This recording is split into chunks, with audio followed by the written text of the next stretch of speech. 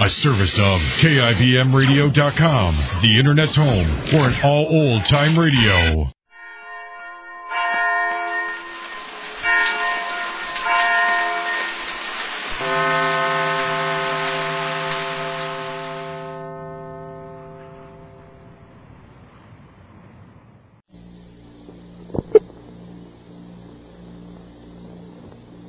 Yes, it's the Goldbergs. Pardon me, I'm looking for Mr. Fleming. Oh, I'm Mr. Fleming. Oh, so it's you, is it? Well, see here, young man, I've been hearing what you say about does on the radio. But listen, I... The idea of saying that one soap can do everything in my war. What does can do it? Well, I know a lot of ladies, myself included, who say that's impossible. Why, how can this one granulated soap do all three kinds of wash? But that's just what Does is made to do. All three kinds, from grimy work shirts and heavy towels to pretty rayon slips. What? Well, wouldn't it have to be a new kind of soap? Well, just you try Does. It is a brand new kind of granulated soap. Not just a new improvement of an old soap. Why, you've never before been able to buy a soap quite like Does. My. In fact, this new Does looks different than most granulated soaps. It's so much whiter. Why, even the suds are different. How's that? If you've been using any of the 4 other leading granulated laundry soaps in your machine, you'll find Does is better every way for suds. Oh. Yes, Does makes more suds even in hardest water. Big bundles of suds that build up faster and last up to twice as long. Well, sounds like this Does really is different. You bet. Once you try it, you'll see what wonders Does does. Why, you've never seen whiter washes than new Does gives you. In fact, Does gets clothes whiter, far whiter than any number of other soaps. But tell me, will I have to scrub hard? Oh, no, ma'am. Not with Does. There's no hard scrubbing, not even on the grimiest work shirt. In fact, no soap made gets clothes clean easier than you Does. Yet this same Does is safer for your fussy-colored rayon slips than any other leading granulated wash day soap. Well, I've heard enough. I'm going to try this new Does and just see whether it does everything. Oh, swell. And look for that big red and white box with the name D-U-Z Does. And next wash day, let Does do it.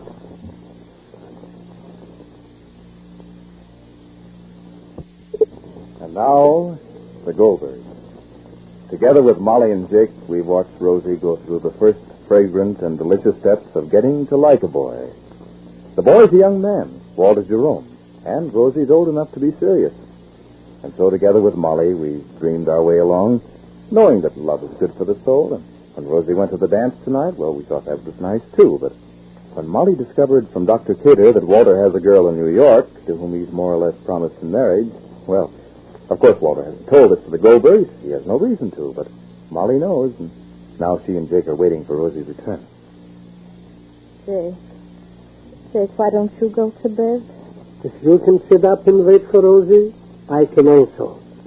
Very well. You are worried, Molly? Worried. Not a question of worried. I just don't want Rosalie to be hurt. At least we know the situation, Molly, and we can act accordingly. There's all kinds of accordingly. To tell Rosalie not to see Walter again? I mean, that would be... I don't know. And if I don't say it, and I think she shouldn't see him, I mean, that also is not... I don't know. And to tell her that Walter has got a girl, that can have an opposite result. A young girl's heart is not something you can write arithmetic figures on, Jake. It's not always 2 and 2 makes 4. Sometimes it makes 5. Maybe you are worrying unnecessarily. I hope so. If Rosalie is like I was... Yes? You know, Jake, how I was. My love was reciprocated. Reciprocated or not, Jake, I would have loved you till the end of my life. Mother and girls are different. I hope so. One look at Rosalie and I'll know. And if I see that which I would rather not see there... Then what? Then we'll have to decide something, Jake. For instance? For instance? I don't know. It all depends.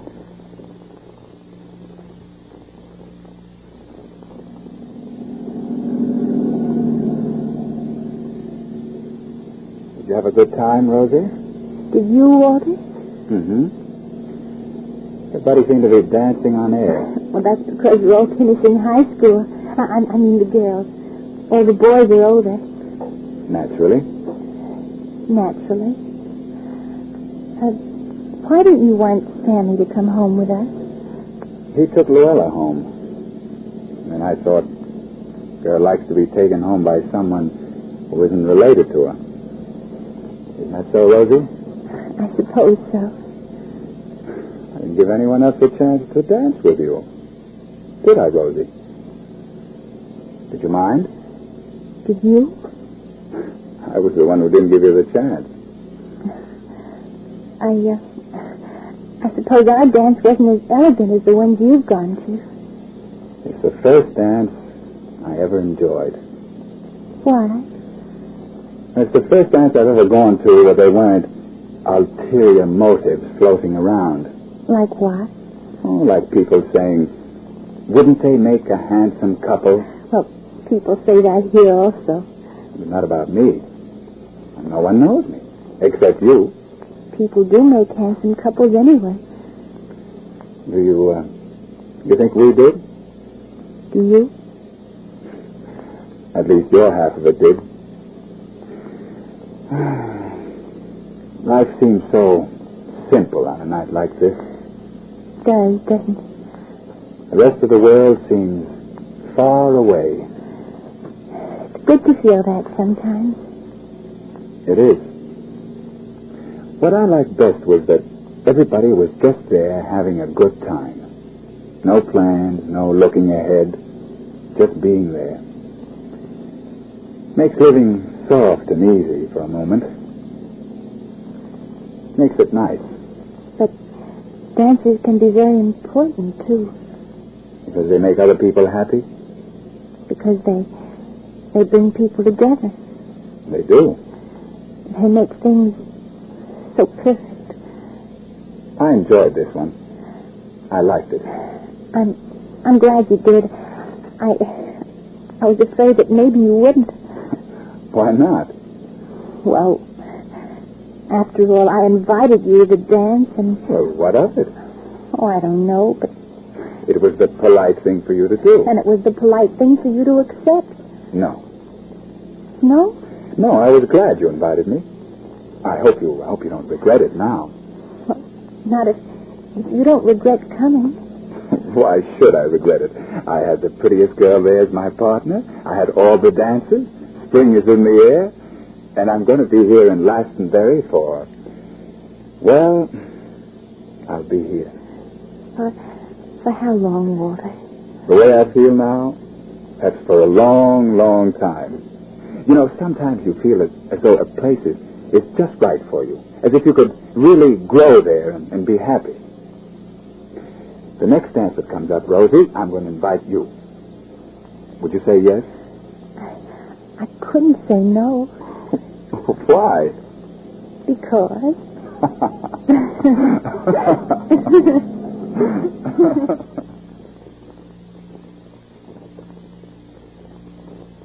I think they're here, baby. I think they're here. Rosalie, Rosalie, don't go by the window. Don't go by the window. Go upstairs, darling. Go inside.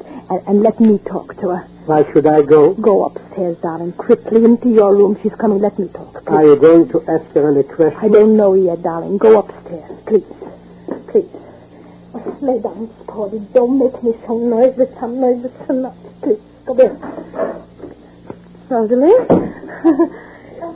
How did you wait up now, darling? Why did I wait up? Don't I always wait up for you when you go out? I'm tired. You're tired, darling?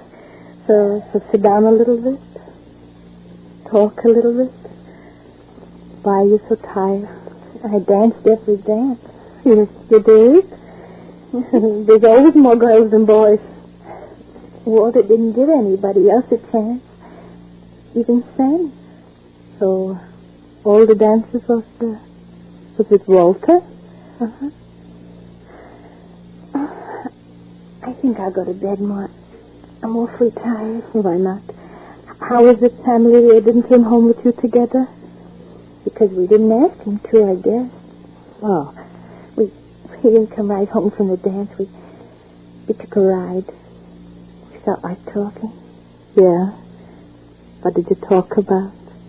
I don't know, Ma. I knew I was talking, but I don't know what I was saying. Because I was thinking, and it had nothing to do with what I was saying at all. Did that ever happen to you, Ma? Mm-hmm. What were you thinking? I was thinking that I was going to remember everything about this night. Even how the air felt and my broken nail on my little finger. And how Walter kept looking straight ahead at the road and talking. I'll never be happier than I was tonight. Even that thought was running through my head. But that's silly, isn't it, Ma? Falling in love. I mean... Want me to fix something for you, Emily? Can you hear what I said, Ma? Everything's different in the morning, Rosalie. The music is still in your ears, my king. Good night, Ma. Good night, darling. Where's Papa? In his room. Good night. Good night, darling. Good night.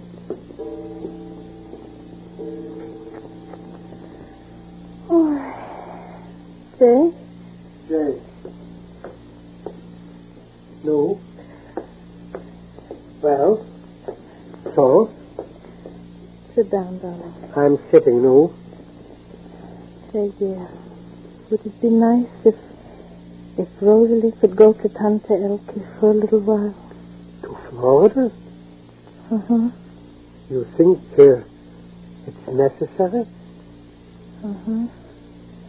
I do. I do, Jake. I do. And so Molly looked and saw. Rosie's in love. A trip to Florida. Well, it may or may not solve things. In fact, Rosie may not want to go. Before you wash your next batch of dishes, just answer me this. Aren't you tired of those halfway soaps? You know, if you use a bar soap, it only goes halfway because it cheats you on speed. And if you use those tough granulated soaps, they're short on safety for your hands. So forget such halfway soap and try new Does. You know, this new kind of granulated soap does everything in your wash, and say, it has everything for dishes, too. From whirlwind speed to extra gentleness for your hands.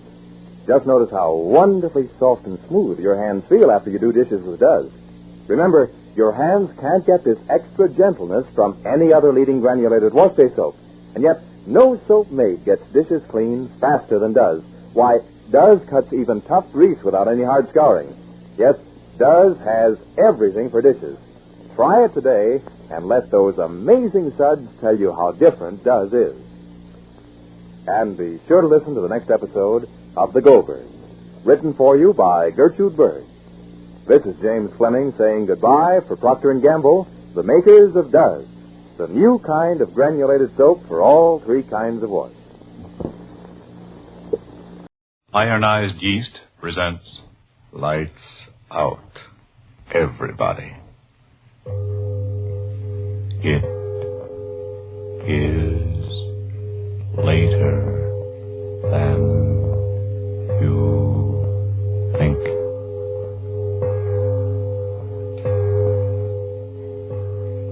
Lights Out brings you stories of the supernatural and the supernormal, dramatizing the fantasies and the mysteries of the unknown.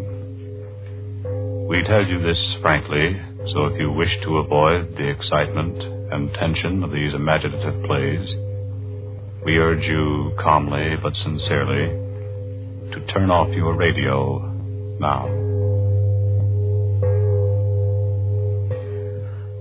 This is Arch Oboler. He walks the earth, the little man. You look at him and say, what can he do? But then comes war and barbarism threatens his own home, and suddenly the little man towers over the earth, a figure of vengeance. This, too, tonight is a story of vengeance. But before we begin, Bob Stevenson wants to ask you a question. Does day's end find you so worn out and all in that you can't enjoy the evening? Are you so jittery and underweight and under par that you're losing out in your work and in your fun? Well, maybe you simply need more vitamin B and iron than you're getting from your food. And if so, try ironized yeast tablets. These amazing little tablets are a two-way tonic. They give you both vitamin B and iron. They've been of truly remarkable help to thousands who simply needed more of these substances. Help these weak, weary folks gain glorious new pep and strength. And 5, 10, even more pounds of good new flesh, often in just a few weeks. Remember the name, ironized yeast tablets.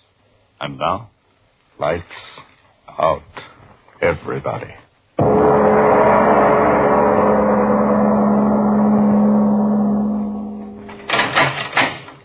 You've got 10 minutes with him, Counselor. I know. Well, Rogan, I understand you wanted to see me. Sit down, Counselor. I'm very busy, understand? Sit down. Yes. What's on your mind? There's always a chance, you know. The jury's been out 3 hours. The devil with the jury. Get me a knife. Huh? Get me a knife. A knife? Are you insane? A knife. Get me one. But why? You've got a chance. My final summation, the jury might deadlock. Yes, deadlock. Shut up and listen to me. Well? When the jury comes in, he'll be there, sure. He? Mark Street. Oh, him. You still don't believe. Oh, but I do. I definitely believe that an individual by that name does exist. Exist? He killed my wife. But the evidence... He killed my wife, you hear me? He killed my wife. Yes, I know. No, you listen to me. You listen or I'll make you listen. For days you've been out there in that courtroom talking words. Words, high-sounding legal words. All the time you ain't believed a word I told you. All the time back of that mug of yours you've been thinking, yeah, he killed her. I killed her. Swellest thing that ever came into a man's life. Now, Mac, I want you to Let know... me get it out of me. Marie was my wife. She was helping me and loving me. Guy come along who couldn't stand her being happy. He took a look at Marie, and in that rat mind he must have said to himself, okay, beautiful, I'm going to get you. How and when, I don't know, but someday, beautiful, someday. That's what he said. And that's what he did. What? One night he came over. Sure, he got to be my friend.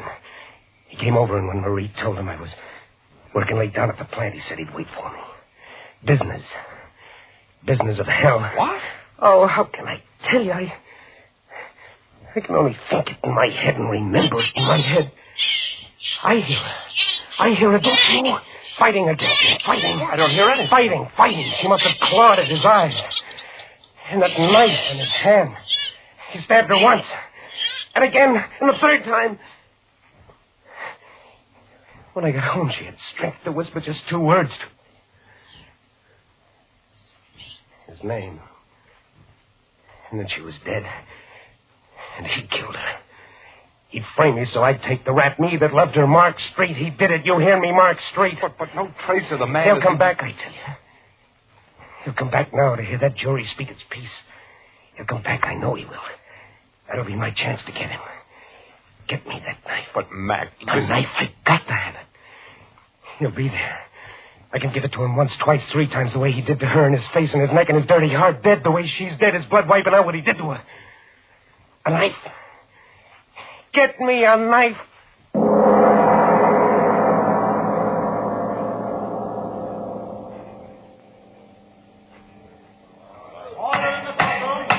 in the courtroom. Let's prepare the courtroom unless order is immediately restored. You got it. Now, Mac, everything's going to be all right. The knife. Where is it? You certainly didn't think I'd really... Well, I mean a man in my position. You didn't bring it? Be sensible, Mac. How could I? Your wild story about revenge against a man nobody knows... Double-crossing. Mac. Jury's coming in. Ladies and gentlemen of the jury, have you reached the verdict? We have, Your Honor. You will read the verdict. We, the jury, find the defendant is charged in the indictment guilty of murder in the first degree. The prisoner will rise and face the court. He's talking to you, Mac.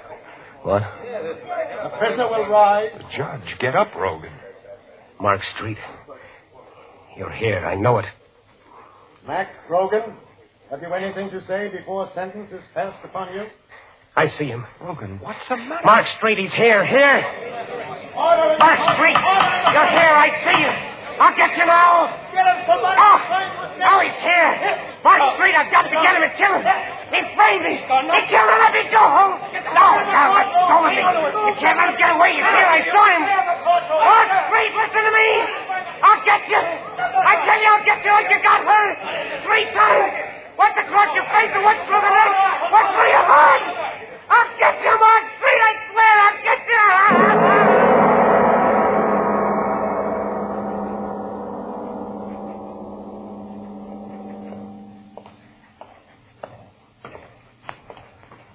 I'm asking you as a particular favor to me, Rogan, to behave yourself.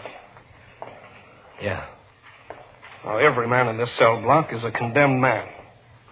Disturbances just make it harder for everyone concerned. I ain't gonna be with you long, Warden. There's 2 weeks yet, my boy. I'm not going out that way. Oh. Escape, eh? I'm just telling you not to count too much on springing that trap. Don't try it, Rogan. No man's ever escaped from the death house in this penitentiary. And no man ever will. Yeah. Well, this is it, Rogan. Yeah, I would. Oh, hello, Rico. Oh, guard, open the cell door. In here, Rogan. What's the matter, Warden? Your hotel getting crowded, so you got to give me a roommate? Now behave yourselves, men. I don't want any trouble. Sure, Warden. We don't make any trouble. I hope not. See you later. Warden's like a school teacher. Huh, Rogan? How do you know my name? Yeah, there ain't much going on around here Rico Bartelli don't know. Yeah? Yeah. What do you want to know? How do you get out of here? Well, there's 2 ways. One through that door where you just came in with the warden, and the other through that green door down there at the other end. That's a funny door. It only opens up one way. You're not gonna hang me. A lot of guys say that, but they feed the worms just the same. I'm getting out of here. Hell, it's easy just to talk. I gotta get out. Why? To kill. You crazy? Well, never mind. To me, it don't make no difference just so long as you help me. I told you Rico Bartelli knows lots of things. Well, listen to this. I know a way to crack this place. You're just talking. A guy in my spot don't just talk, my friend. Me, I ain't got time for talk. Yeah? They think they're going to hang me 3 days from now. Oh. Yeah, that's why when I say something, I mean it. For you, too. If you got the guts. I'm listening. Look, every day, 4 o'clock, they'll let me and you out in the room down there that they call an exercise room. We're supposed to walk up and down and get exercise so we'll feel good when they stretch our neck. Only you and me in the exercise room for 10 minutes. No guards. They figure it's all right. Because the room ain't got nothing in it, no window. And the guard locks it up from the outside. And how do you expect... I'm trying to tell you. In the room, there's nothing. Bare walls. Bare floor. And in the floor, there's one iron saw lid leading down to the saw that runs under this place to the river. Marie? Sure. You do like I say, and Marie will see you pretty quick. This water, how deep is it? Well, No. Doesn't make any difference. I can swim in it. Yeah, not in this water, my friend. Why not? How far is it from where we can get in the sewer to the river? A mile. I can swim a dozen Yeah, miles. not in this water. Why not? Tell me why not. Hey, you guys, pipe down. Okay, screw. We're going to sleep. Tell me. Why not? Because, my friend, after the pipe that's under the exercise room goes a little way, it joins the main pipe. Well? And on the main saw, there's no room for the swimming. The pipe's filled to the top with water. I'll swim it anyway. And breathe what? The water? I gotta get out. Sure, you've said that before. But you ain't going to get out if you don't listen to Rico. I tell you, the water in the sewer is up to the top. Maybe half or 1 inch clear air up on top. Not enough to swim, my friend. But just enough to get air if you got the right thing. What? A diving rig? No. A little piece of rubber pipe that you keep in your mouth. And you stick it up out of the water so you're sucking the air while you walk through the water. That's over your head. Where do you get the rubber hose? Here. See? I got one right here. And I got another one for you. This end stuck in my mouth. Listen, I raise it high like this. So it sticks up out of the water and I suck up that little inch of air that's waiting up there on top. Mark Street, I'll be coming for you soon. Mark Street, what's that? All I want to know is you're going to break with me down the saw tomorrow. Man, you don't know what you're doing for me. Shut your mouth. I do it because I can't lift a heavy saw lid by myself. But with you, we'll lift it. We'll lift it. Okay. Tomorrow, 4 o'clock, we try, huh? 4 o'clock.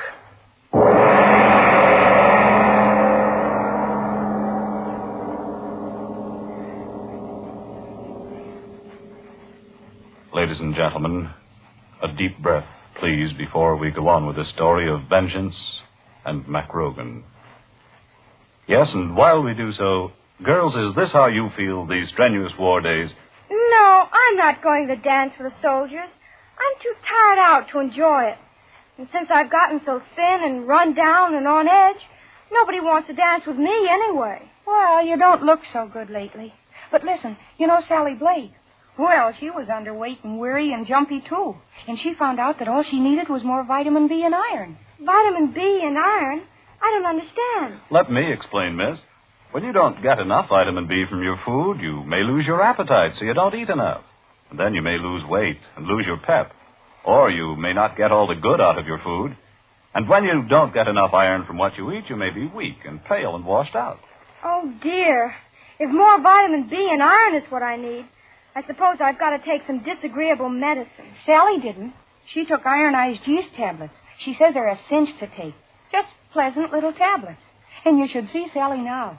She feels so peppy, and she looks like a million. That's easily explained, too. Ironized yeast gives you vitamin B plus iron. So when you need them, it helps 2 ways to step up your weight and pep and sparkle. Try ironized yeast if more vitamin B and iron is what you need. Then see if pretty quick you aren't saying, Well, I feel grand now. And since I've gained these nice pounds, I guess I look good, too. That handsome Sarge is always phoning me lately. Ironized yeast sure is wonderful. And now, back to Lights Out. This is the day and the time for the 2 condemned men to make their try for freedom.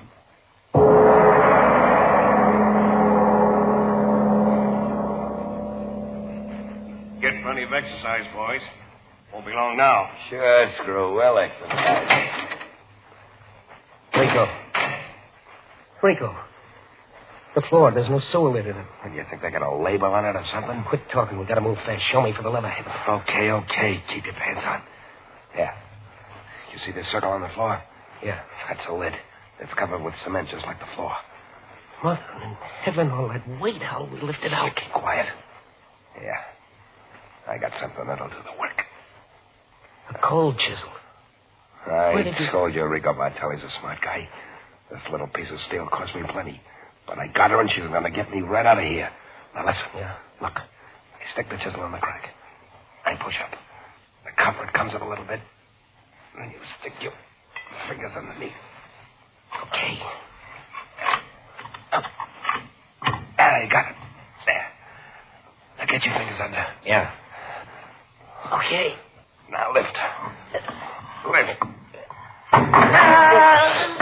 Liz, you're crushing my fingers. Don't make noise. God, don't make any noise. Fingers, mother of mercy, my fingers. Get that lid off me. I'll get it up again. Don't yell out. For God, I'll hear. Look, guy on the roof. Get the lid up. There. I got it. Now help me. I've got it up again. Help me lift it. Yeah. Okay. There it comes. There we go. Let it down.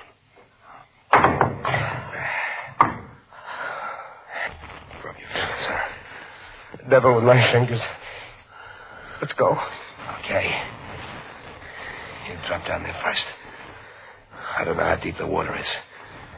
Here goes. Rogan. Is it all right down there? Yeah. Come on. Okay.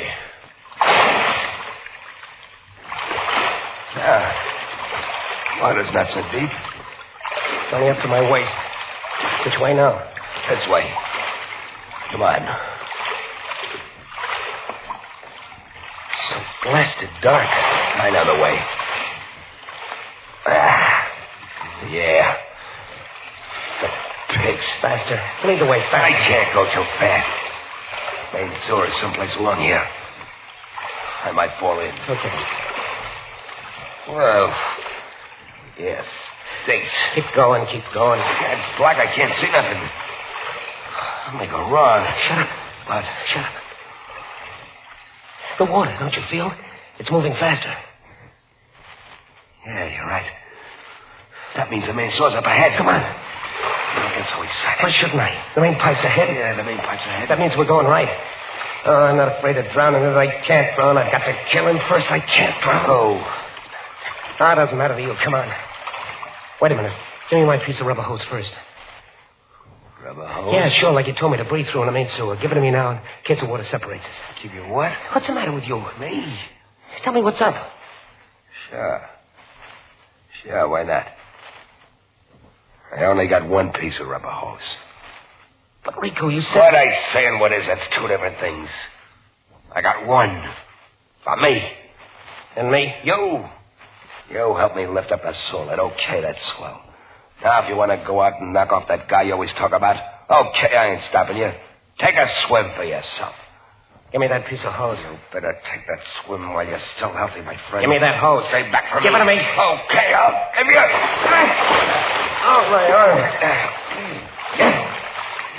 Oh, chisel, try to knife me. Hey, get out. You. Devil, I got you now. Oh, my arm. Yes, your arm, Rico. Bending it to make you bend over. Bend over, Rico, over.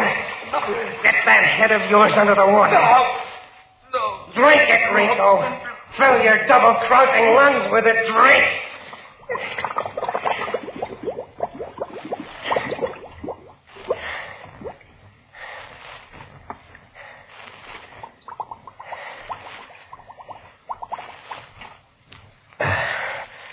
All right, Rico. I've got the chisel and the hose. Now you take that swim that you were gonna give me. Now, Mark Street, I'm coming after you.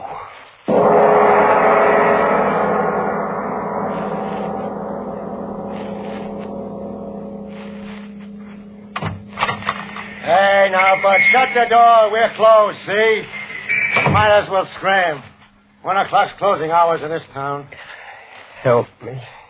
Hey, what's the matter with you? Mark Street. Huh? What's that you said? Mark Street. Where is he? Mark Street? Oh, you mean that lanky chiseler that... I didn't know exactly. I mean, I ain't seen the guy recent. Where is he? Hennessy's place. Yeah, that's it. I remember hearing a couple of the boys saying he moved in up there. Say, wait a minute, fella. Don't you want a drink? Don't you want me to get... Well, is that a note? Walks right out on me. I wonder what in the... Gee, ain't that a funny thing? It ain't rained around here for a week. And the guy's clothes were soaking wet.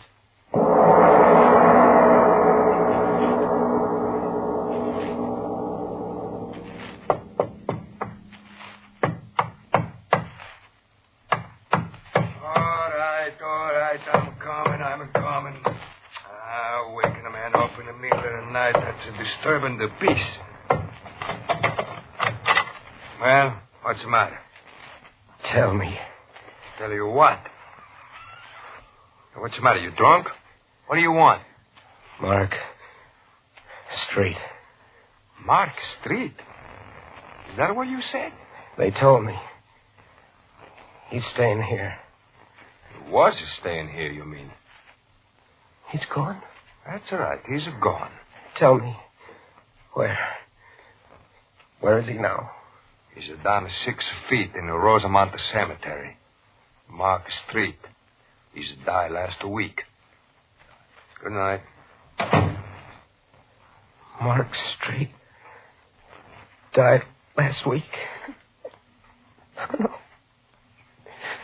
No, Mark Street, you can't cheat me that way. Rosemont Cemetery said. All right, Mark Street. I'm coming out to you.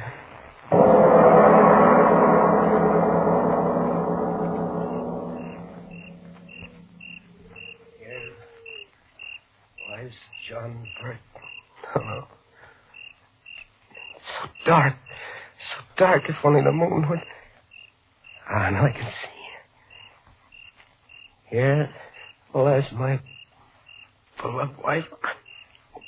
No, not you. Mark Street, where are you? Where? So many graves, white stones, moonlight, so many dead. If you're here, I'll find you. Here lie the mortal remains of Henry Owen. Oh, no. I've got to find you, Mark Street. I've got to. Maybe this one. Here lies Mark Street. I found you, Mark Street. I found you. All these dead, I found you. But are you dead? I must know. I will know. I will know. I will know. I will know. I will know. I will know. I will know. I will. I will know. I will know. I will know. I will know. The coffin. The coffin. Oh, I'm down to you at last, Mark Street. Now I'll know. Oh, they covered you well. If it is you.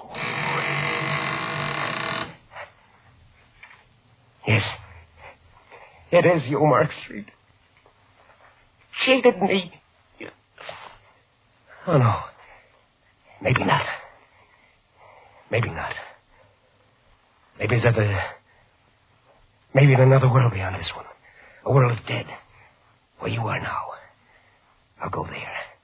I'll go there. I'll get you there. Rico's cold chisel in my hand. I'll shove it in my heart, and then I'll be just like you. You hear me, Mark Street? It's Mac. Mac Rogan talking to you wherever you are. I'm coming to you.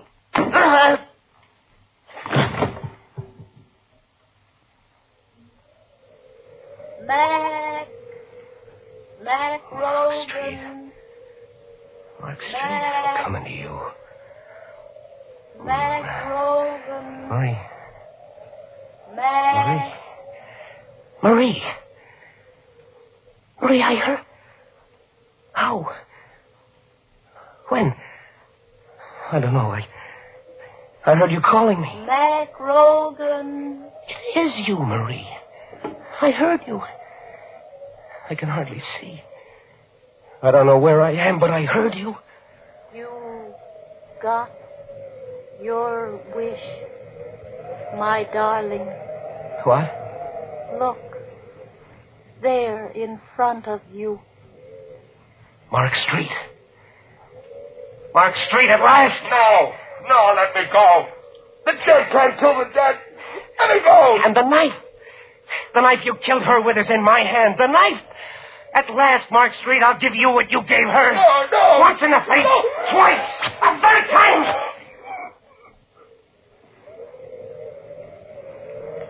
Now, go back to your grave, Mark Street. And I'll go to mine.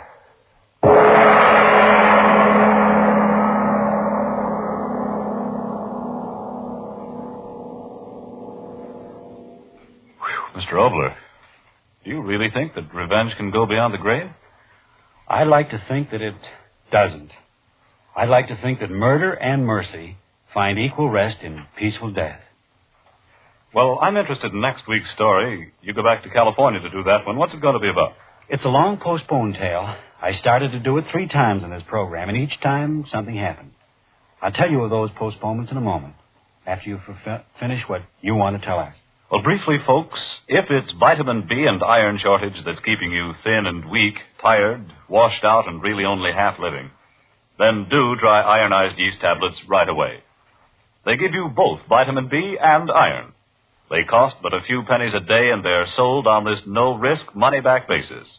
If you don't quickly begin to eat better, sleep better, feel much stronger and peppier, and if you're not convinced that ironized yeast will help you gain just the good pounds you need to look your best, the cost of the first bottle will be refunded to you in full by Ironized Yeast, Box IY, Rahway, New Jersey. Just be sure you get the one and only ironized yeast.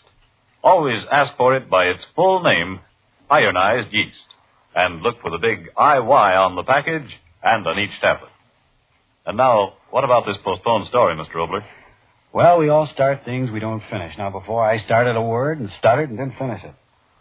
And that reminds me of something that you folks may not have finished. I'm referring to your war stamp book. Don't say what again and turn that dial. You know that boy who used to live up the street from you who's in that flying fortress? He can't turn any dials and get out of there when the shrapnel gets close. He's got to keep on. And so how about you and that war stamp book? How long since you put another stamp in it? Remember, 4 25-cent stamps will buy a hand grenade. 15 50-cent stamps buy an anti-tank mine. 6 25-cent stamps a winter combat helmet. Yes, your money in war stamps can actually save the life of an American soldier. Here's another way to look at it. War stamps earn no interest. War bonds, on the other hand, do. They pay you back $4 for every 3. So looking at it either way as a dollar investment for your future, or better yet, an investment in a free world, you'd better put those spare dimes and quarters to work against the Axis for victory and for you. In the future, well, it'll mean a future of a free world. Ladies and gentlemen, tune in next Tuesday again for Arch Oboler's eerie story, He Dug It Up, a strange tale inspired by a visit to pre-war England. And if you need more vitamin B and iron, be sure to try ironized yeast, the one and only ironized yeast with the big letters IY on the package and on each tablet.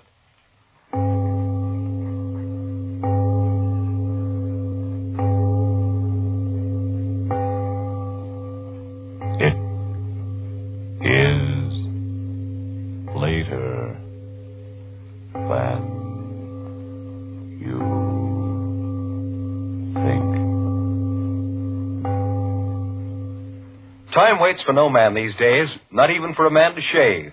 Speed is mighty important. So why not enjoy the quick, comfortable shaves that you get with Mole brushless shaving cream? A quick yet comfortable shave. Quick because you can spread Mole over your face as fast as you can move your fingertips.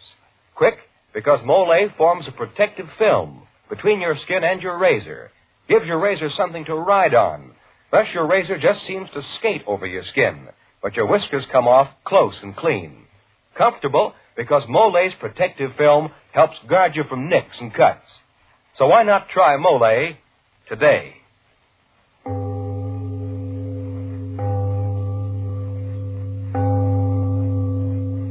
This is the Columbia Broadcasting System.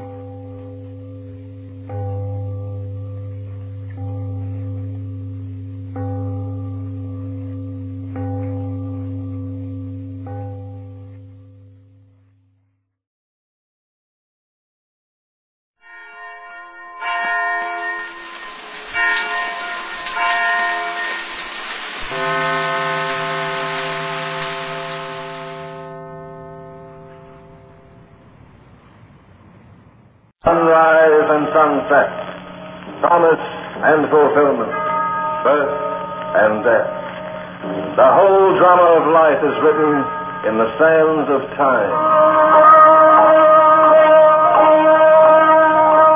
We present a new series of radio programs, The Clock.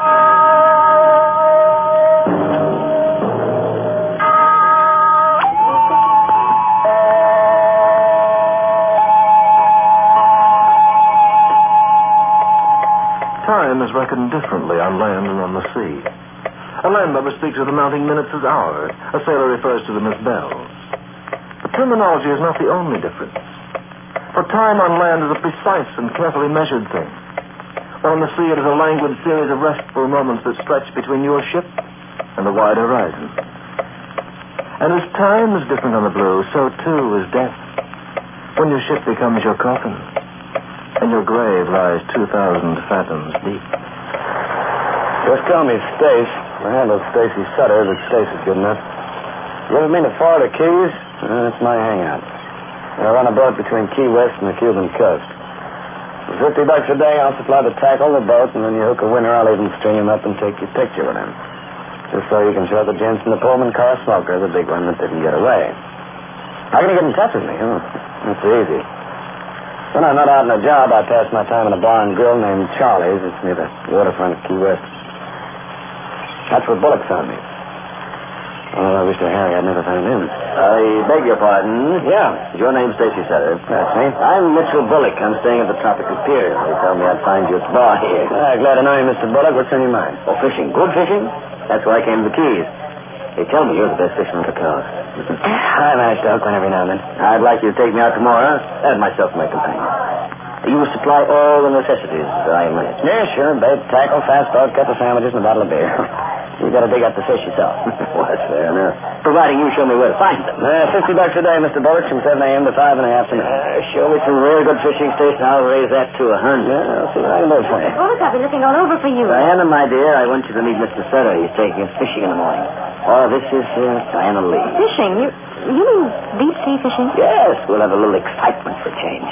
I'm getting tired of lying around in the beach chair. Oh, but isn't that a strenuous sport, Mr. Sutter, and dangerous? Yes, strenuous, sure. Dangerous? Well, that all depends. Nothing can happen as long as you don't fall into the drink, and, well, so far I have lots of customers. Diana's my nurse and my closest companion. She's always worried about me. Your nurse? Oh, there's nothing wrong with me. I just like to pamper myself, that's all. And Diana is excellent company. No, I don't approve of this trip, Mr. Bullock. It'll tire you. Nonsense, child. I was quite a hand at fishing when I was younger. But when a man passes 50, he does most of his fishing on Wall Street. You don't have to yank him in once you've hooked him. I include that as part of the deal. Well, that's one part I don't want to bargain for. I'll bring them in myself. Where shall we meet you, Stace? Boat's moored off the pier, the Lucky Dolphin. I'll be there at 6:30. Just you have your bait and tackle ready and watch me nail a whopper. His nurse and companion. Yeah, that's what he called her. She was over 30 years younger than he was. Well, she treated him like a baby. He doted on her like she was his only kid. She was quite a number, too. Her hair was long, color of copper in the sun. Her legs looked the kind you see in stocking heads with a shape to match. Only her nails I didn't like. It made me think she'd dipped her pretty fingers in a bucket of blood. Mr. Sutter? Back again. I wanted to talk to you alone. I'm listening. Look, I'm worried about Mr. Bullock. Why? Well, he's not too young. I'm afraid the fishing may be too much for him. Forget it. I'll make sure he's okay. Well, as long as you're sure, he'll be all right. Yeah, I guarantee it. Yeah, but I feel much better. What are you drinking? Why? Mind if I join you? No, that's all. What's your pleasure? John Martini. Martini, Charlie. Prosecco? Martini Prosecco. Tell me something. What are you? I mean to Mr. Bullock. Just what do you mean, Mr. Sutter? Nothing. I just can't figure out this nurse and companion. Well, it's exactly what I happen to be. I've known Mr. Bullock for 5 years, and he's almost like a father. All right. Check it out the big nosy and let it go. You're very inquisitive. And so am I. Mm-hmm. I've heard a little bit about you, for instance. Well. Oh, people around the Keys. You're quite well known, particularly by women. So what? So nothing. Your reputation is rather intriguing, that's all. No, you mean there's enough dirt on it to keep you interested. I also hear you're tough. Oh, I get darn. Tough and not too particular about your activities outside of fishing.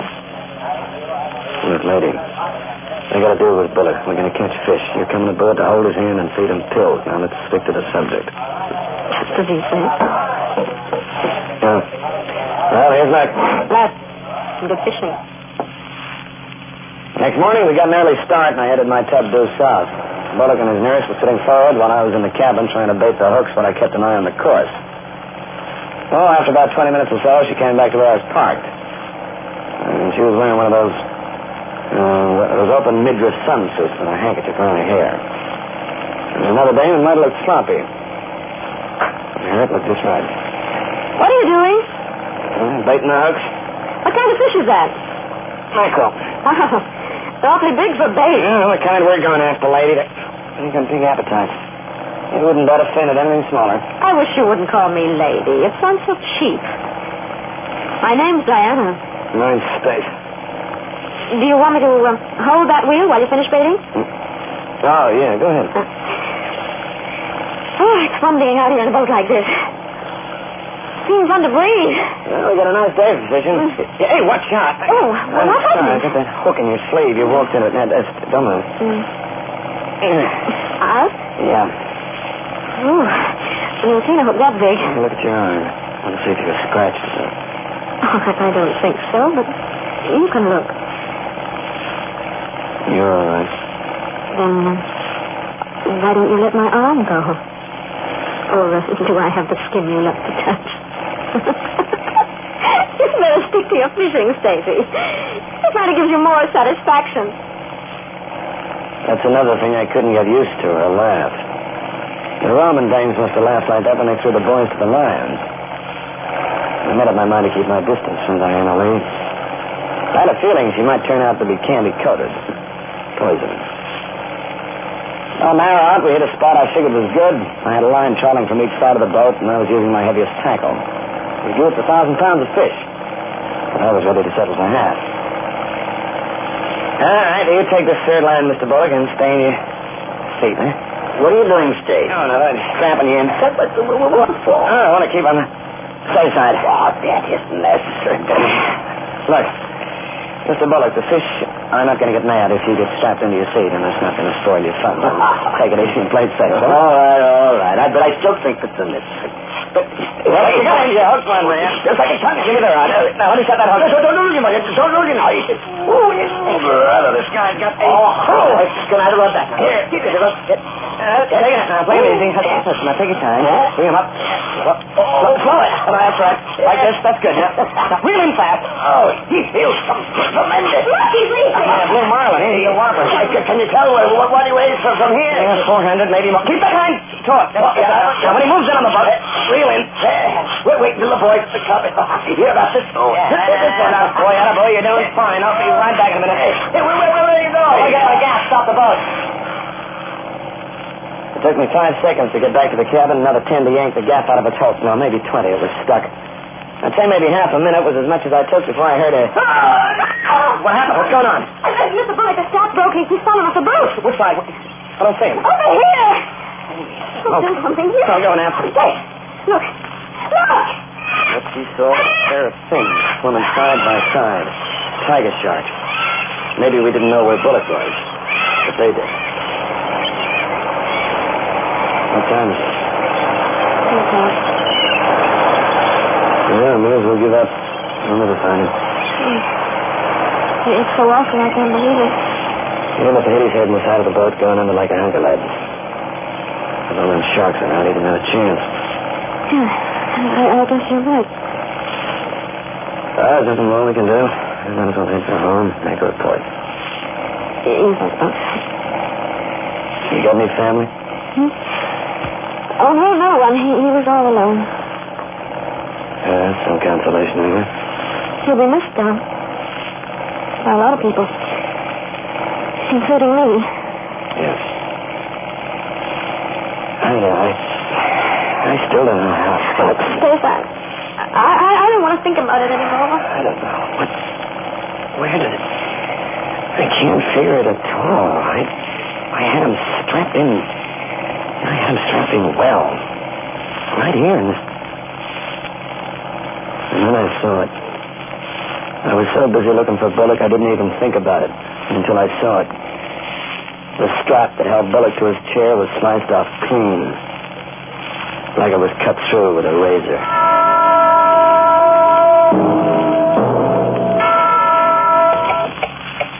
It takes most of us years to acquire an education, and months to make a good friend. But in half a second, a man can discover he's sharing his company with murder. I didn't tell her at first. I let her lie inside in the cabin with a handkerchief on her eyes, while I kept the boat due north for the Key West coast. Finally, I lit a cigarette, blew out the match, and let her have it right between the eyes. Diana? Yes? How much did he leave you? What did you say? Must have been plenty toots to make you knock him off. How dare you? Oh, candy-act, baby. You sliced through that belt and helped him overboard with a push. You haven't got a chance in a million of getting away with it when the cops get a look at that strap. Did it cut off you? It spells murder, baby, like it was written all over your beautiful pants. Oh. If only a dumb bunny had pulled it that way. Unless she had something else in mind. I have, Steve. Yeah, what? You? Sugar, you're off your noodle. All you have to do is get rid of the strap. No one will know the difference. And what am I getting rid of it for? Me? Oh, that's a laugh. Kid, you're a kid, but not cute enough to go to the chair for. Did she ask me what he left? Well, I'll tell you. I'm the only beneficiary in his will. And he was worth $6 million. Yeah? That's a lot of money, Stace. And how do you figure I'm paying me off? With $1? Your name is Ralph. Okay. How much will it take? You want to know? Yes. Exactly half. Half? $3 million, honey, half. That's a lot of money. I got something expensive to sell. Well, I suppose I have no choice. No, you haven't got any choice at all. It's a bargain. How do I know you're going to keep it? Once I get rid of that strap, I got nothing more on you. Well, we'll bind the bargain any way you suggest. There's only one way, baby. We get married. Married? We get married. We sign a contract. What's mine's yours, what's yours mine. You're very clever, Stace. No, I'm not clever. I'm just smart. And you ain't getting such a rotten bargain, Toots. All right, Stace, anything you say. But you're right. I'm not getting such a bad bargain. Well, we ought to make a nice pair, you and me. A very nice pair. Now you can sit them down to feel the bargain.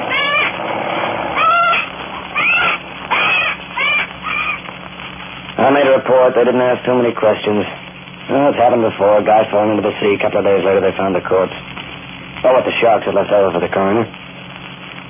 Diana and I went up to Miami when we were married. And she was trained in New York so she could get her hot little hands on the old boy's estate. Well, that was easy. Thanks to you. Case is finished, baby. You got a clean bill of health. Sit now to enjoy the profit. What did you do with the stuff? I drank it. I don't need it anymore. Now I get you. Oh, we ought to celebrate. Why not? I got some scotch in my suitcase and a couple of jigger glasses. Well, would you open that brown suitcase and take it out? It's right on top. Anything you say, baby.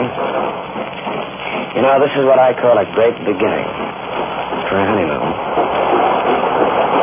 I left the seat and moved over to open the suitcase.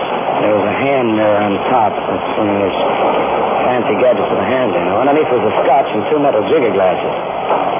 As I picked up the mirror to put it on one side, I saw a reflection in the glass coming from under my arm. And I also saw her open her handbag, take out 2 small pills and palm them in her fist. All right, poor darling. Sure. Here's yours. And here's mine. And here's to us. Oh, wait a minute. I got a better toast. I'd rather make it Til Death Do Us. Okay, baby, that suits me fine. How do you like it? Oh, drink all over my dress. These daffy trains, they ain't on rails. They went on a spike. Oh, give me a glass, baby. Hey, no, don't bother that, honey. This time I'll pour. I know what those pills were. Dynamite. One of them could kill a steer. So that's how she was playing Potsy. She was figuring on knocking me out. All right, that was fine. I didn't tell her I was wise either. Murder, you know, is like gin rummy. 2 can play.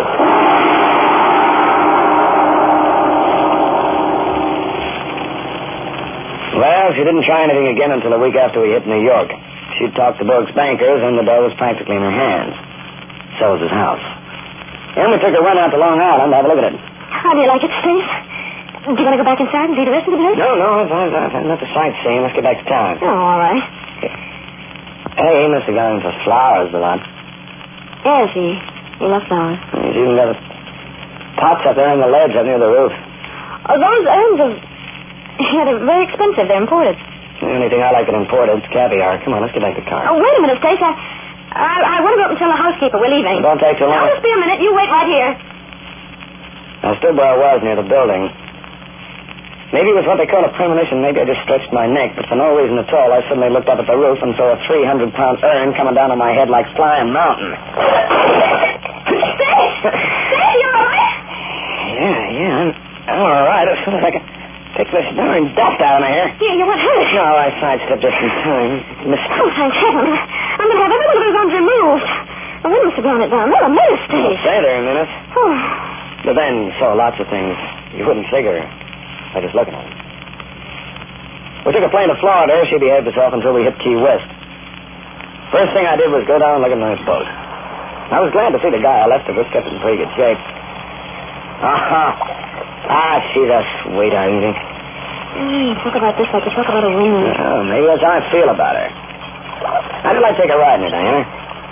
No? Sure. Oh, don't be ridiculous. All right, so we're not dressed for it, but... Oh, man, I'd sure like to sink a hook. You know, shark hunting is... that's a kind of fishing all of its own. First of all, you go after them at night. Really? Yeah, you don't trawl for them like the others. You cut the motor and you drift. When you drop a line over the side, they like the bait to be quiet. Then they hit. You ain't got a house full on you. I'm unimpressed. How about it, Diana? You want to take the boat out tonight and look for sharks? No, thanks. But Stace, go out alone if you want to.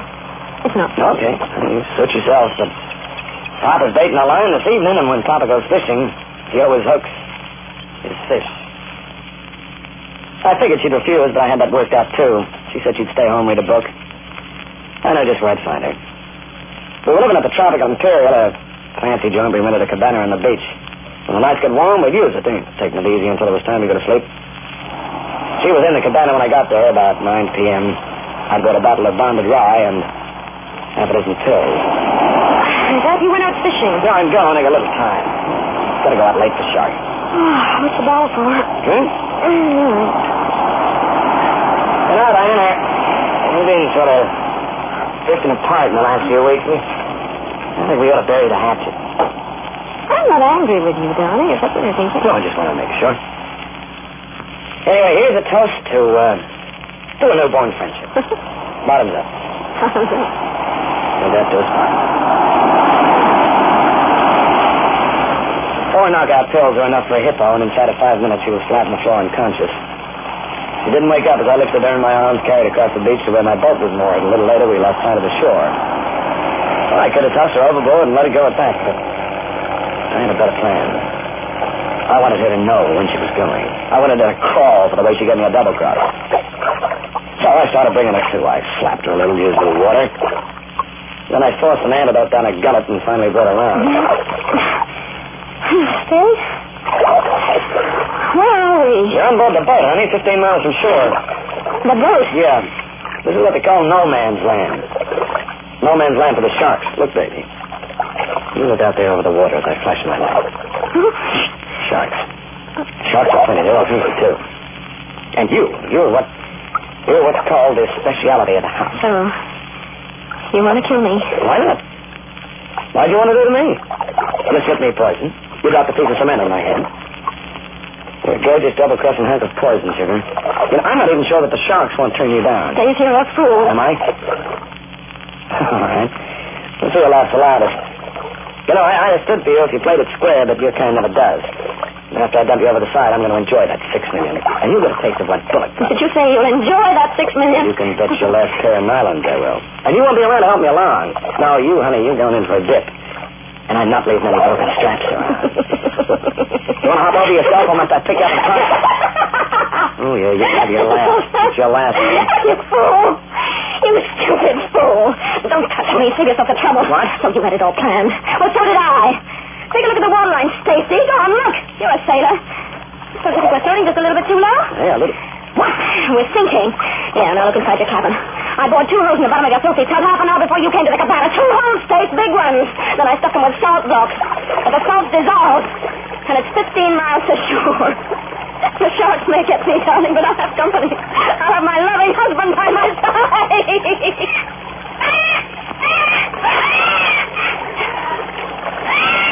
We're still in the boat, Diana, and I. She's sitting up near the prow, her eyes glued to mine and grinning. We haven't said another word during the last 5 minutes. We looked at each other and waited. She'd taken everything out of the boat so I couldn't block the holes. So all I can do is look at her. And watch the gunwale slowly settle to the water's edge. I could still take it, I guess, if I didn't know. If I wasn't sure, I'd hear that laugh again.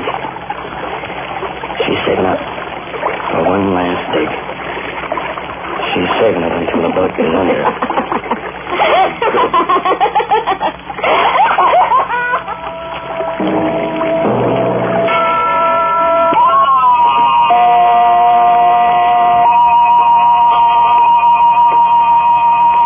Those who take life through their lungs live upon the land. Those with gills exist below the sea. But time is amphibious. And so is retribution. The Clock will be heard next week, same time. Written by Lawrence Clee, narrated by Hart McGuire.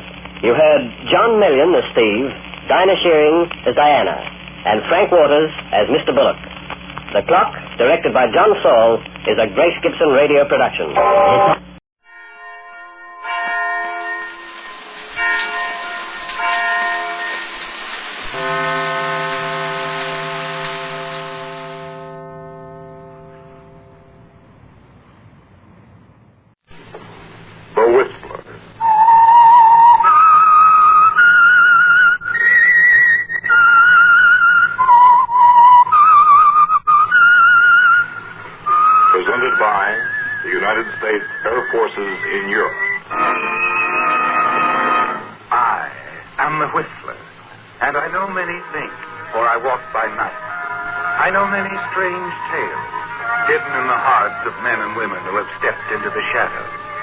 Yes, I know the nameless terrors of which they dare not speak. Tonight transcribed, it's the Whistler's strange story, 7 Steps to Murder.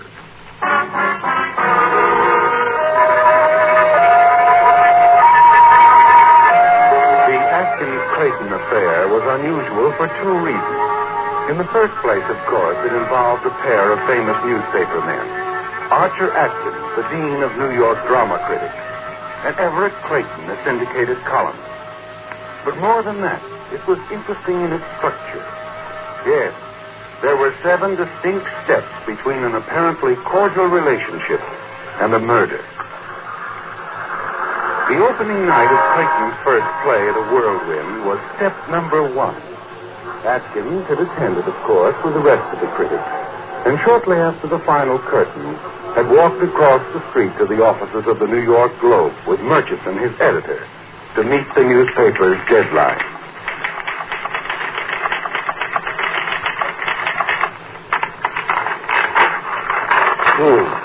Everett Clayton's new play, The Whirlwind, opened last night at the Brighton Theatre with Diana Brooks and Paul Strand in the leading role. Finish it, Atkins?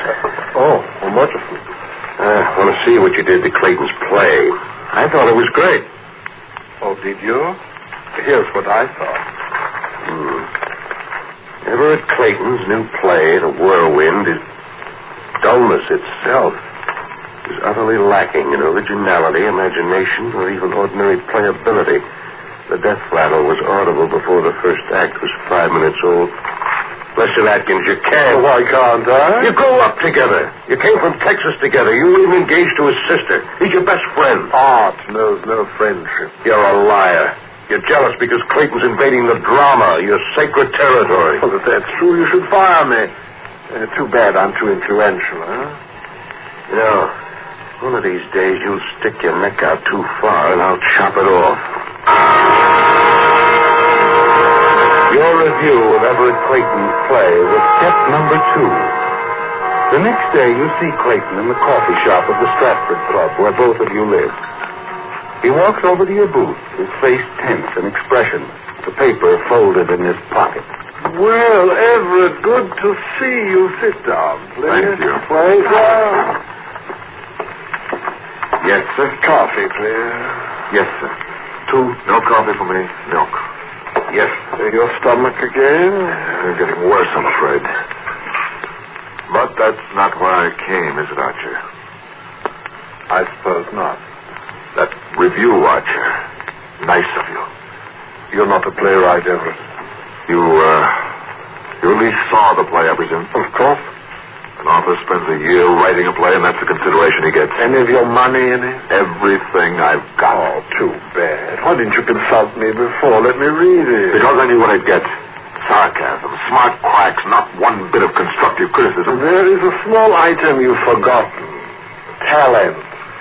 No one has yet succeeded in drawing milk from an elephant. Nor kindness from a critic. If you wanted charity, you should have said so. Do you want me to go over it scene by scene and show you how bad it is? No, because you couldn't. That's the trouble, you know. The people don't decide what's good or bad anymore. They wait for the critics to tell them. Well, thanks to you, I know my play is dead, Atkins. But I also know you're a fake. You've been phony all your life. If the Rover Boys in Switzerland had Edgar Allan Poe's name on it, you'd call it great. Go easy, old boy. You're getting carried away. You picked on the wrong guy, Archer. I've got 20 million readers, too, and before this thing's over, I'm going to make you look like the village idiot. Just do me a favor, Atkins. Check my column tomorrow. It'll interest you.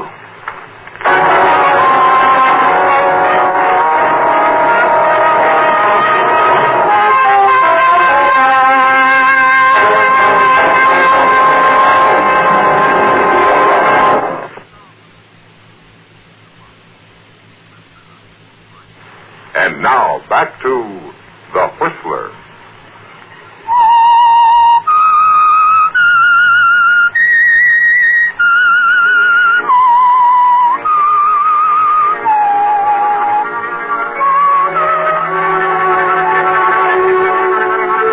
Yes, Archer. Although you didn't know it at the time, the case that was soon to become famous as the Atkins-Clayton affair fell neatly into 7 parts. 7 steps to murder. Clayton's play, of course, was the first step, and the scathing review that appeared in the Globe the next day over your signature was the second. But when you arrive at your office the next day, Murchison, the editor, is sitting on your desk waiting for you, the afternoon edition of the Ledger in his hand. Hello, Murchison. You read Clayton's column? I did not. Lead paragraph. Listen. I am now reconciled to the fact that my play, The Whirlwind, will close in a matter of days as a result of the efforts of a group of critics headed by Archer Atkins. As a matter of fact, Atkins is not equipped to set himself up as a critic or even a writer. He has no conception of literature, dramatic, poetic, or otherwise. And I intend to prove it. Well, amusing, but not very. You started all of this, Atkins. I think you should apologize. I'm going to be quite busy, Murchison. I'm sure there are a few obituaries that require your keen intelligence. I hope Clayton gives you a sock on the jaw.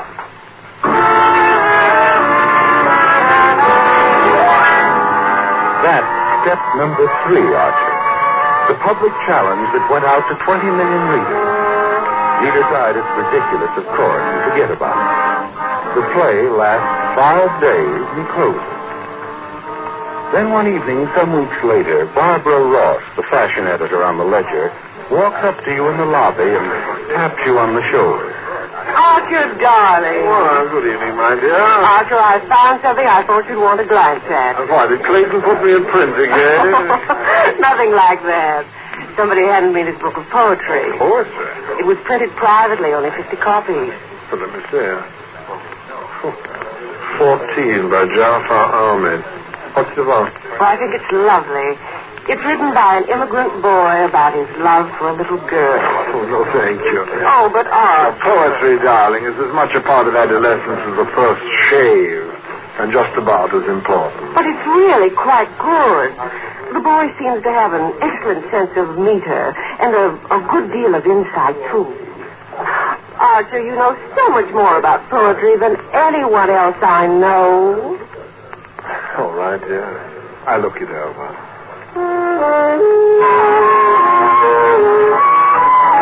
Step number 4, the book of poetry. Nothing to it, of course, is there, Archer? But you take it home and toss it on the nightstand.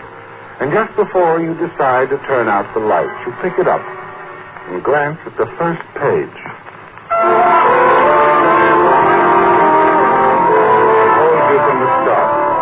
There's something about read them before. Memory. Things you'd forgotten completely spring to life. Yes, this boy has managed to capture something out of every man's youth. Something that gets under your skin and stays there. You finish the book. Get out of bed hurriedly and sit down at your typewriter. You can't wait until tomorrow, can you, Archer? You've got to get it on paper now.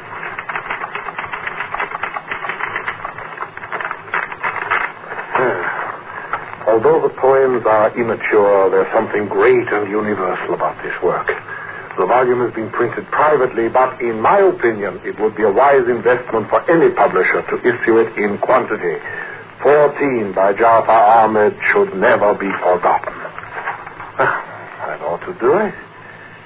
It'll be on the bestseller list in a month.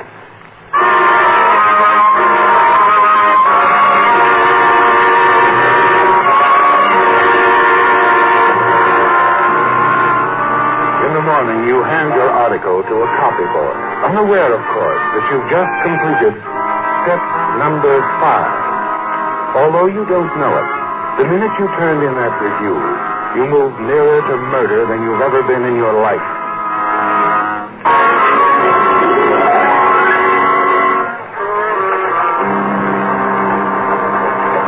It's just 24 hours later when the same boy walks into your office, places a newspaper on your desk. Step number 6. Here's your copy of the Ledger. Around town with everything. Oh, here we are. 3 months ago, I promised to reveal Archer Atkins, the so-called Dean of Literary Critics, as a phony. Today, I call attention to the raves he's been giving the book of poems called 14, supposedly written by a 14-year-old Iranian lad. The fact is, gentle readers, I wrote 14. What is shocking, eh, Archer? Hello, I didn't see you. That's all right. You needn't hide that. Some of our best people read Everett Clayton, including the publishers of this paper. That's trash. Just trash. And lies, too, I suppose. Clayton never wrote 14. He hasn't got enough sense. Seems to know a lot about it, Archer. Read on. He tells just how he did it. He had no knowledge of poetry, he says. Just threw together the lushest and most senseless adjectives he could concoct. Had the whole mess printed up on the quiet. You, the great Archer Atkins, praised it to the skies. Are you trying to tell me that you believe this nonsense? What a man's... A man's got readers, Archer. 20 million of them, so calm down. Don't tell me to calm down. As a matter of fact, why don't you get out of here? Let me have the typewriter. I'll teach Clayton his place. Not in a Globe, you won't. And why not? I talked to the publishers. They want your resignation by the end of the month. From now on, I'm editing your material, and I don't intend to have any libel suits on my hands. Not even to save the great name of Archer Atkins. Good day. Well, for once I've had the last word.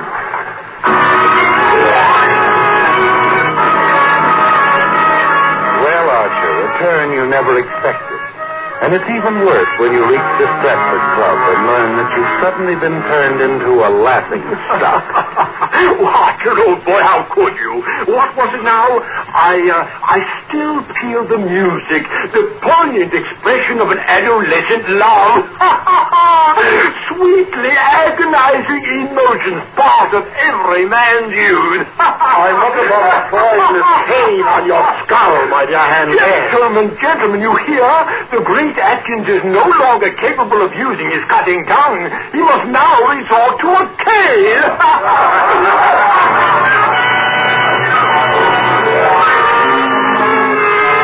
This thing has got you, hasn't it, Archer? And it hurts deep, twisting inside you until finally the 7th step begins to take shape. The 7th and final step. Murder.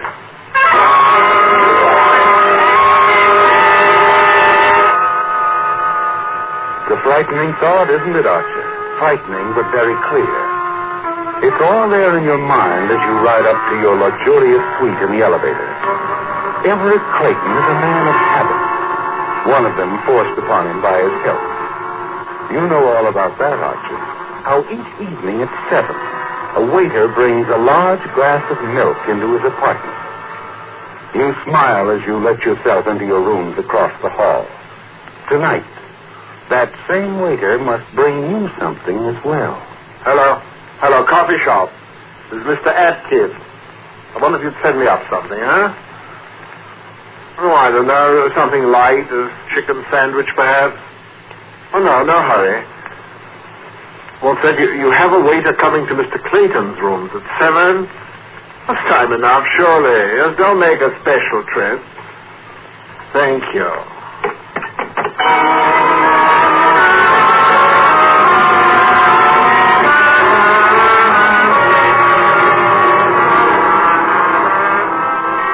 Waiter.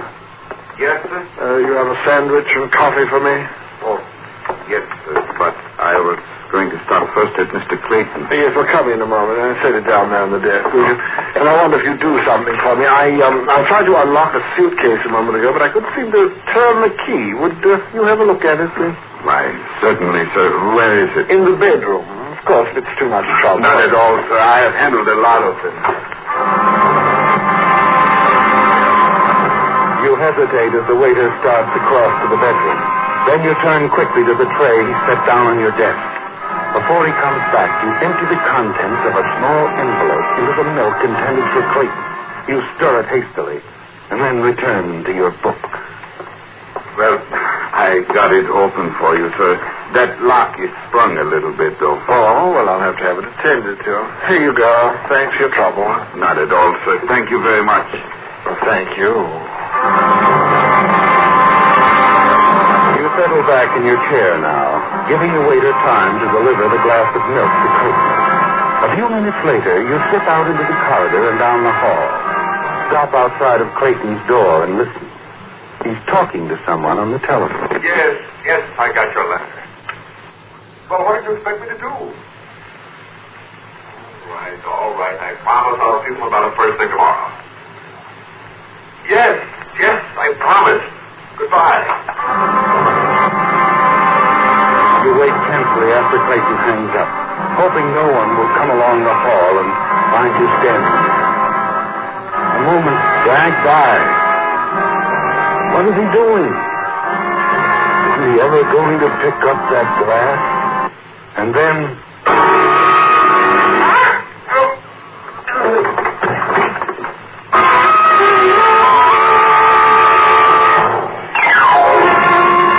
A moment later, you whip the door open, step inside, and lock it. A glance at Clayton's body sprawled on the floor assures you that he's dead. Quickly, you cross the room and sit down at his battered portable typewriter.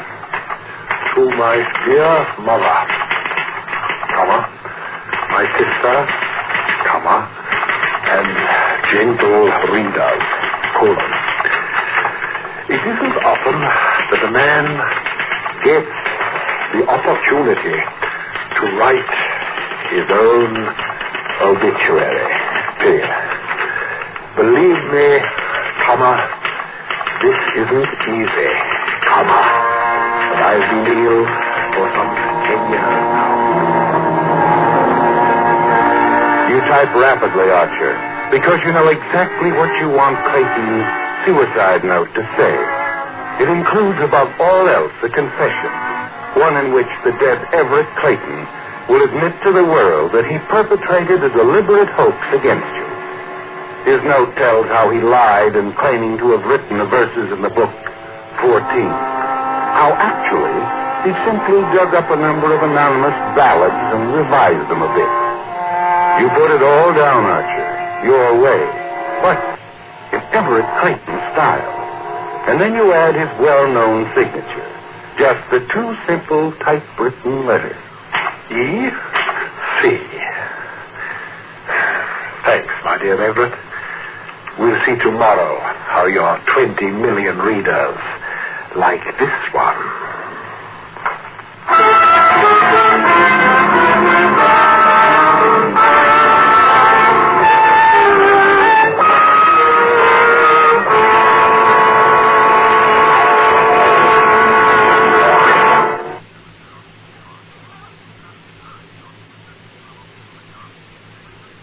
Back to The Whistler.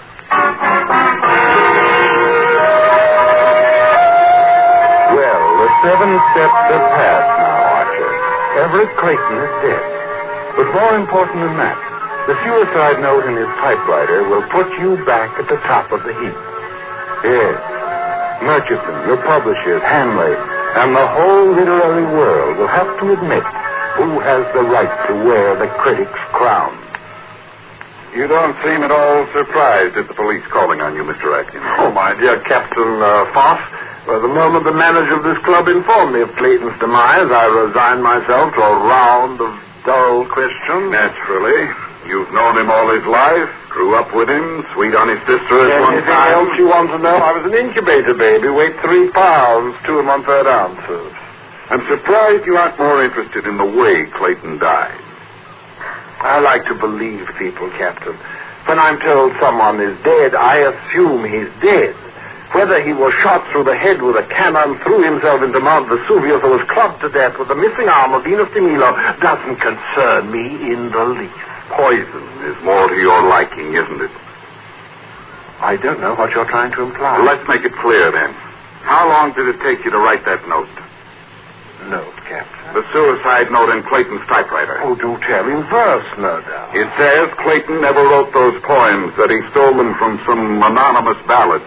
Well, I insisted on that all the time. Wait till I get hold of that editor. You wrote that note, Atkins. You poisoned Clayton and ran the note off on his typewriter. Nonsense. Who gave you that story? Some idiot from the Ledger? Take a look at these papers, Atkins. Ever seen them before? They're yellow. They're very old, aren't they? They're poems you wrote to Everett Clayton's sister when you were 14, over 40 years ago. What?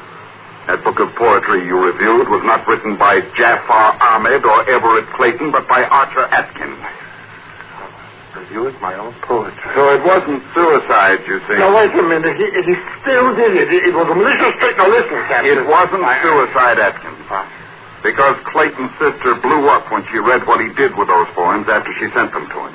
She phoned him last night. He was talking to his sister. She made him promise a public retraction. Clayton was going to see you about it in the morning.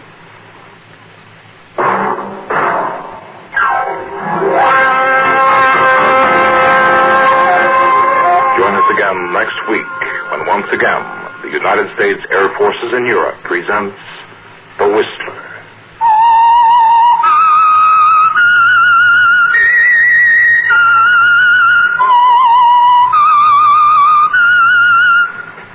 This is Air Force Sergeant Don Cormay speaking.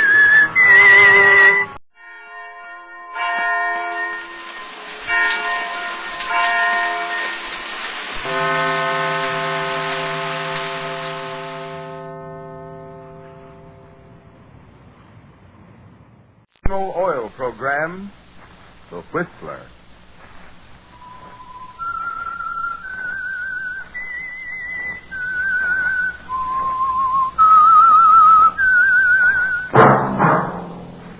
That whistle is your signal for the Signal Oil program, The Whistler.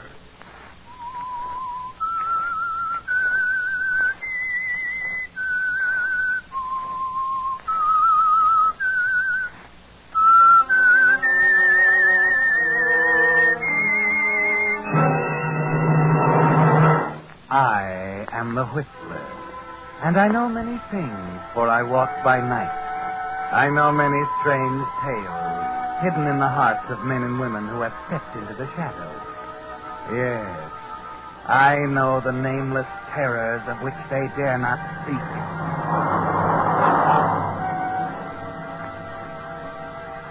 Yes, friends, it's time for the Signal Oil program, The Whistler. Rated by independent research, the most popular West Coast program. In gasoline, you know, it takes extra quality to go farther. And Signal is the famous Go Farther gasoline. So look for the Signal circle sign in yellow and black that identifies Signal service stations from Canada to Mexico. And now the Whistler's strange story. Safety in numbers.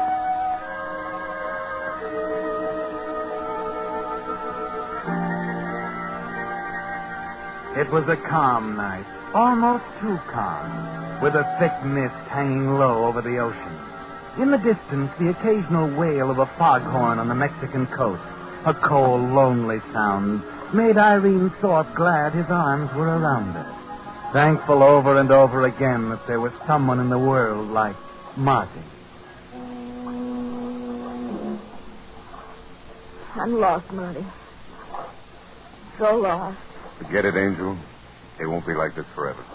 I tried to talk to Tom. He won't listen to me. He will. Tonight. What do you mean, Marty? He knows I'm aboard. I told your charming husband I had something to say to him. Oh, I don't know if you should have done that, Marty.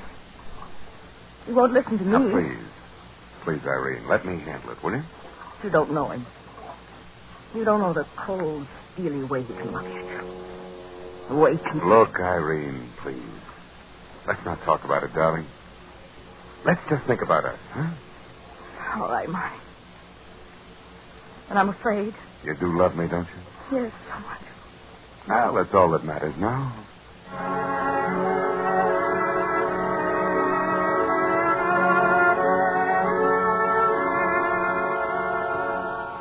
Yes, Irene, you're thankful for Marty Kruger. Thankful that you had someone to turn to during the long, maddening years since your husband, Tom Thorpe, and his partner, Sam Romano, towed the gambling ship Golden Chance into Mexican waters, anchored it off the seaport town of San Vicente, and had begun to pile up a fortune. A year ago, the money had seemed important, but you hate it now. Hate the Golden Chance.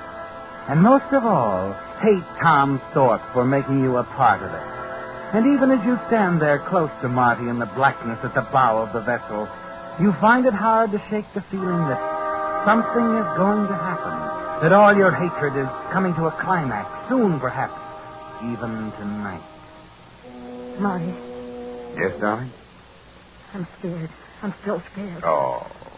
Listen, Angel, get hold of yourself. I'll just see Tom. It's not that. It's something else. What? Did you ever feel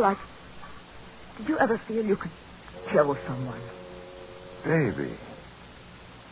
Baby, I don't know what's the matter with you tonight, but that kind of talk is no good. I know it isn't. I can't help it, Marty. I want to kill him. Down inside, I want to kill him. It's not just you and me. Everything that's happened during the past year, all the secrecy, the whisperings, the way that awful Sam Romano watches me whenever I'm aboard. But Romano's a gambler. All gamblers are suspicious. But it's more than that. Something's happening on this boat. I know it. The money, Marty. Why are they getting all that money? 10 customers, 15, 20 a night. It's not coming from them. It couldn't. Wait a minute. Oh. Senor Kruger? Oh, yes? What do you want? Senor Thorpe. He would like to see you in his office now. Oh? I'll be right with you. Thank you, senor. I would not delay if I were you. Rather urgent.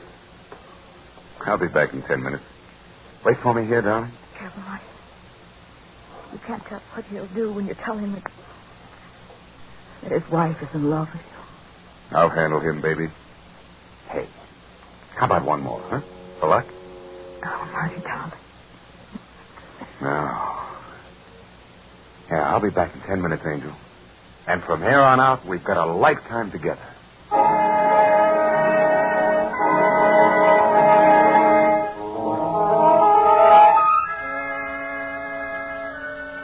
So he leaves you there, Irene, and strides down the deck toward your husband's office. And the silence suddenly seems heavier, the darkness blacker, the foghorns lonelier. 10 minutes pass, 15, 20. You try to control your nerves, try to tell yourself that Marty will handle Tom without any trouble.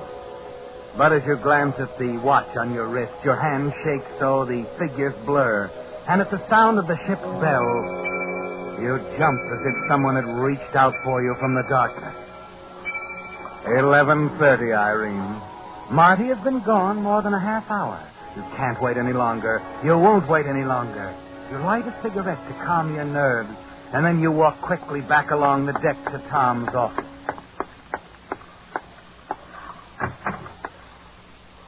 Hello, Irene. Hello, Tom. I was just telling Mama's boy here what a big mistake he's made. Put out that cigarette. I'll do it. You hear what I said? Put it out. All right, darling. Anything you say. There's no smoking on the ship. You know that? Don't you think it's a little foolish, Thorpe? I didn't ask you, Kruger. Only a suggestion, Bud. Customers might like a smoke once in a while. From the looks of the gambling rooms, you need customers. Suppose you mind your own business. Oh, you better go to your room, Irene. I'm going to see you later. We're going to settle it right here. It's already settled. I've ordered a boat for Mr. Kruger, my dear, leaving in 10 minutes. From now on, Kruger, you're barred from the ship. He'll come here if I want him to. You hear what I said, Kruger? You're off the ship for good. Is that clear? And what if it isn't? You're liable to wake up on the beach tomorrow morning covered with barnacles. You can't run my life, Tom. I've had all of this I can stand.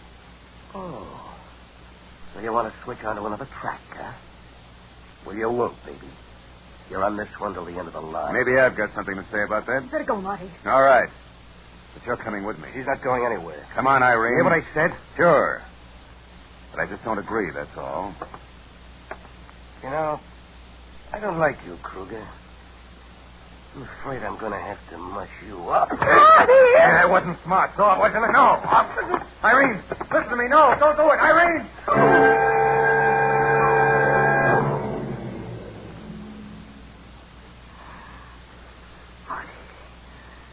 Oh, Marty. Irene, the paper knife. You... Look at him, Marty. Yeah. I don't know if he... He's dead. Yes. Ah. He's dead. I'm free now. Oh, wait a minute. We've got to think. I'm free. We've got to get him out of here. I'm free. Irene, free. snap out of it. He's gone. I'm free. Irene. Oh. Get hold of yourself. You know what you've done? His boys know he's in here. How do we explain? Sorry, Marty. Happened so quickly, Never mind that. Here, now, help me. We got to get him over the side. We'll tell him he fell. He'll find the body. He'll know. We got to take that chance. There's no other way to cover up. Yes, Marty. Oh, come on. Oh. Stop, it's Andy. Irene, good Lord, who's that? Andy. Tom's right-hand man. Call me here. Tell him just a minute. No. What to say? Just a minute, Andy. What do we do? The vault. Look, the vault's open. It's big enough. Help me put the body in there. Yes. All right, easy. Wait a minute. Easy. There. Now. I'll move back to my door so I can close it. You ought to hold him. Mr. Thorpe, this is important. Listen to me. Here's what you do. I stand in the corner by the body. You hear where he can't see me. We're having an argument. You get it? About another girl. Now, you do all the talking. Now, don't let him inside that door. All right, I'll try. All right, now put yourself together and go into your act. I don't care, Tom. Makes no difference to me. You want to play around with that cheap little slab? What is it, Andy? I got to see the boss right away. It's important. Not now, Andy. Just can't wait. The electric wiring's gone bad down below. Well, you can talk to him tomorrow. I'll explain to him. Listen, you don't know how important this is. He'd be sore at me. I cannot explain to him. Do you understand that? Okay, Mrs. Thorpe. Okay, but tomorrow won't do. I'll be back in 20 minutes. Tell him it's about the wiring. Be sure. Yes. I'll tell him. Good girl. We got by with it. He's coming back. 20 minutes. That's time enough. Now we'll put the body over the side. Come on, let's get this vault open. Yes, sir. What's the matter? How the devil do you work this? Marty. It clicked shut. It's locked. Locked? Well, you know the combination, don't you? No, I don't. What? Nobody but his partner, Sam Romano, knows it. What do you mean? You mean we can't open it? Irene, everybody on the ship knows Tom's here in the office. Oh, Marty. What are we going to do?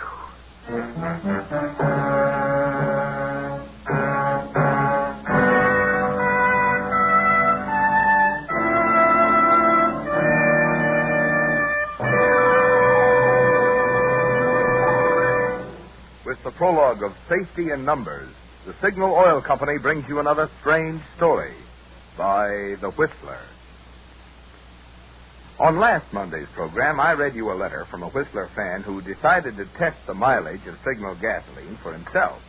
But if you recall, after stopping at 2 Signal stations, he was so impressed with the service, he completely forgot to check the mileage. Well, tonight I've selected a letter from another Whistler fan, Mr. H.T. Fisher of Glendale, California, who writes, I've been listening to your broadcast for quite some time and have enjoyed not only the stories but also your comments about signal service. An experience I had a few days ago proved to me what service really can mean. About 10 miles out of Indio, my car stalled, so I got a lift into town and looked up your signal dealer. In a jiffy, he drove out to where I was stalled, located the trouble, and I was on my way again. This is the first time in 40 years of driving I've ever been enthusiastic enough about service to write a letter. But this signal dealer really gave me such fine service, I feel he deserves a pat on the back. Well, Mr. Fisher, we're mighty happy that it was a signal dealer who gave you the urge to write that kind letter. And on behalf of Signal Oil Company, I want to thank you. Of course, signal dealers, being in business for themselves, do have more incentive to do the kind of job that will make friends and keep them. But it's letters like this, which you Whistler fans send in, that make signal dealers strive to do an ever finer job of making today's cars run better and last longer. And now back to the Whistler.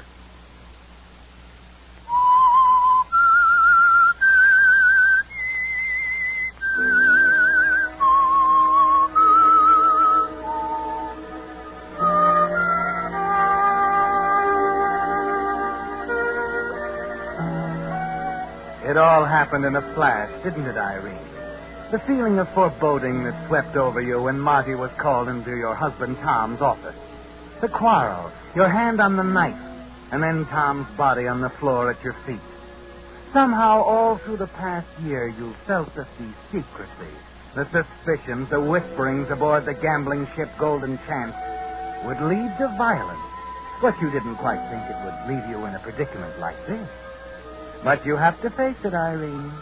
Andy, the ship's manager, will be back in 20 minutes, looking for Tom. And Tom's partner, Sam Romano, will be back tomorrow night to open the vault. And you and Marty stand staring at each other, knowing the body is locked fast inside those 3 inches of steel. Irene, listen, darling. Think. You've got to think. That combination must be written down somewhere. Can't you remember seeing it? No, I can't. Wait. What? I remember. Oh. Found a little yellow card in the safe at home. A lot of good that does with Andy coming back in 20 minutes. Oh, Marty. No use, Irene. We might as well...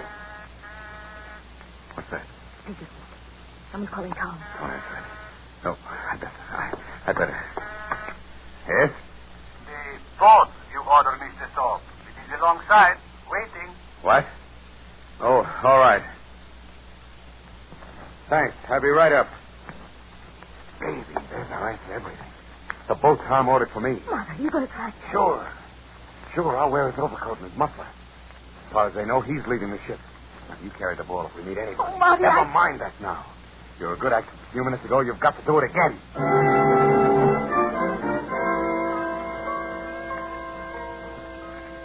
It's a tense few minutes, isn't it, Irene?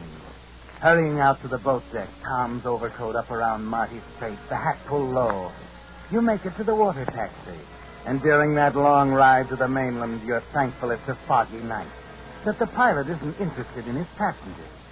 The car's on the wharf where you left it. And a half hour later, the two of you walk up to the front door of Tom's big hacienda overlooking the bay.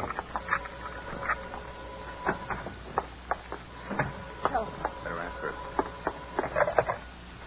Hello? This is Andy, Mrs. Thorpe. I'm calling from the dock. Listen, Andy. I wish the boss hadn't gone ashore without telling me, Mrs. Thorpe. Put him on, please. Andy. Andy, he's left. Left? I just dropped him off at the airport. I put him on a plane for Mexico City. Mexico City? You mean he went away without... Hey, listen, did you tell him about the electric wiring? Yes, I did. He wanted you to take care of it. He was in an awful hurry. Something must have come up, Andy. Yeah, like what? Well, I don't know. He said something about some important business that he had to be there in the morning. Doesn't sound right to me. Well, I can't help how it sounds, Andy. I don't know everything about my husband's business. That's it, Mrs. Thorpe. It's my job to know. Look, for one thing, he left the vault locked. See anything about what I'm supposed to do with tonight's take's a lot of dough. Oh, he said you could bring the money here. You know what you're saying? That's about $40,000 I got to pay off tonight. Yeah. Hey, skip it. You wait right there, Mrs. Thorpe. I'll bring it over after we shut down. Be there around 3:30 or 4.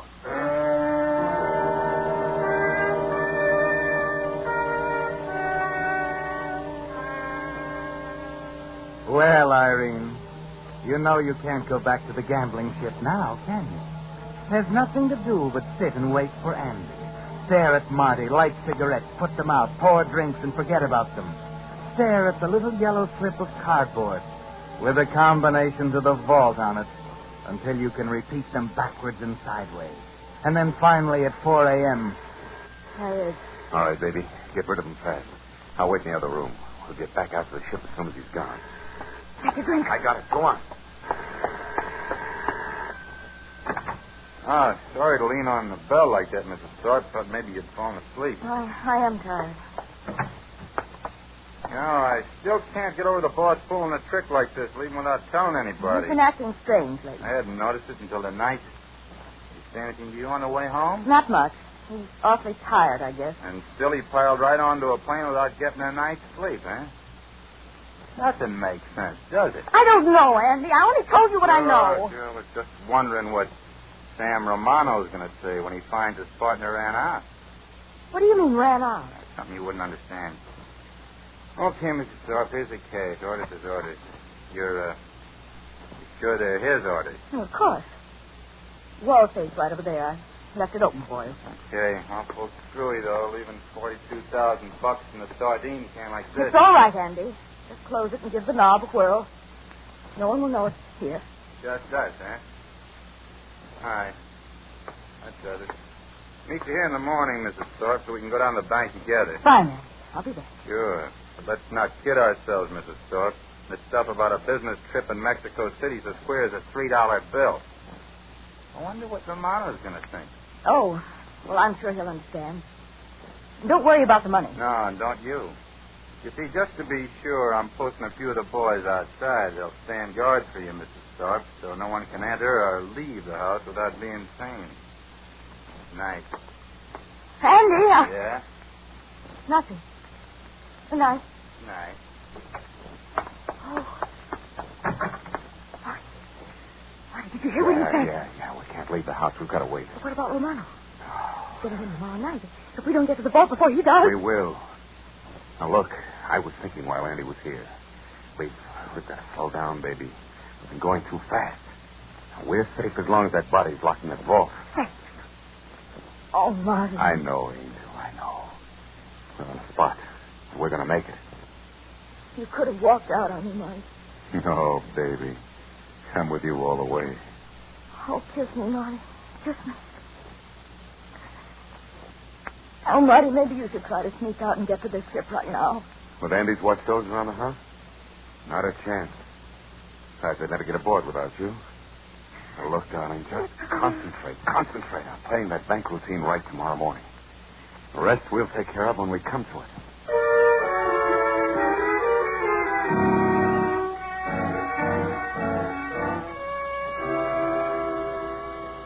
Gracias, senora. Now, if you will please to sign the deposit slip. Oh, of course. That takes care of it. Is that everything, Andy? I think, senora, that you had best go out to the ship as soon as possible. The vault will have to be open for tonight's receipt. Yes, senor? Well, I'd rather not. You see, my husband Won't didn't be say anything about necessary. it. Romano ought to be here any minute. I'll get him to take care of it. Romano? What do you mean? Oh, didn't I tell you? I got a little worried about your husband's business trip, so I wired Romano. He's getting in this morning instead of tonight. But I... What's the matter, Mrs. Thorpe? Something wrong with that? No. No, excuse me, Andy. I have to go, really. What's your hurry? I'm sorry, Andy. I have to meet someone. It's a personal matter.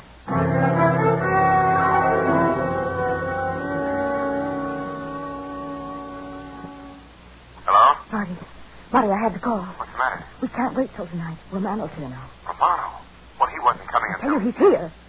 Now, we've got to go out to this ship right now.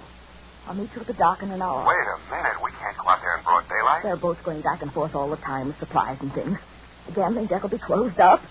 All right, baby. I'll have the boat ready. I'll see you at the dock.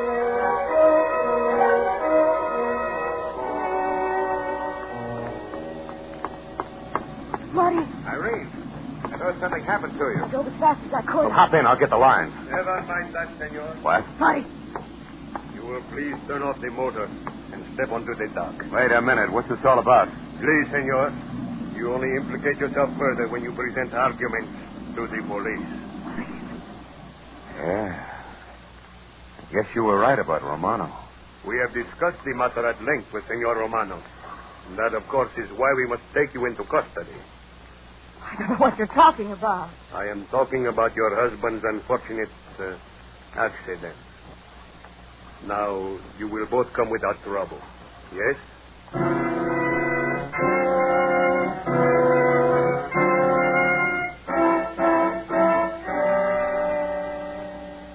Yes, Irene. You follow him quietly to the official car waiting near the dock. Somehow there's no surprise, no shock.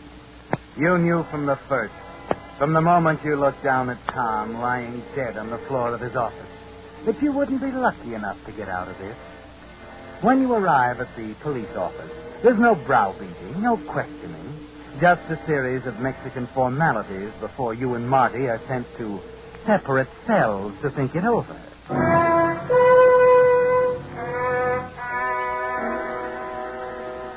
The hours pass slowly, agonizingly. At 7, another polite official brings you your dinner, but you send it back untouched.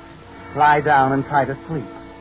Somehow you manage to drop off for a few more hours. When you open your eyes again, the morning light is streaming in through the window, and the same polite police lieutenant is opening the door to your cell. Buenos dias, senora. What is it now? Did they bring you the newspapers? I know what they say. I don't care anymore. Of course. Perhaps then you would like to give us your side of this unfortunate affair. We have spent the night discussing it with the Sunday fellow, also with your Senor Kruger. That's it. All right, Lieutenant, I'll give it to you. All of it. I'm glad you feel that way, Senora. You see, the newspapers, they might call it something else. But to us, it's murder.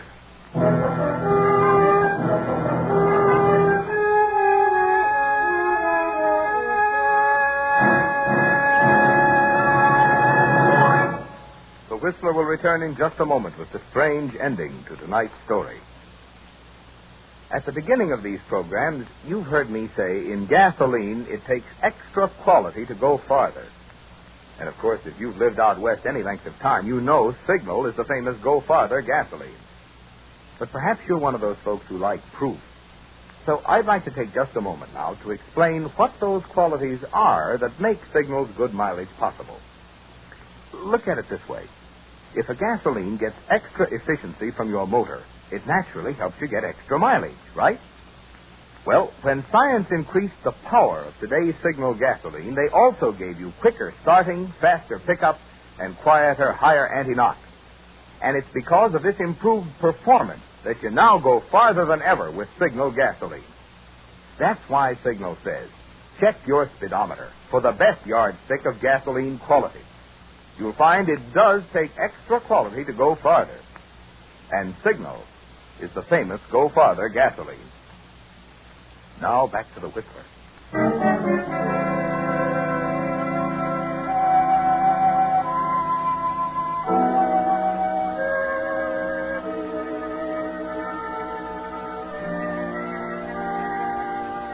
Well, there's no use holding back, is there, Irene? You can tell from the lieutenant's quiet, confident manner that he knows everything. It was a long chance right from the first. From the terrible moment when you and Marty put Tom's body into that vault on the gambling ship. And you know enough about gambling to realize a long shot like that comes through once in a lifetime. So you've lost, Irene. Romano got there first, and you lost. Your hand shakes as you light a cigarette. Your voice trembles a little as you finish telling the lieutenant the story. Well, that is most interesting, Senora. There is so very much more in this case than we realized. What do you mean? When the others gave us a slightly different version. Senor Romano, Andy, your friend Kruger. You know, Senora, the sea holds many secrets. It's unfortunate you did not trouble to look at the newspapers. It might have held yours. I don't understand. I have a paper here. Oh, I'm sorry, I don't read things. Oh, I must explain them that my reference to murder was an indirect one. I was speaking of the loss of 18 lives early yesterday morning aboard the Golden Chance. What do you mean? 18 lives. We believe, naturally, that as the wife of one of the owners, you were a part of the enterprise. The Golden Chance was a gambling ship in name only, Senora. Its real purpose was to act as a transfer point for ammunition and high explosives for an insurrectionist group in Central America. Wow. That's where the money came from. Money? There's crazy still smoking. I see it now. Where's the ship? What happened to it? It seems they were a little careless about the electrical wiring, Senora. There was an explosion on the Golden Chance. She sank without a trace. The ship sank. The vault was Tom's body. Everything went to the bottom. I am sorry for you, Senora. We pick you up on one charge. Now we must prosecute on another.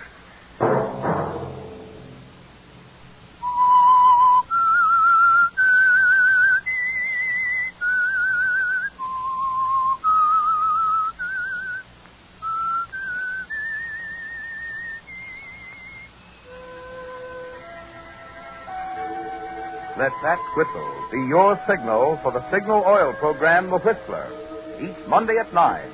Brought to you by the Signal Oil Company, marketers of Signal gasoline and motor oil and fine quality automotive accessories. Signal has asked me to remind you to get the most driving pleasure, drive at sensible speed, be courteous, and obey traffic regulations. It may save a life, possibly your own.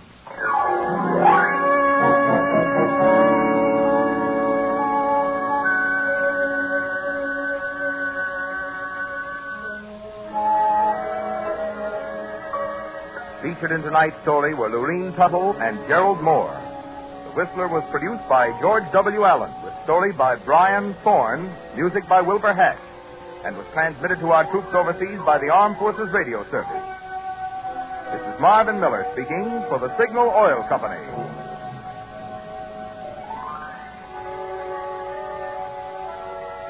This is CBS, the Columbia Broadcasting System.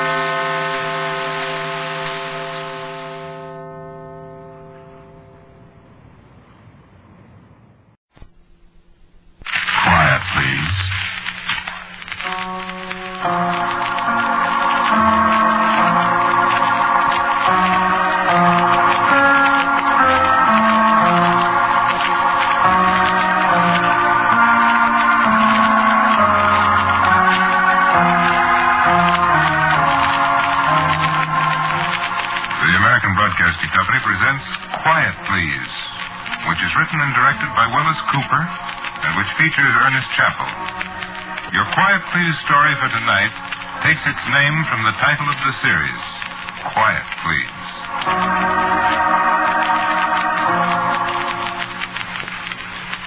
There are books left, many books, and I suppose I have read them all. I remember things, too. I remember a long white road between the shoulders of the hills and the distant clusters of the live oaks against the uplands beyond, and the wide, light blue of the sky. There was a wind that wandered the edges of the hills that brought the salt smell of the sea so that it mingled with the loamy scent of the grass and made a perfume that I have not smelled in so many years. There was a great plain where the hills fell away in tumbled, rocky magnificence. A plain all cut into green and brown and yellowing squares, and a little stream with bridges of stone that strolled its way across the wide plain and sparkled at last into the distant western ocean. There was life on the hills and on the plains. The field beasts that moved serenely through the pleasant grasses and rested at noon under the shadowed kindness of the green gray oaks. There were men and cheerful women in the white-walled houses where the road curved, and the children that played noisily and sweetly in the cottage dooryards are long since dust. Shall I tell you of the graceful beaches where the sound of the surf was a measured, majestic melody we thought would never cease? Shall I speak of the great ships prone upon the breast of the ocean, the ships that are seen no more? Would you hear of the wind-whipped nights and the lightning in the forests and the gentle rain in the dawn time? Would you remember and not forget? I remember. I alone remember. This was a temple. And this a place dedicated to the arts. And there where the waves fed upon the beach, the shattered walls of stone we made remain to mock us. And there where the white road was, is the desolation. The winds die down, and the sun wanes, and the moon is sickly.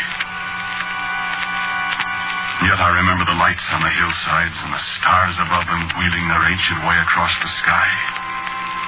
There was a day when I could name them all. They seem very far away tonight.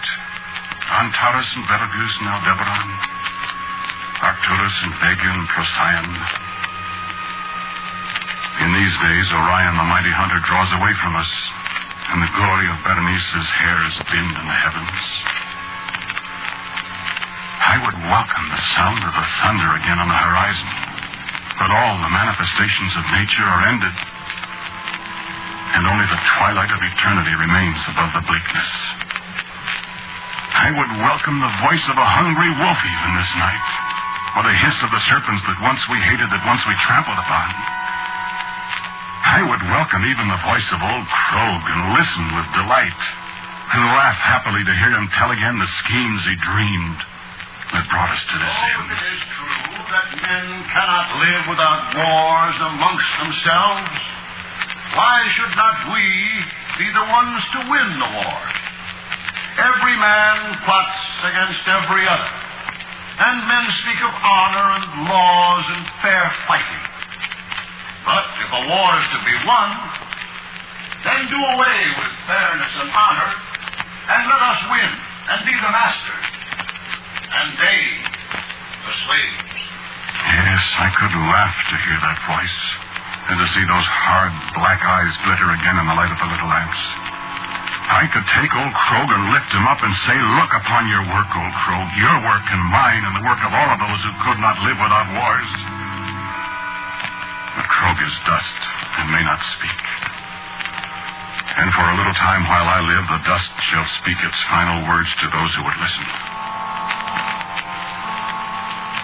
It was a fair world, our world.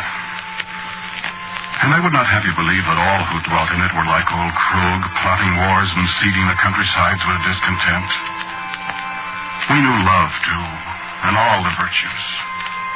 Some of them we even practiced. I am old now, and my speech is set in somber ways, for I've looked on somber things for long. But there was a time when I was young in this very world, and my speech was the speech of the young of every world, careless, gay, happy. And there was one whose speech was like mine, young and gay, and very dear to me, Morna. There was a night on the shores of a lake when there was music and laughter and light somewhere in the distance, and we sat alone together. And I remember I would speak, but Morna laid a hand on my lips and laughed and spoke. Quiet. And for a long time there was only the music, and we watched the stars.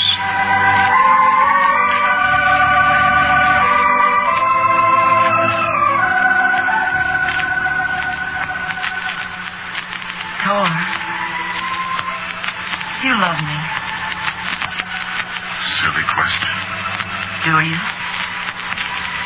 What do you think? Know what I think? What? I don't think you love me very much. You don't? If you love me, you'd kiss me. Well, lean over this way. Why, you conceited creature. You're the one who wanted to be kissed. Well, I don't anymore. All right. Just for that, you're going to get kissed. Come here. Oh, look out. You're mussing my hair. Quiet, please.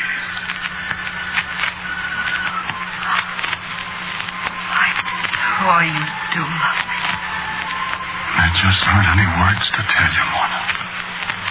Oh, my darling.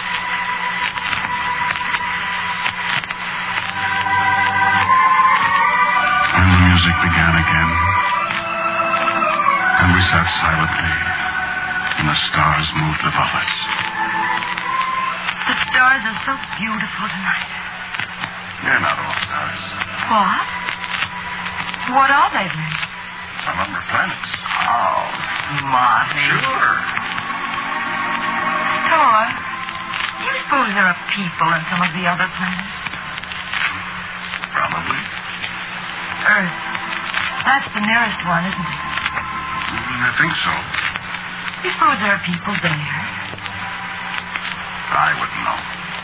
People that look like us and have music and nights like this. Nobody on Earth could have a night like this.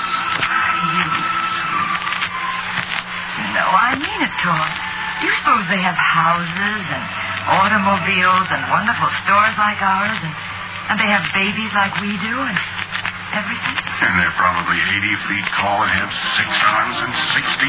Oh, no, not And someday they'll come roaring out of space at us in terrific big spaceships and disintegrator guns and death rays. And we'll say boo at them.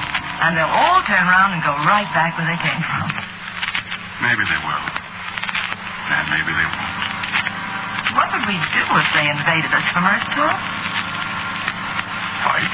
I hope we're not alive when it happens. Yeah, so do I. Or maybe they'd be nice. Don't kid yourself about that. I wonder what they call our world. Why, probably the same thing we do. Mars? Well, sure, why not? After all, it is Mars, isn't it?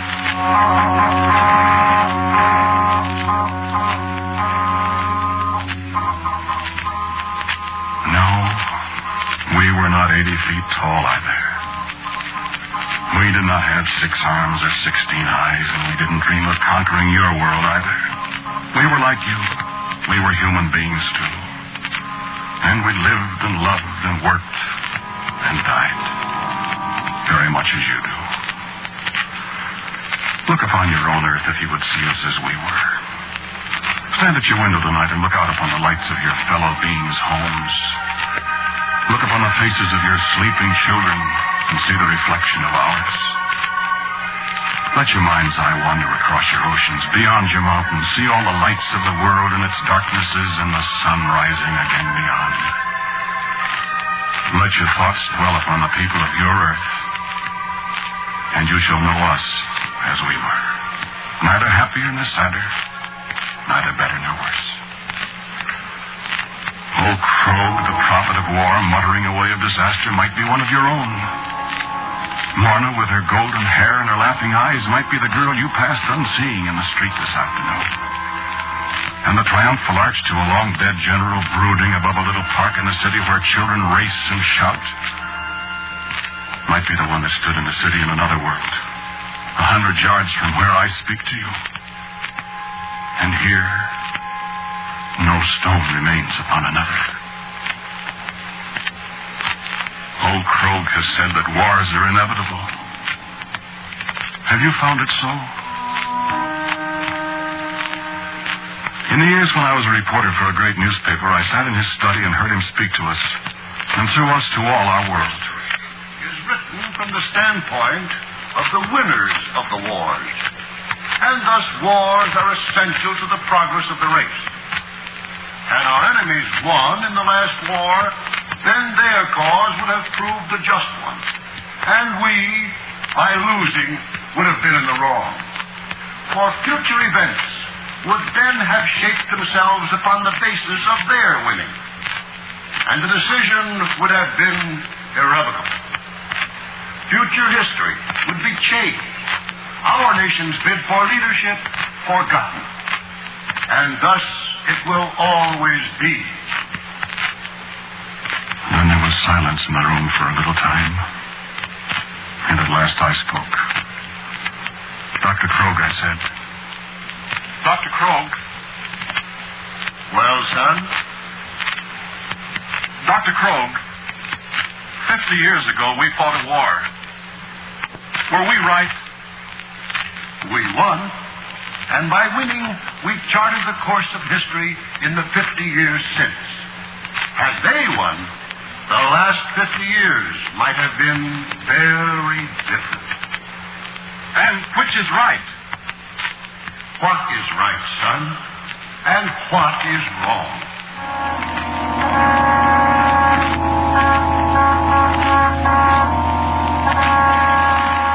And then another war came against another nation, and the ones we had defeated before were allied with us. And old Krog made notes in a great black book that was one day to be published to all our world. But no man's eyes of his have seen it. But the sands are running out. Let me speak of the things that have perished. Our cities where people worked at 100 occupations, in the muddied brown slums of the cities and the great green parks. Go out tomorrow in your own city and set your feet upon the smooth concrete of the sidewalk. See the gleaming windows and marvel at the wonders within them that you men have created. Touch the garment of a passerby and joy to know that this too, this humble thing man has created. And know that I too have done these things. And that I have seen man destroy them. And that I helped. Do you know the good black smell of the mold of the earth in springtime? Will your heart leap at the first green shoots of the bounty that lies in that earth? Have you seen the lilies and heard the bells of your churches?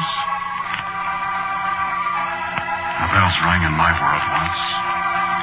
The flowers bloomed and men laughed and sang and hated. We have run our course, the course we chose, back to the ineffable dust from which we sprang. There was another time when Mona and I had been married for many years, and the war that had raged across our world had at last flickered out and died. We sat long at table that night, silently, each of us dreaming of a world purged by fire and sword, and full again of the promise of peace and perhaps happiness. I'm glad you didn't have to go, Tom. I suppose I shouldn't say so.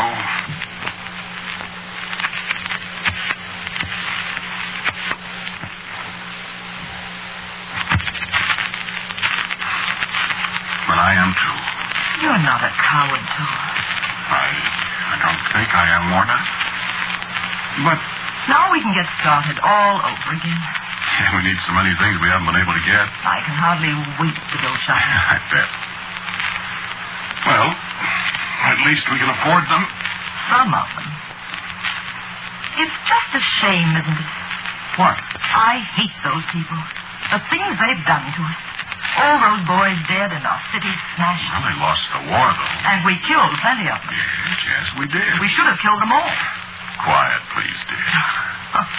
All right. You're always saying that, though, to shut me up. Well, it helps, doesn't it? Well, I suppose. If we could have only said it to them when the war started. Quiet, please. They'd have gone away. We said it all right, only in a different way. Yes. They'll be quiet for a long time, some of them. And some of us. Who's that? I know a good way to find out. Well, you go. I've got my apron on. All right.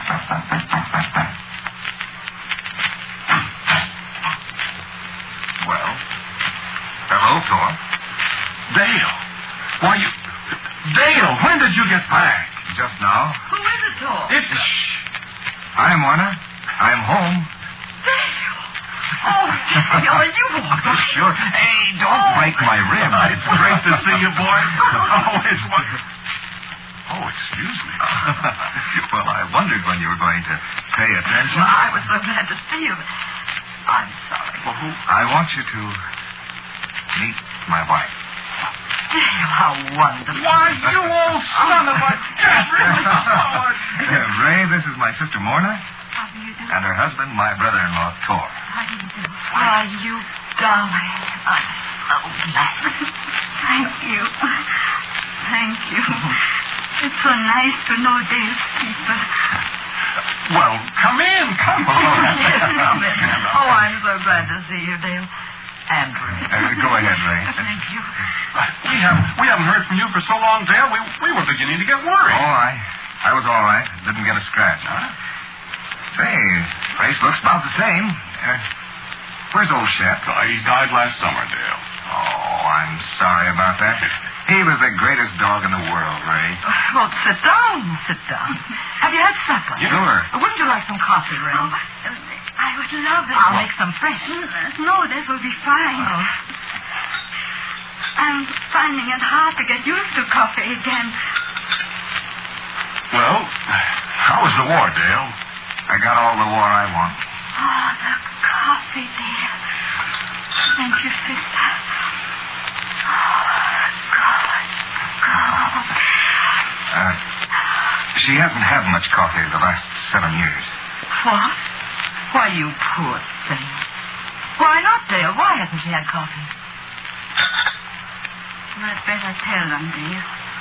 Tell us? What? Well, Ray was one of our enemies. What do you mean by that, Dale?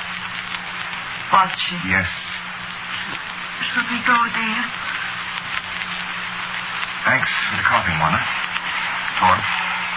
Where are you going, sister? More sit down, sister.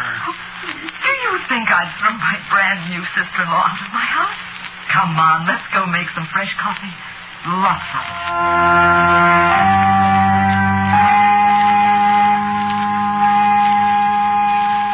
And in the early hours of the morning, I was awakened by Mona's sobbing. I put my arm around her. Oh, that poor child. They actually thought they were going to turn her out. Oh, sure, how can people think such dreadful thoughts of us? And she's so sweet.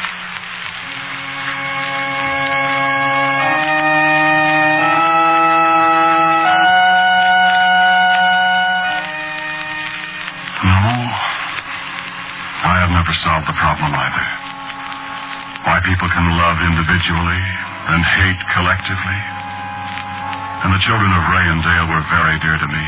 No different from the other children who played with them in our yard, who went to school with them, who read history with them. I suppose it's only strangers we hate, for Ray was a daughter of the nation we had fought bitterly with. And yet when our friends became acquainted with her, they too grew to love her.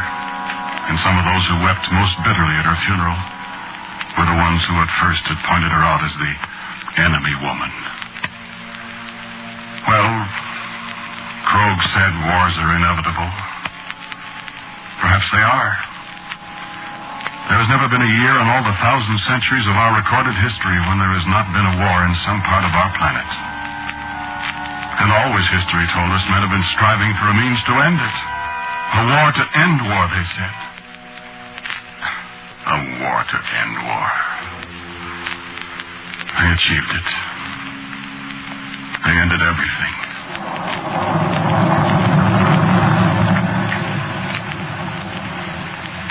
Wars had grown more and more destructive.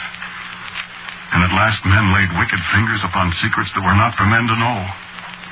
Men have always pried at the locks that nature has set upon her deepest secrets, seeking the power that was never intended for them. And step by tedious step, they came to the final awful knowledge, to the very card of creation and of destruction. Ours was a fair world, I said. There was beauty in everything. Beauty in the mornings and in the red sunsets. Beauty in the long, low hills and the mountains that bore themselves majestically aloof above us. And beauty, too, in the humble things of our world, the simple, unnoticed things that haunt my memory tonight. The turning wheel, the flight of a bird, the sound of a train whistle in the night, the rustle of wind in the trees. And, unforgettably, the voices of people. The voice of old Krogh. Now we have the supreme weapon. there is no defense. And the weapon will bring us undisputed mastery of all the planet. But why should we be masters of the world? Why should any one people be the masters? Is it not written how good and how pleasant it is for brethren to dwell together in unity? Men said that, cannot men practice it? And the voice of Morna. There will never be any more war after this next one, Thor. Every one of our enemies will be destroyed. And we'll live happily ever after. No, Morna. There never will be war again. There never will be anything again. For now, Morna, men have plotted against the green hillsides and the towering mountains.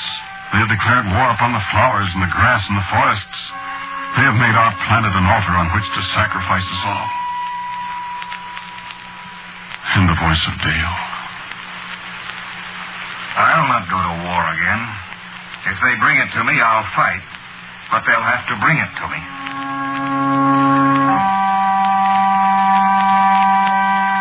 They brought it to you, Dale. They brought it to your very home, to your doorstep, to the gay little blue and white curtains at your windows. And you died before you knew it. And the voice of Ray, the displaced person, the alien in a strange land.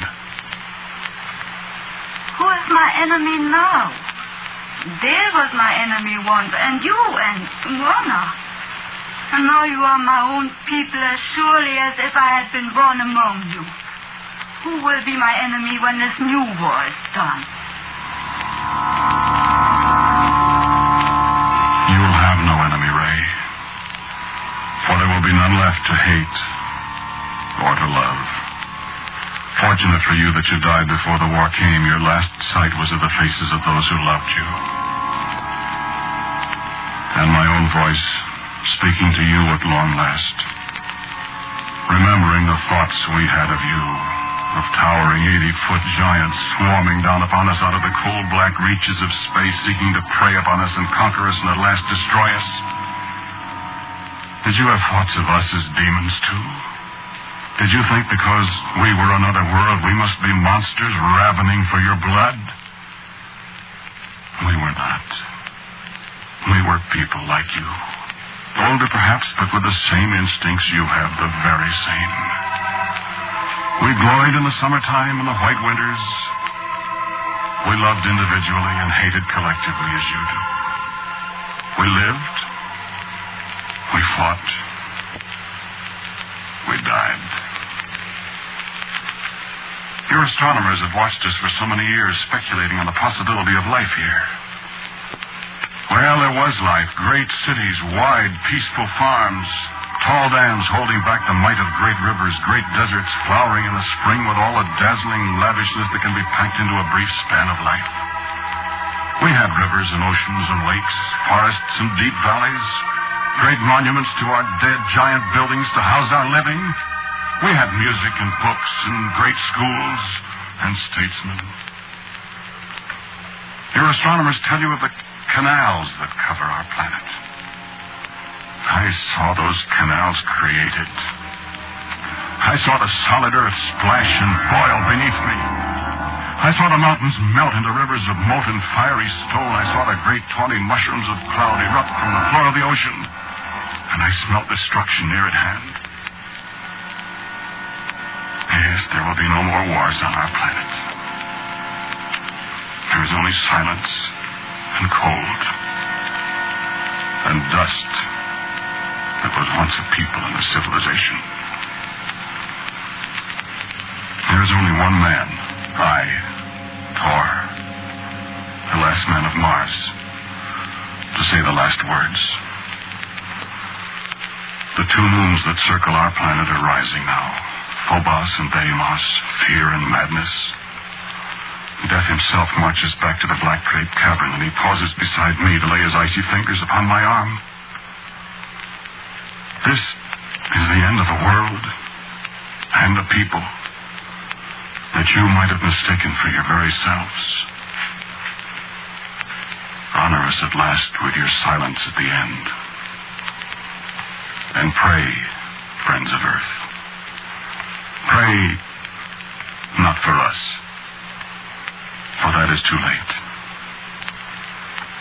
Pray for yourselves. Quiet, please.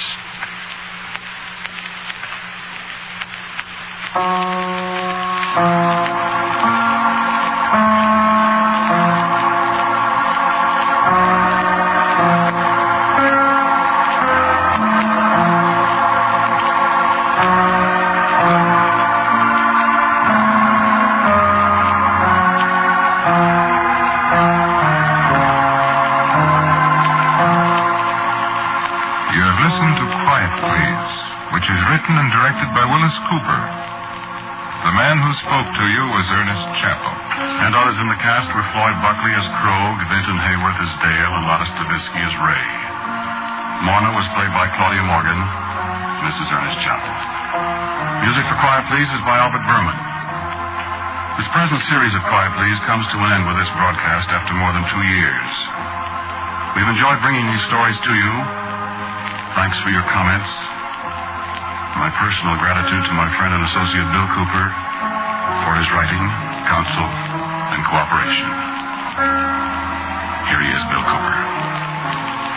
Thank you for listening to Quiet Please. Thank you, Chappie. Thank you, Bill McClintock. Thank you, Bert Berman. Thank you, Bob Doherty. And thank you, all you people. I hope we'll meet again sometime.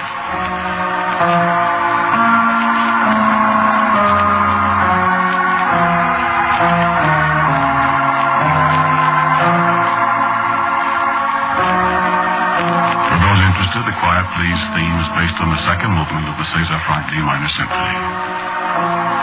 So for the last time, this is Ernest Chappell saying, quietly yours.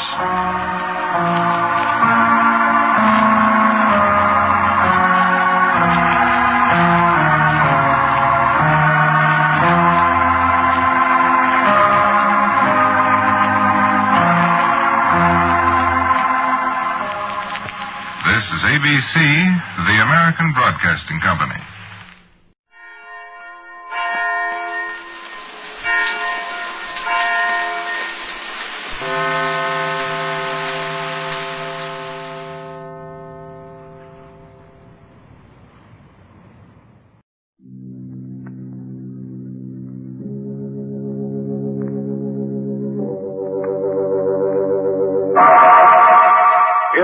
Sanctum Mysteries, brought to you by Bromo Seltzer.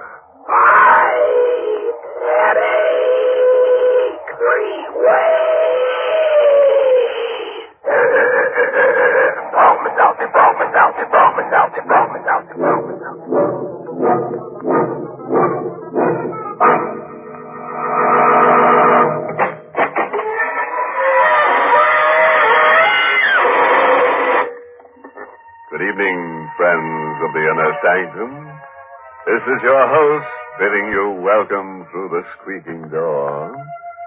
We're having a class reunion here tonight. Perhaps you'd like to meet some of our alumni. Oh, yes, everyone here has a degree. Third degree, to be exact. You see that fellow over there riding the hobby horse with his head tucked under his arm? Well, he was decapitated on an inner sanctum play a few weeks ago. Now he's auditioning for the part of the Headless Horseman. And that little chap over there, the lonesome-looking fellow, he's a pickpocket. Yes, poor chap. Whenever he gets real lonely, he goes out in the crowd for a little change. By the way, have you heard our class yell? It's just one word. Ouch! And our school colors, black and blue, of course.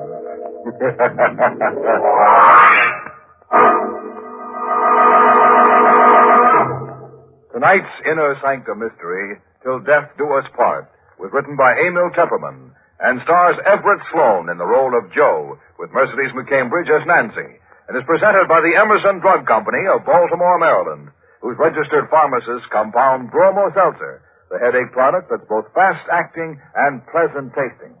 No wonder in a representative survey, druggists from coast to coast report that Bromo Seltzer is the favorite relief for headache pain at their drugstore fountain.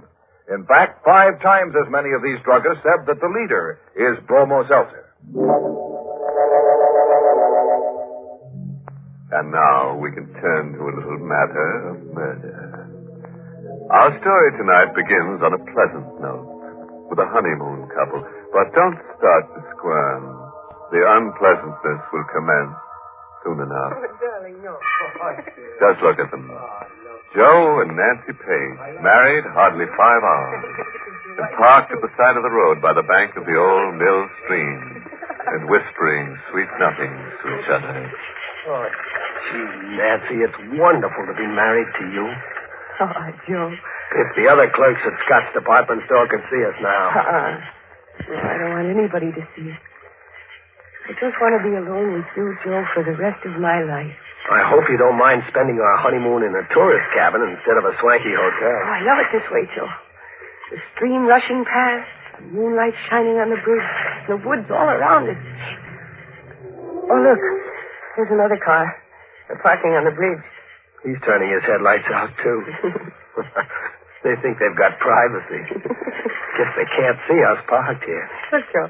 The couple's getting out of the car. Yeah, for a walk on the bridge. Hmm. I wonder if this is their wedding night, too. That's a beautiful car they got. Joe. What? That couple, they're acting very strange. They're having an argument. Joe, look what he just took out of his pocket. Holy mackerel, a gun. He's pointing the gun at her. Oh, Joe! Joe! He shot her in the face. Holy mackerel, it can't be. Must be a gag of some kind. No, you saw the flashes when he fired the gun, and see how still she lies. Her body's crumpled at his feet. Yeah, he's picking her up. I bet he's going to throw her. Joe, don't let him. No! See, you pushed my hand down on the horn. He sees us. He'll drive across the bridge. He knows we witnessed the murder. He's got to kill us, too. Oh, Joe, quick, start our car. He'll be here before I can turn the car around. What do we do? We'll duck into the woods. Come on, quick. Let's run. Oh, my high heels, I can't run fast. You've got to. Here, through these bushes. Get behind this tree. He's getting out of his car. He has a gun, Joe. He means to kill us. He's coming straight for this tree. He knows we're here. Nancy, we've got to run for our lives. Take my hand. Come on. Oh! Joe, he's shooting at us. Run, Nancy. Faster.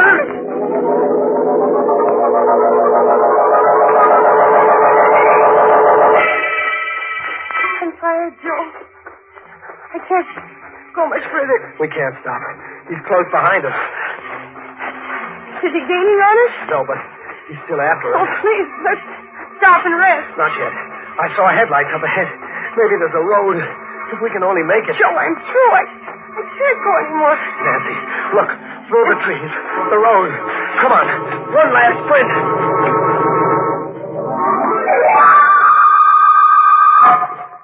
Here it is, Nancy. The road. Oh, thank heaven. I never thought we'd make it. Is he still after us? He's still coming through the woods? I don't know. We'll stop the first car that comes along. No. Oh, now take it easy, baby. I was thinking of that poor girl lying dead on the bridge. And on our wedding night, too. Oh, here comes a car. I'll stop it. It isn't stopping. He went right by. Joe. What? I think I hear something behind us in the woods. Only the wind in the trees. Suppose he should suddenly step out of those woods with his gun. Maybe he gave up. Maybe he went back to take care of that body. Our car is there, Joe. With our marriage license in the glove compartment and the receipt Mr. Swenson gave us for the cabin. Yeah, he'll know all about us. Who we are, where to find us. We don't know a thing about him, except his face. The face of a murderer. Come on, Nancy. I think we better start walking. We've got to get to the cabin and phone the police.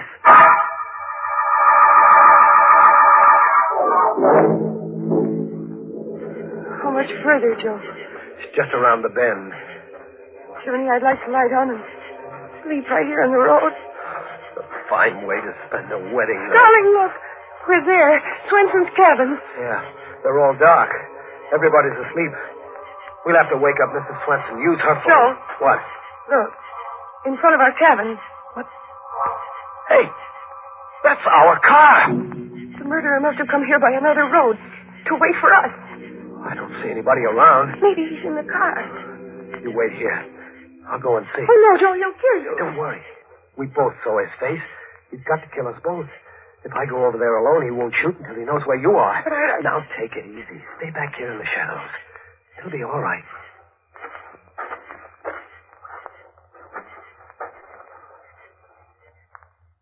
It's okay, Nancy. The car is empty.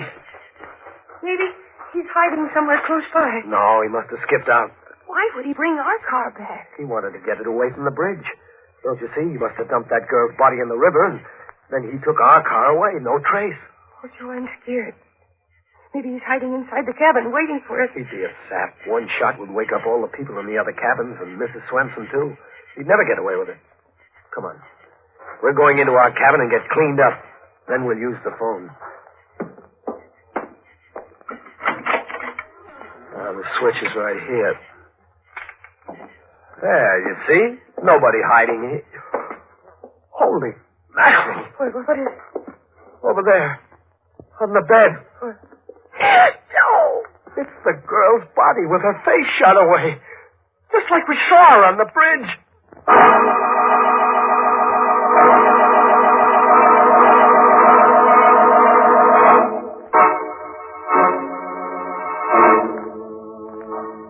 You are listening to Inner Sanctum, brought to you by...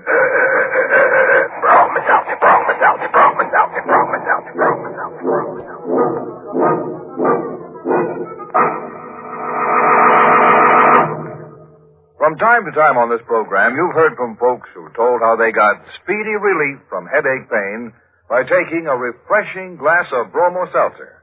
These people write in on their own initiative to say that they appreciate the quick and pleasant headache help that bromo seltzer brings.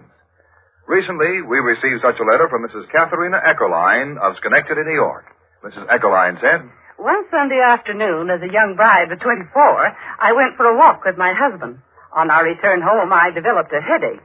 My husband went into a nearby drugstore for bromoseltzer, which a friend had suggested, and bromoseltzer brought me quick relief from my pain. Many years have passed, and ever since that day, I've made sure I had bromoseltzer on hand at all the time. Thank you, Mrs. Eckerline. It's no wonder that you and thousands of others always turn to bromo seltzer for headache help. For bromo seltzer not only relieves headache pain, but also helps the stomach upset and jittery nerves that may go with an ordinary headache. So remember that, friends, and... Fight headache 3 ways.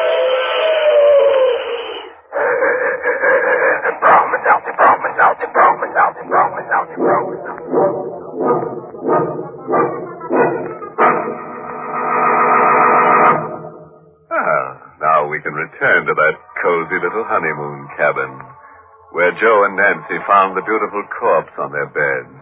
The corpse who'd had her face lifted. Well, that's what you get for shooting off your mouth. But don't worry. Before the night's over, the murderer may have his face lifted, too, on the end of a rope. Now, if that murderer were an Oriental, he might try to save face. But you can't save your face if you lose your head, can you? In the meantime, I wonder what Joe and Nancy are going to do with the uninvited corpse in their wedding bed. Don't you? Oh, now listen, Nancy. We have to think this over. We're in a jam. Oh, for the love of Pete, Nancy, this is no time to faint. Oh, Joe, it's awful. Her face shot away. Don't look at her. Here, sit down. Joe, what'll we do? I don't know. I've got to think. On our wedding night to have a thing like this happen. Why did he leave her here, Joe? To put us in the spot.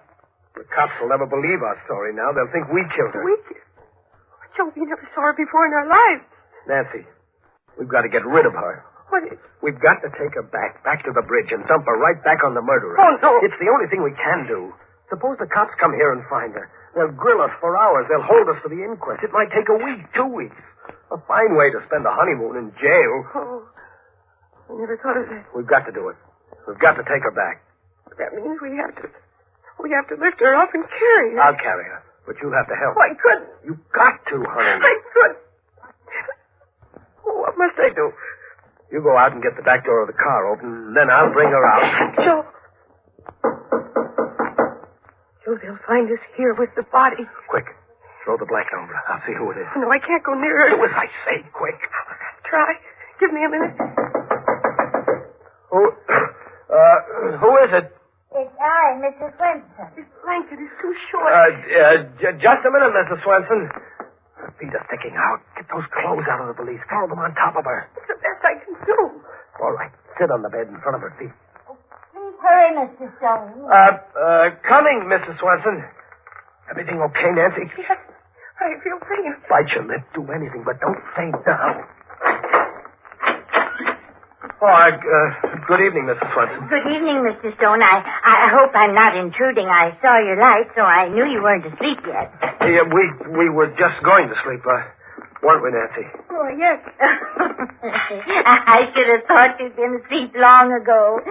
See, I brought you a jug of my own homemade apple cider. I'll put it right here in some glasses, too. Thank you, Mrs. Swenson. It's awfully nice of you. Oh, not at all. It's so nice to have a honeymoon couple. I wanted to do it earlier, but my heart was bothering me. I've a bad heart, you know. Oh, I'm terribly sorry to hear that, Mrs. Swenson. Thank you for everything. Aren't you going to try my cider? I thought you'd like to drink a toast. Well, we're not very thirsty right now, Mrs. Swenson. Are we, Nancy? Oh, no. Of course not. Well, now I'll run right along and leave you both strictly alone. Good night, Mrs. Swenson, and thank you again. Good night, Mrs. Swenson. Oh, you poor dear. You look all tuckered out sitting there on the bed. I bet you don't even know how to make up a bed. Here, I'll make it up for you. Oh, no. Well, it's the least I can do. Now, you just sit over there on the chair, my dear. Please don't. Why? Well, she means, please don't bother. Oh, it's no bother. What? What's this? We can explain everything. Shot! She's been shot in the face. Murdered. Oh, please, Mrs. Swenson, it isn't what you think. Murdered. You're no honeymooners. You're murderers. Oh, my. Stop that. Let me go. Shut up. Stop that. Joe, look out, you're smothering her. Your hand. I'm just trying to stop her yelling. Please, Mrs. Swenson.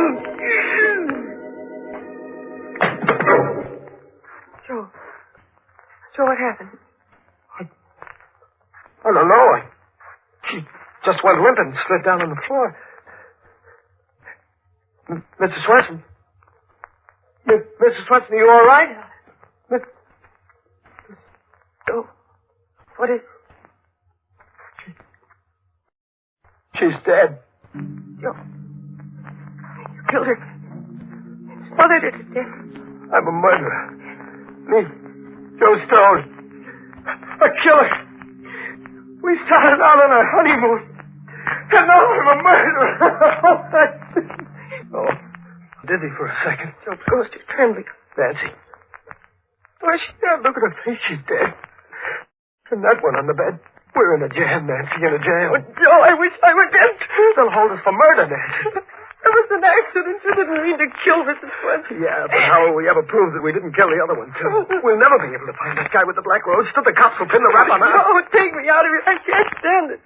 Her on the bed and Mrs. Swenson on the floor. Please, let's go away. Let's go far away. You mean run away? Anything, Joe, anything.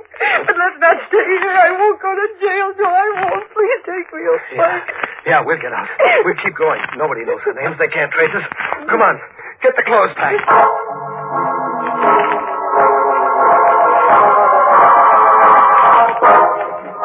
Joe, I can't close this valise. I'll close it. You get the other one packed. Don't forget anything. Look under the bed. Be sure we don't leave a single thing behind. No, mustn't leave anything behind. Everything's packed, Joe. Hurry. All right. I'll take the bags. You put the lights out. Joe. Hey. What, Joe? What's wrong? I just thought. Our fingerprints all over the place. Oh, what'll we do, Joe? Gotta wipe them off everything. Grab a towel. We'll wipe everything in sight.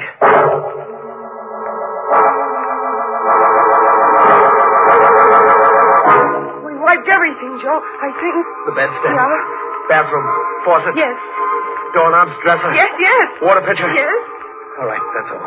Let's go. No, Joe, no. The cider jug. We didn't wipe that. We didn't touch it. I'll wipe it anyhow. Well, snap it up. All right. Come on, then. I'll feel better in the car. Out on the road.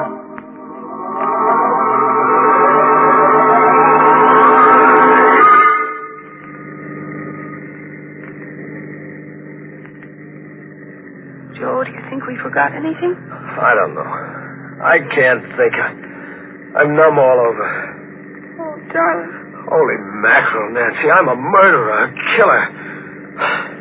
Running away. We shouldn't have done it. We shouldn't have run away. Oh, it's not as if you killed her on purpose. It was an accident. Nancy, do you realize you're married to a murderer? I wasn't murdered. It was so easy. So easy to kill. I never thought it could be so easy. All I did was to hold my hand over her face. Joe, please. Joe. What time is it? It's almost 2 o'clock. We've been driving for an hour. Got a cigarette? I think there's some in the glove compartment. I'll get him. Joe. What? Our marriage license is gone. What? Are you sure? It's gone, Joe. It was right here. The murderer. He took it. Why would he take our marriage license? I don't know. I can't think straight anymore. Joe, he knows our names. He knows everything about us. Oh, Joe, there's no use our running away. He knows who we are. We'll always be at his mercy. Gosh, I feel all in. I can't drive anymore. I gotta rest and think. We'll pull up at the side of the road. Look, up ahead, there's the gas station. Closed for the night. We can park there. Yeah.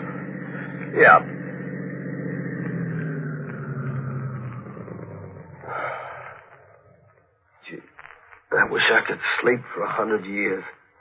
Poor Joe. Here.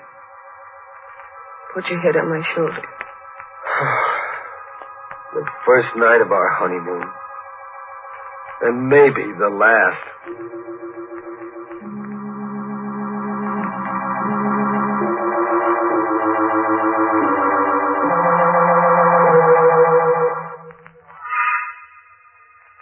Joe. Huh? Joe, it's 6 o'clock. Huh? Hey, it's daylight. I slept all through the night. I guess I fell asleep, too. It's chilly. Yeah. We should have closed the windows. Mm-mm. Gee, honey, you look pretty with your hair mussed up. Gosh, your hands are cold. Here, let me warm them. All right. This is our first morning together, Joe. Yeah. Our first morning together. But this isn't the way I used to dream about it. Oh, baby. How did we ever get into a mess like this? We're back where we were last night, in the same jam. Nothing's changed. Those 2 corpses still in the cabin.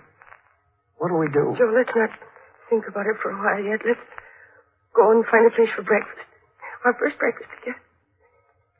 And after that, we can go back thinking about it. But at least let's have those few minutes. A sort of stay of execution. Yeah. Okay.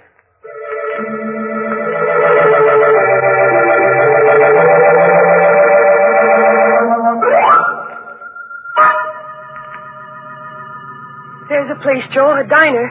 Yep. Well, I haven't got much appetite. No, what we both need is something hot.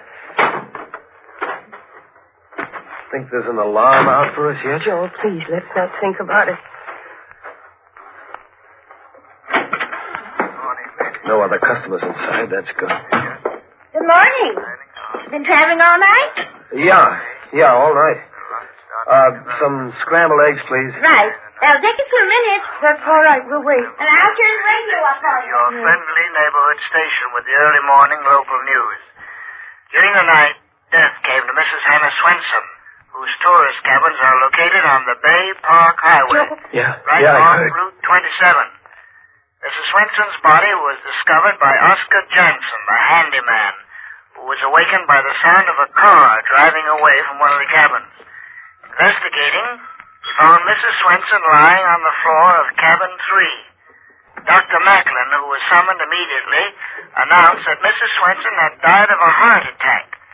He had been treating her for a severe heart ailment. A heart attack? He didn't seem to But respond. I didn't kill her. Joe, he didn't say anything about the other body. Police are anxious to contact a couple who occupied the cabin and who apparently left during the night.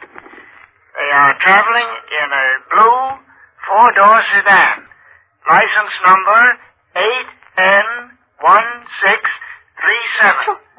Their names are not known as yet. But if they should hear this broadcast, they are requested to call at the state police barracks. Let's get out of here, Nancy. State police are anxious to establish the identity. Hey, what about Ray? I can't wait. We're in a hurry. Come on, Nancy. Joe.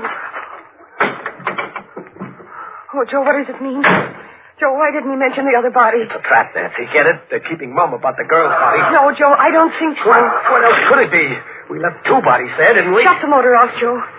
Maybe the real murderer was waiting close by all the time, and maybe after we left, he went in and took the girl's body away again. I don't like it. I want to get away from here, far away. Wait, Joe, wait. Don't you realize you're not a murderer, darling? You didn't kill Mrs. Swenson. It was a heart attack. That's what they say. I say it's a trap. Let's get moving. No, Joe. It's too late. Look. State troopers. Yeah. Oh, Joe. He's coming right over here. Sure. He's got this license number. Well, I guess our honeymoon is over. Oh, are you Mr. and Mrs. Joseph Stone? Yes. You're Joe Stone?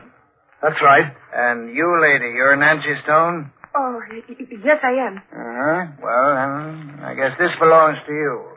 Thank you. What is it? Here, take it. Joe. It's our marriage license. Where did you get it? One of our men happened to be cruising down by the old mill stream last night. He saw a fella get out of a roadster on the bridge carrying a girl's body. Fella dumped the girl over the rail, and our man went after him. They had a gunfight. Fella got a slug through the heart. When we went through his car, we found this. And on the back of it there, you'll notice he wrote your license number. Then you got the murderer. Yes, we sure did. But we didn't recover the body of the girl. It's carried downstream. It may take several days to find it. Then we're not wanted for anything? Well, you're the folks from Mrs. Swenson's cabin last night. We figured you left in a hurry. Kind of embarrassing to have a thing like that happen on your honeymoon, ain't it? Well, I can't blame you. Well, then we're free to go on our honeymoon. Yeah, you just come on down to the barracks and sign a statement. And then you can be on your way. Well, would you mind, officer, just a few minutes? We want to go back in the diner for our honeymoon breakfast.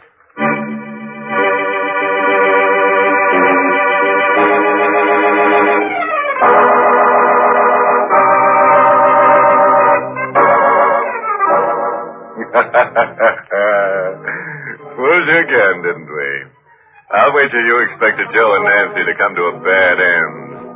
You know, it's too bad Nancy had to be framed for murder, but we just couldn't resist framing her. She is as pretty as a picture. And, oh yes, would you care to hear our recipe for eliminating crime? Well, it goes like this. To prevent a murderer from committing murder, you must commit the murderer before he commits the murder.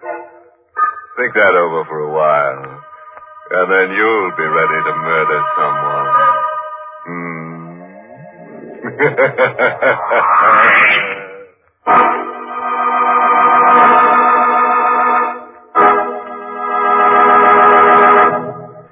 If you're at work or out shopping during the day and suddenly a headache hits you, it's no trouble at all to step up to a drugstore fountain and ask for Bromo Seltzer. But if you get a headache while you're at home, for example, late at night or first thing in the morning, now that's another thing altogether. You need and want headache help in a hurry. And that's when it pays to have Bromo Seltzer in the medicine cabinet, ready to bring you the fast headache help you need when you need it. Thousands of people keep Bromo Seltzer in their medicine cabinets because they find it relieves headache pain quickly and pleasantly and helps the jangled nerves and stomach upset that may team up with an ordinary headache. You see, Bromo Seltzer is compounded by a special process under the supervision of registered pharmacists. Caution, use only as directed. If headaches persist or recur, see your doctor. But for ordinary headaches, just be sure your medicine cabinet always contains...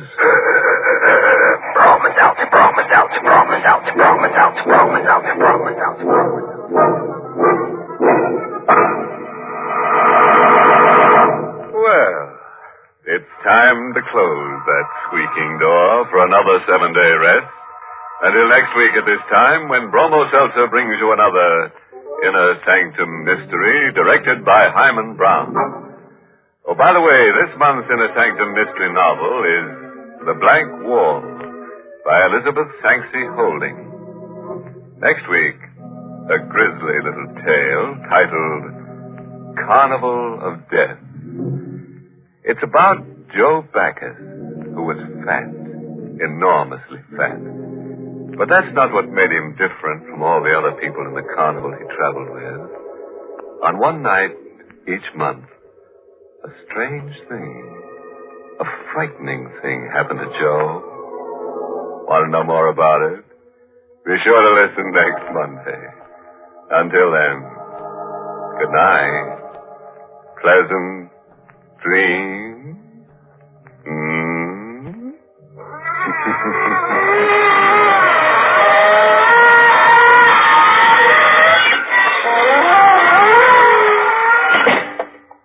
This is Dwight Weist inviting you to tune in again next Monday at this same time to Inner Sanctum, which is brought to you for your entertainment every Monday by...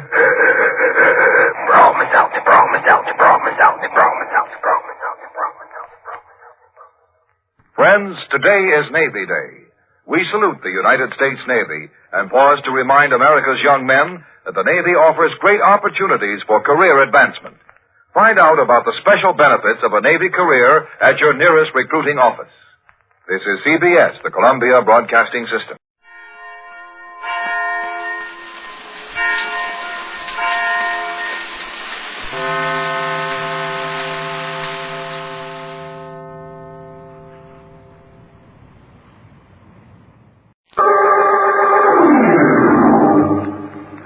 Mystery is my hobby.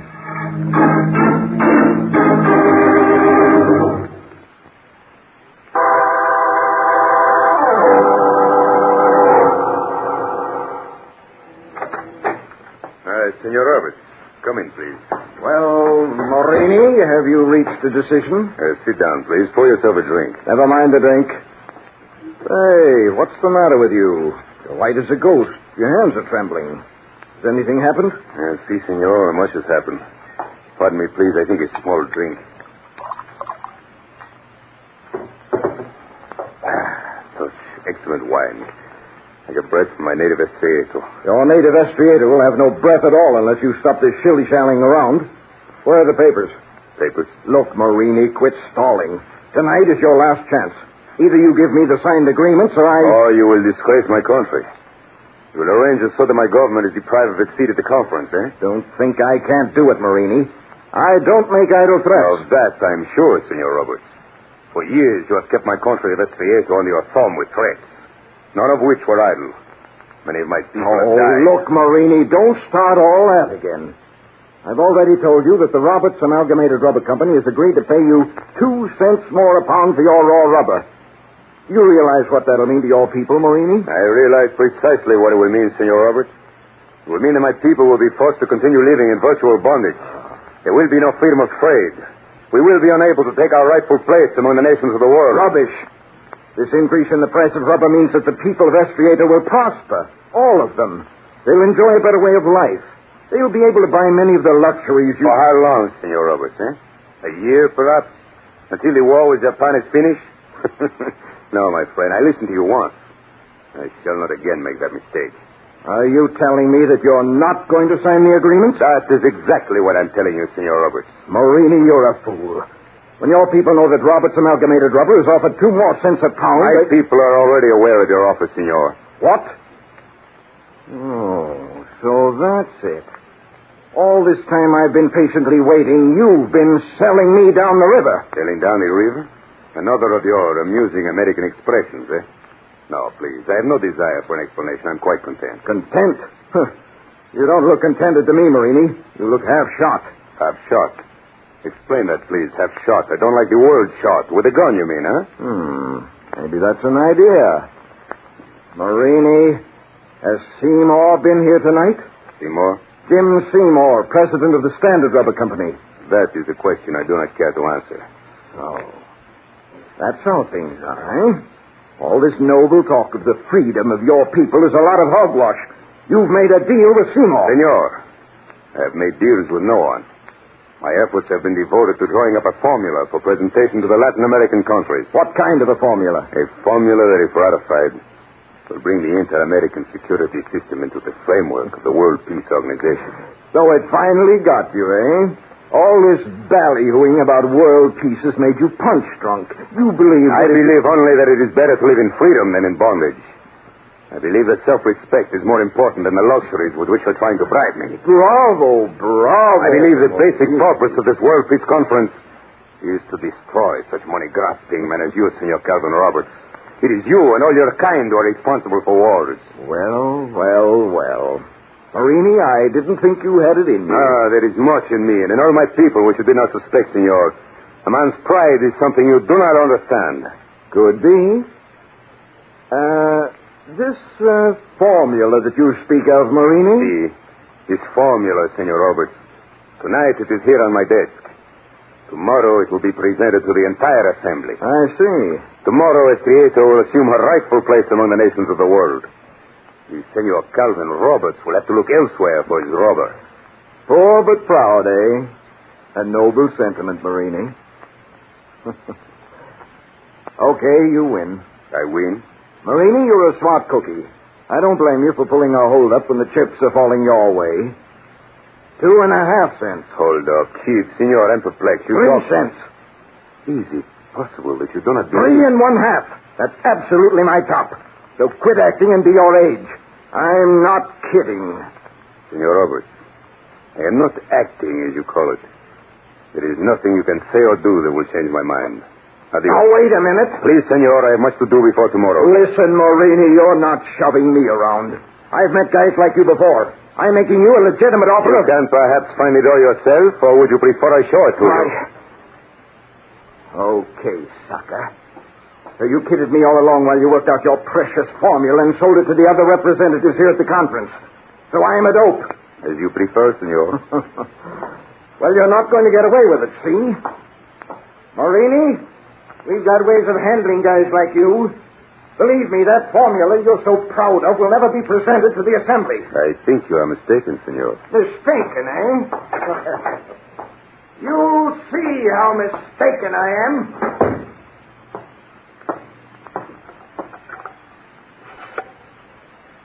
Operator, connect me, please, with the police headquarters. My friend... You have the gun. I can see by the expression on your face that you think the gun in your hand will answer all the problems that confront us, huh? No. There are others beside myself. The formula is... You cannot destroy. You cannot...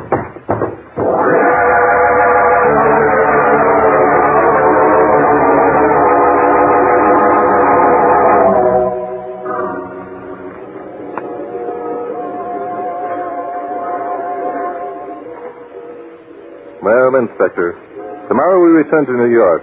I suppose you're pleased. I can take it all right. You know, Bart, this isn't my idea of a peace conference. No? So? What's peaceful about it? Look at everyone dancing and hooping and howling around. These people that you see here, Inspector, aren't the delegates. They're the entourage. Come again, Bart, the The entourage, Inspector. The people who came with the delegates. Oh. It's a colorful spectacle, isn't it? Yeah, that sounds kind of crazy. You know, this morning on Market Street, I saw a couple of guys with towels around their heads, wearing bathrobes. Inspector, those were Arabs. Oh. Yes, San Francisco has certainly given a gala welcome to the delegates. Hey. Hey, Bart, look at that pair over there with the tight-fitting breeches. Yes, Inspector, they're Indians. Indians? I thought Indians wore feathers. This is exciting, Inspector. We're lucky to be here. There probably won't be another gathering like this in our time. 50 nations are represented. Say. Huh? What's the matter? That striking-looking woman over there, the one near the palm tree. Now, look, Bob. Never mind the women. She's gorgeous. The way that white evening gown sets off her dark beauty, it defies description. A Latin American, I'd say. Yeah, well, don't say it too loud. She might hear you. And, Inspector, something's wrong. Huh? The lovely creature's in trouble. Oh, lady in distress. The old formula. Don't look now, Inspector, but I think... Yes, by Jove, she's coming our way. Ah, me. Here we go again. Can't resist him, can you, Bob? Inspector, keep quiet. Here she is. Forgive me, please. You are Senor Barton Drake. Why, yes, but I'm sorry that I don't... You would not know me. Please do not get up. We must not attract attention. I will sit here if you do not mind. I'm delighted. Please forgive me for saying, but such beauty as yours could not help but attract attention. Ain't he the one, though? I am Carmelita Jacinto. I have... Oh, it's a pleasure to know you, Senorita Jacinto. The gentleman across the table is Inspector Noah Danton. How do you do? Yeah. Senor Drake, I am in trouble. Desperate trouble. How bad? What kind of trouble, Senorita? My cousin, Senor Alfredo Morini, Secretary of the Interior of our Republic of Estrieto, has been shot. Good heavens. Where is he? No, please do not make a disturbance. There is nothing we can do to help poor Alfredo. He is quite dead. You're sure of that? Positive, Senor. The bullet entered his head and passed through his brain. I see. You have, of course, notified the police. They never think of that when Drake's around. Oh, no, Senor. The police must not know. That is why I came to you. I don't believe I quite understand you. I shall explain. The conference must be kept unaware of Alfredo's death until tomorrow night. Oh, so? Alfredo prepared certain papers, a formula for bringing the Inter-American security system into the world organization. I understood that Morini was working out some such plan. And all of the Latin American countries are depending upon the presentation of the formula at tomorrow's session. It means much to their future prosperity and happiness. Well, look, little lady, why can't someone else present the formula? Oh, Senor, that is why I have come to you.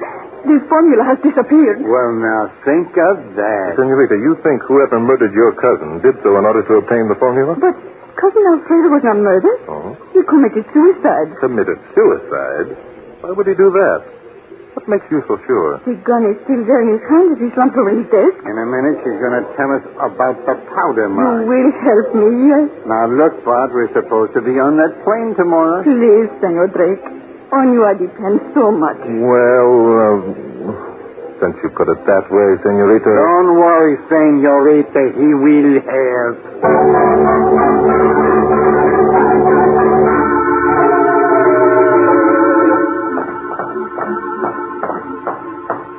This is the room here.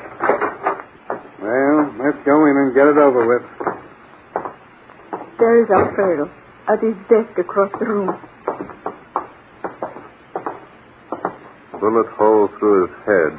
Gun clutched in right hand. Yeah, and it looks like someone ransacked the place, too. We were after the formula. Oh, you must get it back. It means so much. Just a minute, Senorita. Yes? How do you know that the formula was stolen? Why, it must have been. Why? Because why else would anyone shoot for Alfredo? It was the formula that... Senorita, a moment ago you were positive that your cousin committed suicide. Well, Oh, you have confused me so... Now I am sure of nothing. Bart, I'm beginning to smell something. Yeah. Senorita, if you expect our help, we must have the truth. You shall have the truth, senores. Very well. Please tell us exactly what happened. Oh, there is so little to tell. I was in my room down the hall. I heard a shot. I came as quickly as I could and from Cousin Alfredo as you see him. You heard only one shot? Yes. Senorita, I'm afraid I can't believe your story. There are too many discrepancies. Yeah, for my money, this baby... Inspector. Huh? In the first place, there were 2 shots fired. The first missed Senor Morini and entered the wall, here behind him. Oh, that I did not know. That's your story. And in the second place, Senor Morini did not commit suicide. No? No. The bullet, as you can see by the powder marks, entered Morini's head from the left. The gun is in his right hand. But you got something there. Yes, Morini was murdered. Whoever murdered him wanted it to appear like suicide. Yeah, that adds up all right. Obviously, the motive for murder was the formula. Inspector, we're going to find out what became of that formula.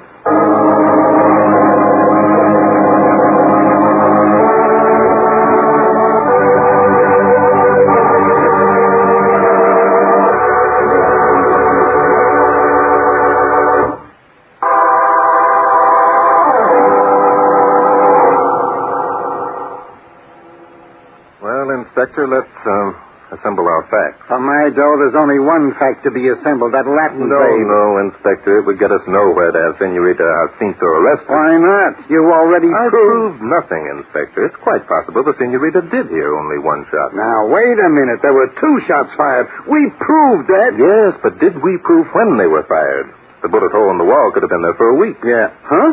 We had no evidence that the Senorita shot her cousin and then placed the gun in his hand. Say, whose side are you on? Our chances of getting that formula back will be far greater if we arrest no one for the present. Finding the formula is the important thing, Inspector. Good idea. But who's got the formula? I think that 1 of 3 people has it, Inspector. Yeah? Mm-hmm. I've been making some inquiries during the past hour. There are 2 gentlemen to whom it would prove decidedly advantageous to have that formula never presented to the conference. Yeah? Who are they? Well, one's a man by the name of Calvin Roberts. The other's name's James Seymour. Both are manufacturers of rubber goods. They've been buying their raw material from Estrieto. And naming their own terms, eh? Yes, unfortunately. The people of Estrieto have been able to benefit by rising prices in the world's rubber market. Sounds like a racket. It is, a very profitable racket. For Roberts and Seymour. Okay. Who's the 3rd suspect? Senorita Jacinto. Now, wait, you just said... Inspector, I wish you'd do me a favor. I want you to step up to Calvin Roberts' room and have a friendly chat with him. And what will you be doing? I, Inspector, have a date with a very lovely lady.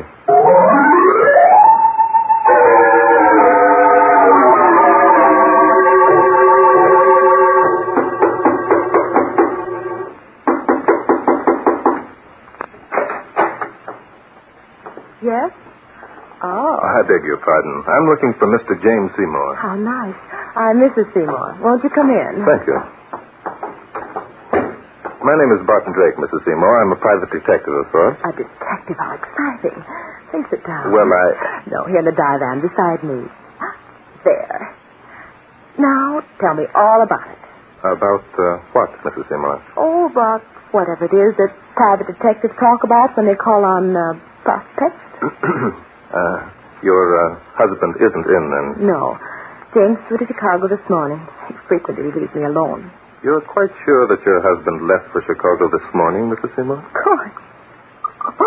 Oh, I see. There's no danger of his returning unexpectedly, Mr. Drake. You're quite safe. I'm afraid I've given the wrong impression, Mrs. Seymour. I really hoped to find your husband in. Oh, how dull. I wanted to see him on a business matter. How dreadfully dull. However, perhaps you can help me? Really?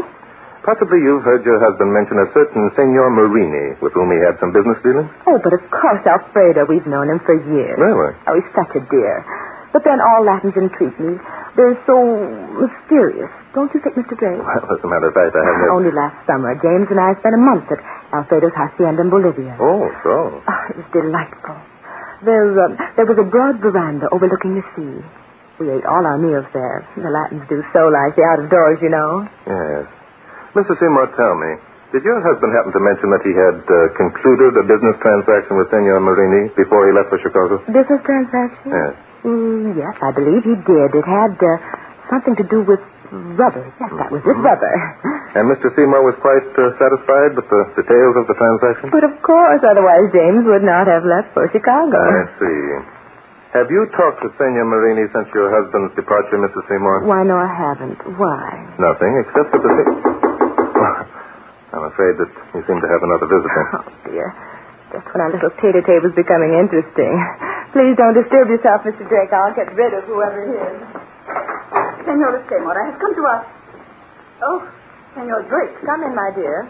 You know Mr. Drake? Not only do I know him, but I think also I know why he's here. Senorita, if you don't mind... But I do mind, Senor. This I do not like.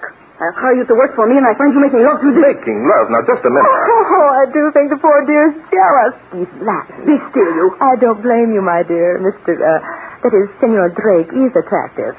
But in another moment or two, Mrs. Seymour, before we carry this any further, there's something you should be told. Oh, how droll of you, Barton. Really, you don't have to explain.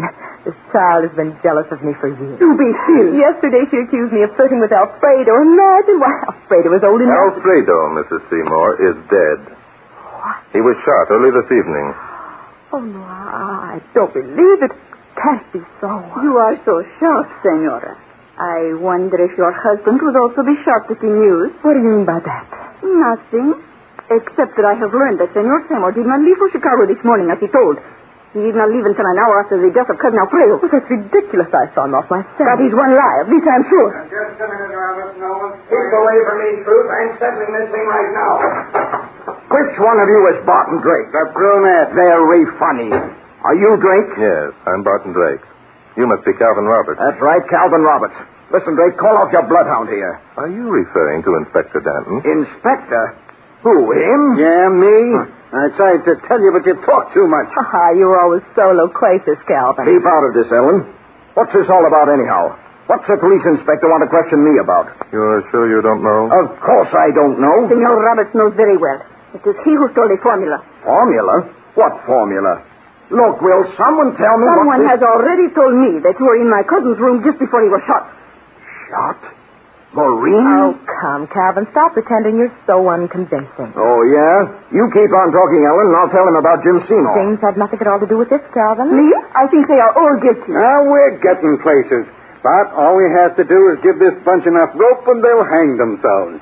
The hanging is all over, Inspector. Huh? What are you talking about, Drake? The Inspector and I have been playing a little game, Mr. Roberts. Nonsense. This game playing I do not like. I'm so excited. Tell us about the game, Barton. There's not much to tell. People who are guilty of a crime and pretend innocence usually get caught in their own trap if allowed to talk enough. Drake, do you mean that one of us has said something that would indicate a guilty conscience? Precisely. I don't believe it. This is not what I expect. Of course you didn't expect it, darling. The guilty never do. You are accusing me. Okay, Drake. You're so smart. Who's got the formula? Inspector Danton. It's in his pocket right this minute. There you... Huh? More than that, the inspector can also put his finger on evidence that will prove conclusively who murdered Senor Morini.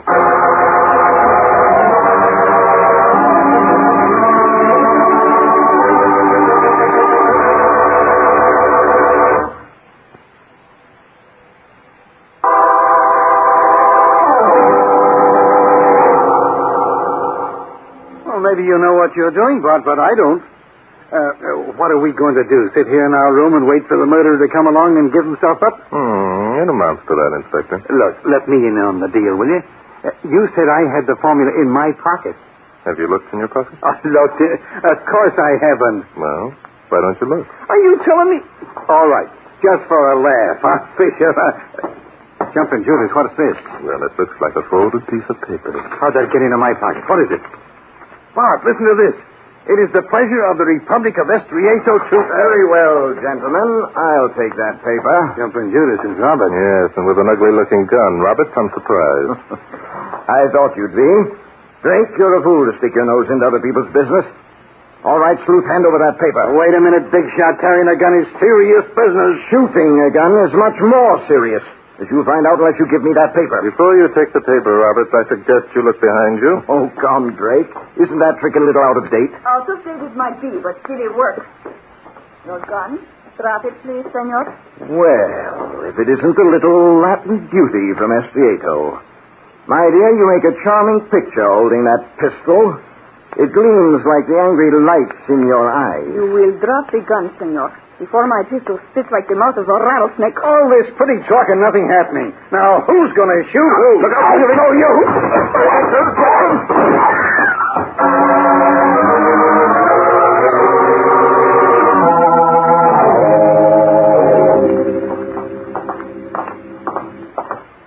Here we are, Inspector. Get your gun out. We won't need a gun for this job.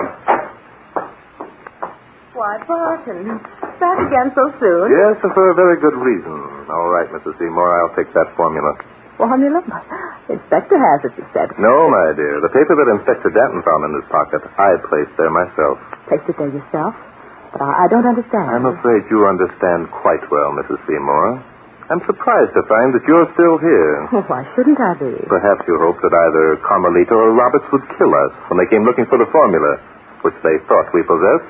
This is ridiculous, as you have no proof that I stole the formula. Not only have we proof that you stole the formula, we have proof that you murdered Senor Morini. I don't believe it. You're trying to trick me. Mrs. Seymour, you were the only one who knew that I was lying when I said the formula was in Inspector Danton's pocket. You knew it because you had it yourself. You see? It was a gag Bart and I dreamed up. We knew that the two people who didn't have the formula would come looking for it. You weren't one of them, so we... Of all the dirty tricks. Your husband, Mrs. Seymour, was picked up last night in his hotel in Chicago. It was smart of him to leave you to do the dirty work, but not very gallant. I understand. Okay, you win. There's nothing I can do but hand over the stolen goods. Now, that's smart, lady. Have the papers here in my purse. Inspector, she has a gun in that purse. You got a hat break? Now get this, you two. He shot the gun right out of her hand. Will these dames never learn that guns are made for men?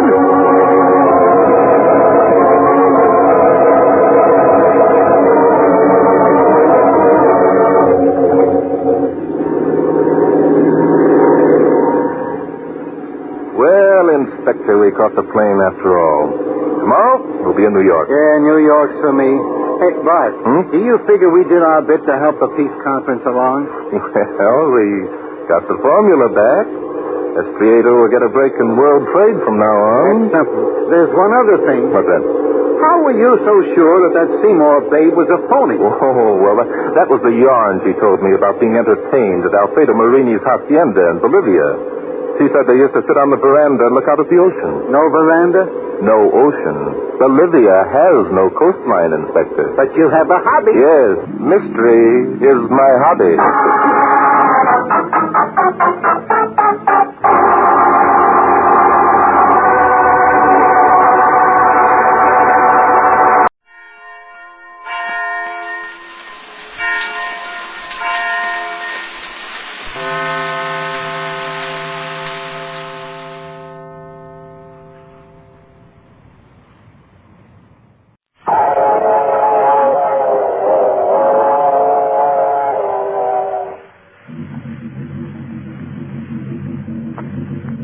Mysterious traveler.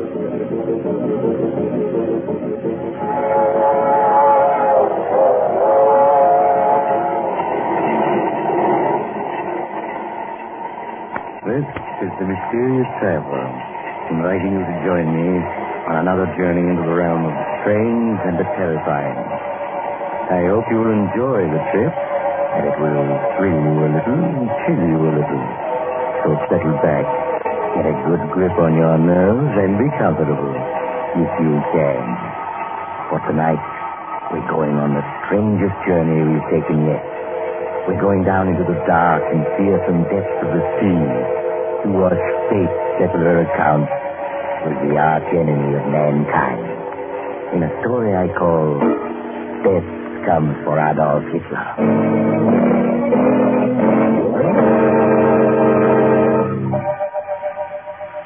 My story begins in the radio room of the American destroyer Spindrift, on patrol duty somewhere in the Atlantic. It is late at night. Chief radio man Mike Williams, headphones over his ears, is checking on the dozens of messages whispering through the ether. Beside Mike is relief man Joe Norman, sitting back with his feet up, working a crossword puzzle and mournfully humming to himself. Show me the way to go home. All the time I want to go to bed. A little quark. Joe, cut it. Huh? What is it, Mike? Cut it, Joe, cut it. I'm getting something. You can just barely hear it. Something for us, Joe? Wait, I'm getting it stronger now. There, it's clear. Holy cow. Hey, what is it? It's a German sub on the bottom and calling for help.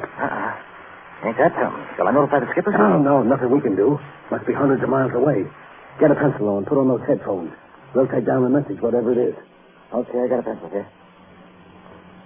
Oh, I got the phone, is it? Are you kidding me? I can't hear a thing. Of course I'm not kidding. I tell you, I had it just now, then it faded out. Wait a minute. It's coming back in again. Hello?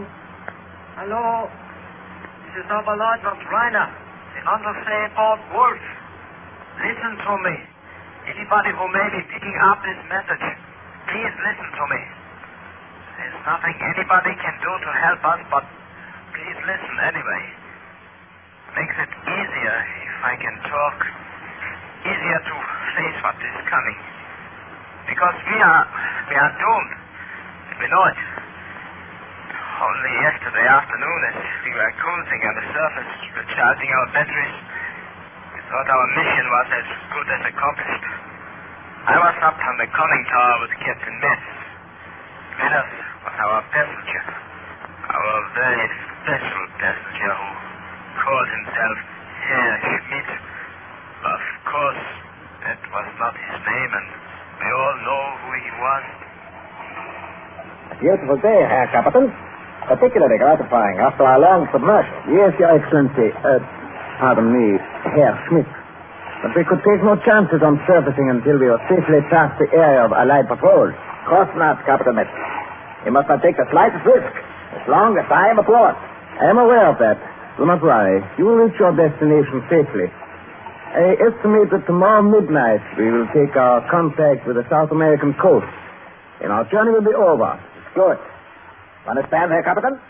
No word of this ship must ever be breathed to the world, or yourself, or any other member of your crew. It is understood. You may rest assured. My crew is well trained. The world must not know or guess that back in the fatherland it is a devil who rules. We have lost, but I shall yet win. It would be disloyal of me to believe anything else, Herr Schmidt. In South America, I will make my plans. The world will think me dead, suicide, on the day Germany falls. But instead, I will be safely hidden, so I can direct our rebirth. Quite so. Our enemies will yet feel the might of my vengeance. I will return to lead my people to victory, however long it may take. Of course, Herr Schmidt. Lifeboat, 3 points off the starboard bow. Lifeboat, 3 points to starboard. Pitching and tossing of the waves ahead of us was the lifeboat. It was crowded with gaunt-faced, bearded men who watched us pull alongside with hostile eyes. A dozen yards from them, Captain Metz ordered the engine stop. And then as our passenger looked on, his cloak pulled up to conceal his face, Captain Metz questioned the men in the lifeboat. You're in the lifeboat. Who is in charge? I am, blast your eyes. What is your name? What ship? What cargo did you carry? What port were you cleared for? Captain Peter Jensen of the Mountain, now at your service. We were a relief ship carrying food and medical supplies to Greece when one of your murdering undersea dogs torpedoed us. That is all, Captain Jensen. You may pull away now. The nearest land is 300 miles due west of you. I will pull away. Pull, men. Let's get where we can breathe air not contaminated by this scum. Just as the lifeboat started to pull away, the wind unexpectedly ripped aside the cloak that our passenger was using to conceal his face. And in the lifeboat, Captain Peter Jensen, a burly giant of a man, recognized him. Men, stop! Stop! You see that slinking rat in the shape of a man trying to hide his face? You know who that is? Take a good look at him so you can tell your children you've seen the murderer of mankind himself. The archdevil who really gave the orders that sent our comrades to the bottom. I fear you have been recognized, Herr Schmidt. Stop them! Turn your guns on them! Destroy their boat, Herr Commandant! No one must live to report having seen me! Very well, Herr Schmidt. Forward guns, prepare to fire! Forward gun, ready to fire! Give them 2 rounds. Forward gun, fire! Forward gun, fire! You filthy murdering dogs! So you're going to murder us too? You there on the bridge, listen to me. Every one of us will be waiting for you when your time comes. All of us think you hounds and jackals have murdered. We'll be waiting for you, every one of us. We'll be waiting for you, and someday we'll get you. Remember that? Someday we'll get you.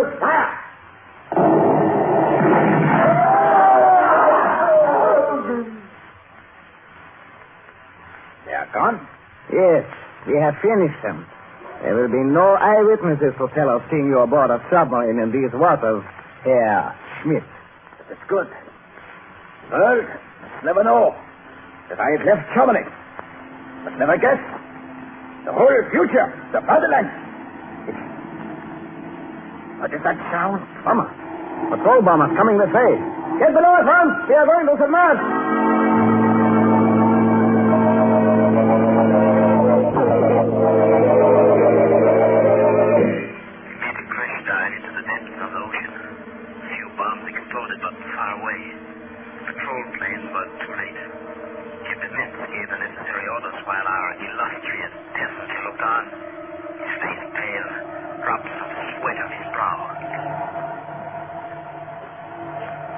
What is our depth now, Muller? 75 feet, sir.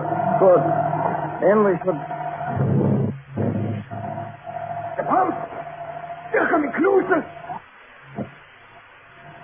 No, they have lost us. They are bombing at random now. Yes, we are safe now. Depth, Muller. 90 feet, sir. 90 is good enough. Level her. Level her, sir. We will take course 180 and... Level her, I said. We are still making a 5-degree dive. The leveling planes do not respond, sir. We are damaged. The bomb slipped. Damaged, sir. Impossible. Not one of those bombs was close enough to break an egg. Muller, our depth. 100 feet, sir. Lieutenant Ryder, order half speed ahead. Half speed ahead? To shift the hand operation of the diving plane. Hand operation of the diving plane, sir. Now level her. Level her, sir. Well, what's the matter? Captain, the operating wheel. Your turn. That's all. Diving planes must be jammed, sir. They will not move. Not at all. Captain, miss. I demand that you rise to the surface. Something is wrong. Am I safe? Silence. I am captain of this vessel, and I am giving the orders. Very well. Our leveling planes are jammed. We will surface and clear them. Miller, depth. 120 feet, sir. Stop there, sir. Blow the forward ballast tanks. Load the forward ballast tanks, sir.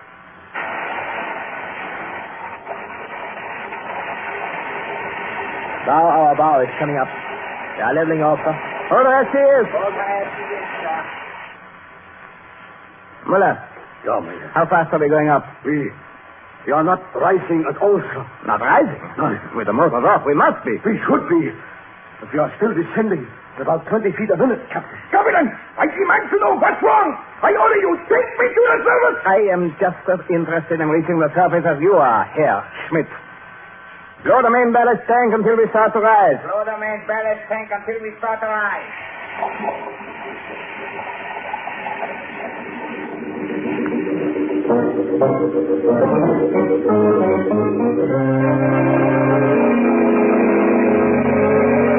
For 1 hour we struggled to reach the surface, but without success. We still continued settling to the bottom. It was unreal, unbelievable, impossible. We proved that it did not speak loud. Our illustrious passenger raved and ranted at Captain Mitz, screeching about his safety until Mitz ordered him to escape another being dragged there. We continued with our efforts to raise the submarine to the surface until abruptly Seaman Muller cried a warning. Captain Mitz, there are destroyers aboard. Destroyers? 2 of them. I just picked them up on the phone. They seem to be circling us. Silence the motors. Stop all pumps. Destroyers, eh? Lieutenant Reiner. Yes, sir? What depth does the chart show? Depth? 50 fathoms with gravel bottom, sir. But there's a fault in the ocean there just east of our position. A crevice, 1,000 feet deep, sir. We are safely beyond that. Muller, our depth. 200 feet, sir. Our rate of descent? 10 feet a minute, sir. But our main tanks are empty, sir. We should be going up, not down. Nevertheless, we are going down. And as long as we are, we will bottom and lie quiet until the destroyers leave. Then we will surface for repairs. Muller. Yes. What are the destroyers doing? They seem to be still circling, sir. Perhaps they are trying to pick us up when they detect us. We must see that they fail. Our depth? 220 feet, sir. It's almost as if... As if what? Nothing, sir. Go on. As if what? Excuse me, sir. I was going to say as if something was pulling us down. But you thought better of saying it. Yeah. See that you continue to think better of such remarks. The same applies to everyone on board. Lieutenant Reiner. Yes, sir? We will bottom in exactly 7 minutes. Prepare to make an inspection of the ship when we do.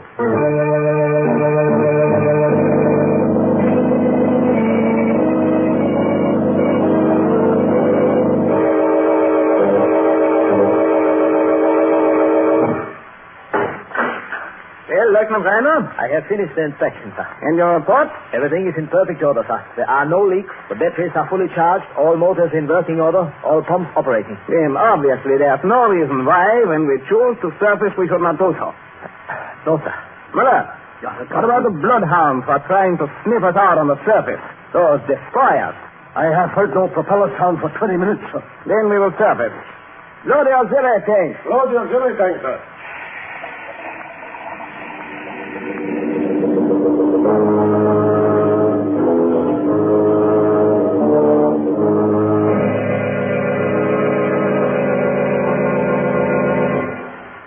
All men in auxiliary tanks are empty, sir. All tanks empty? Captain, your pardon, do you hear? They have blown all our tanks and we have not risen at all. I am well aware of it, Lieutenant Reiner. You take me for an imbecile? No, sir. Of course not, sir. It is thought that it is impossible, sir. Since it is so, it must be possible. Obviously, we are stuck in a mud bottom. But the bottom here is gravel, sir. The chart. Yes, sir. The chart is wrong. I say it is mud. Do you hear? Yes, sir. Mud, sir. And so we shall have to use our motors to pull ourselves free. Signal full speed ahead. Yes, sir. Full speed ahead.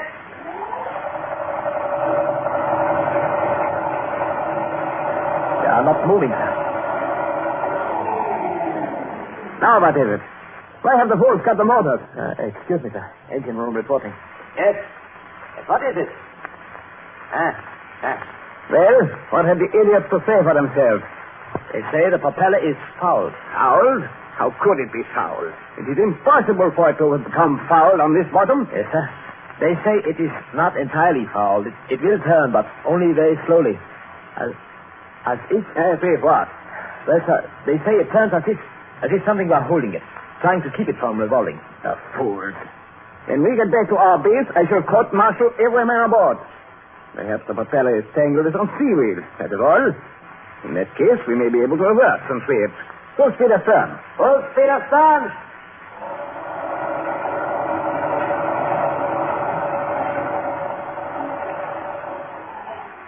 Well, now what? Your pardon. The engine room reports propeller is still fouled, sir. It behaves as it did before. It turns, but as if something is holding it back. And to think that I, Hans Ludwig von Metz, thought I had the finest submarine crew in the world. A brainless pack of idiots who become stuck in the mud on the bottom and they go to pieces like old women. Now listen to me, all of you. The next man who shows... Captain Metz. Herr Schmidt. I trust you have not been lying. Everything is quite under control. My captain, I've been hearing sounds from outside the submarine. Sounds? What kind of sounds? Scratching sounds, tappings on the metal.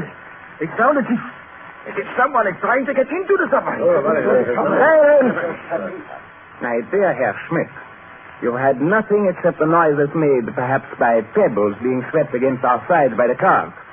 That is all. But I tell you, it sounds like hands rapping and tapping, scraping at the hull, trying to get in. Why are we staying down here on the bottom? Surface at once, you hear me? I order you surface at once. That, Your Excellency, is what I am about to do. Now, all respect, may I suggest that you return to your cabin. Your presence here may impede our efforts. Very well, Captain. But see that you take me to the surface at once. Have no fear. Lieutenant Reiner, perhaps you will assist Herr Schmidt to his cabin. Yes, sir. Certainly. If I may open the door for your Excellency. Captain Metz. Well, what is it? Captain, we hear them too. Sounds coming from outside our hull. I hear no sounds. Captain, I can hear them now. Quite plainly, on my detector phone. It is not possible to identify them, but they sound as if many people were climbing up our sides and... There. Perhaps that will bring you to your senses. Listen to me, all of you. Temporarily, we are stuck in the mud. The current is sweeping debris or pebbles against us. You are all acting like children who think they see a ghost in a graveyard. In an hour, we shall be on the surface. You have my word for it. To get free from the mud, I shall fill the bow tanks, then blow them and fill the stern tanks. We shall seesaw ourselves loose. Do you all understand my scheme? Very good. Flood the forward ballast tanks. Flood the forward ballast tanks, sir.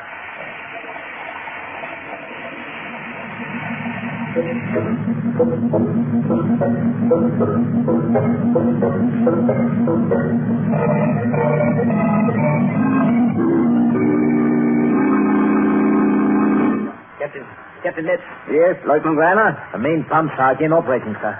The failure was caused by Hans Jäger. Jäger? How? He went crazy, committed suicide by grabbing the poles of the main switch. The short circuit electrocuted him, blew out the fuses. Jäger was always a fool.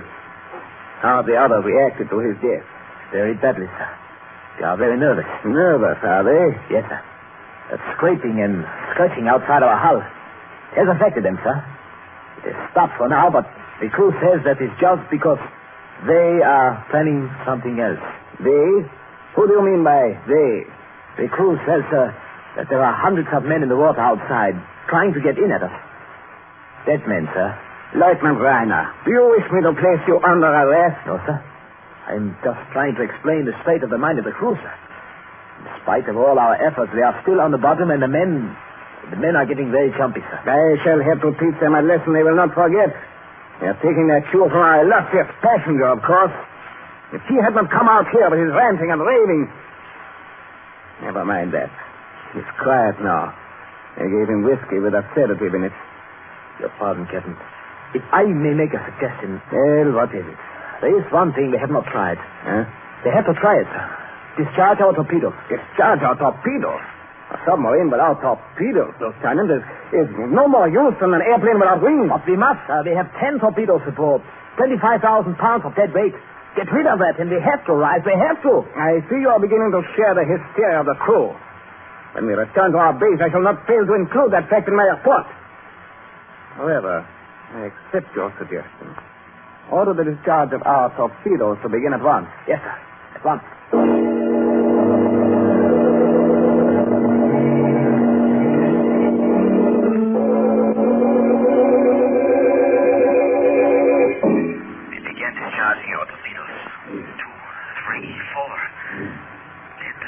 Moved, but not upward. To my horror, as I watched the instruments, we began to move downward. 50 feet, 60 feet we slid, as if sliding down a slope on the ocean bottom.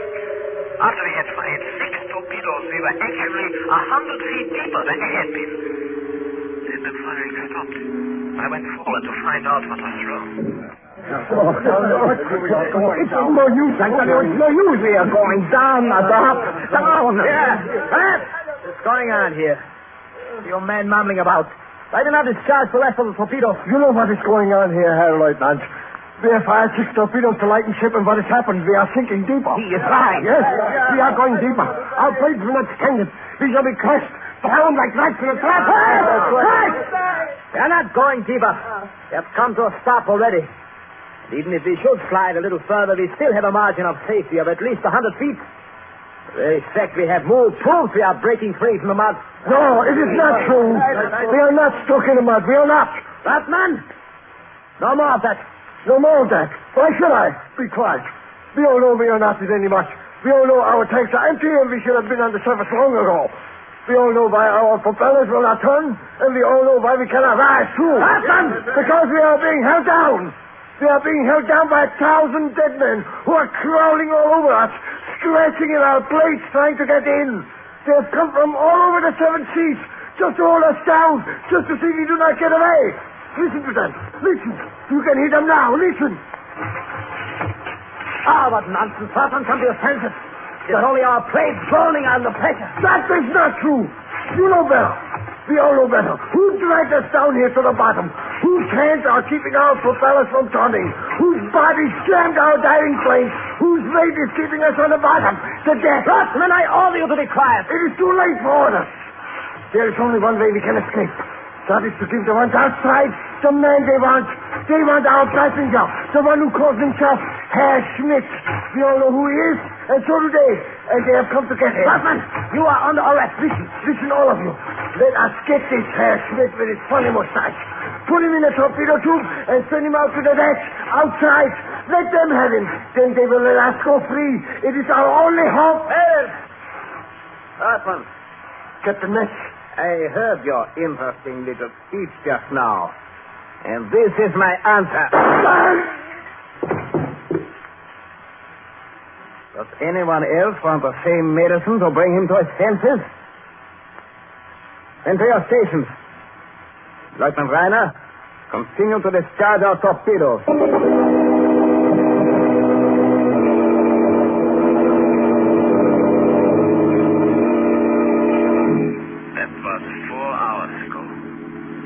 Discharged all our torpedoes, and we are still on the bottom. Every few minutes we slip a little closer to the 1,000-foot chasm in the seabed. Very soon, inevitably, we will slip over the edge right into it. The whole submarine is filled with a great rustling and scratching, as though thousands of hands were clawing at it, tugging at it, pulling it toward that chasm. The crew truly believes that we are being slowly but surely dragged toward it by the dead.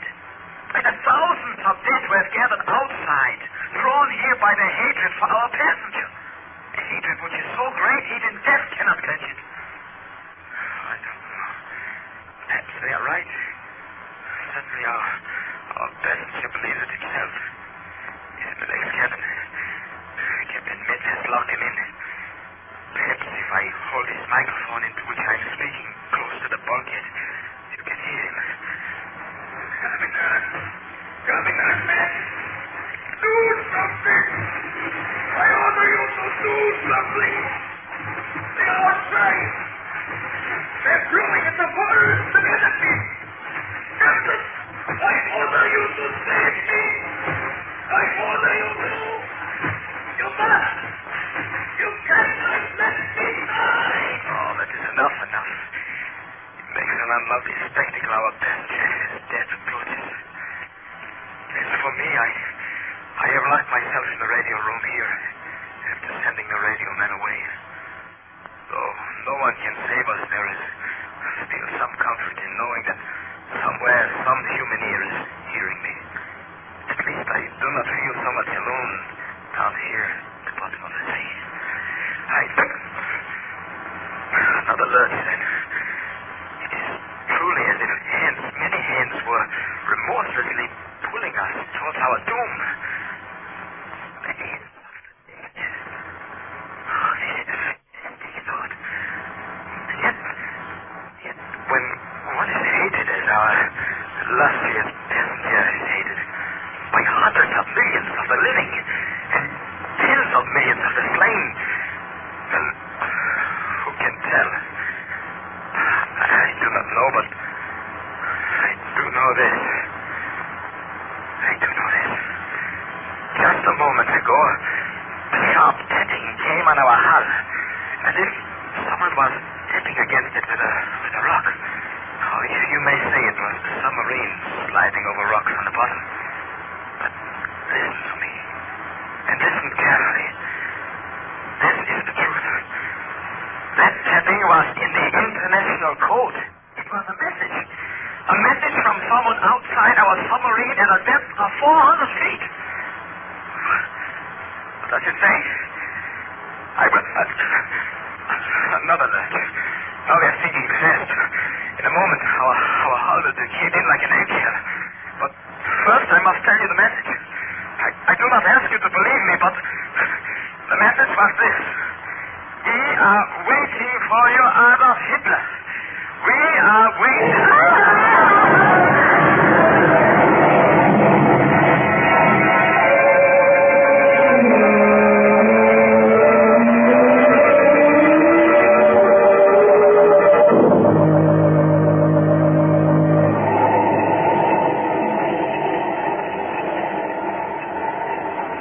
This is the mysterious traveler again.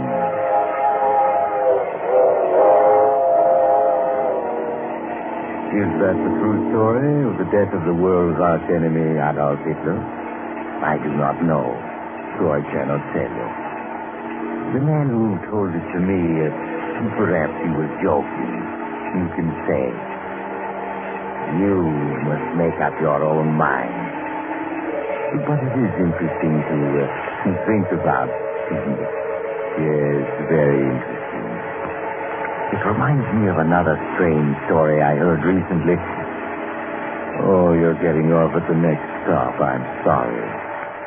But perhaps we'll meet again soon. I take this same train every week at this time.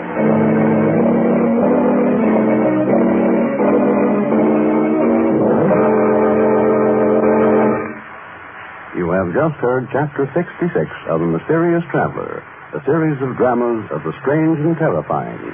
In tonight's story, Death Comes for Adolf Hitler. Tony Barrett played Lieutenant Reiner, Philip Clark played Captain Metz, and Lon Clark played Adolf Hitler. The Mysterious Traveler is written by Bob Orser and David Cogan, and original music is played by Henry Silburn.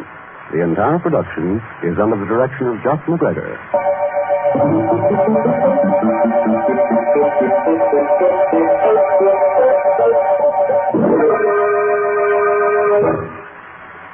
Listen next week to a tale titled Murder Goes Free. Another tale of the Mysterious Traveler.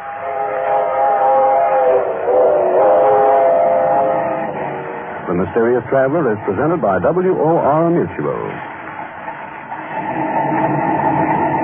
This is Mutual.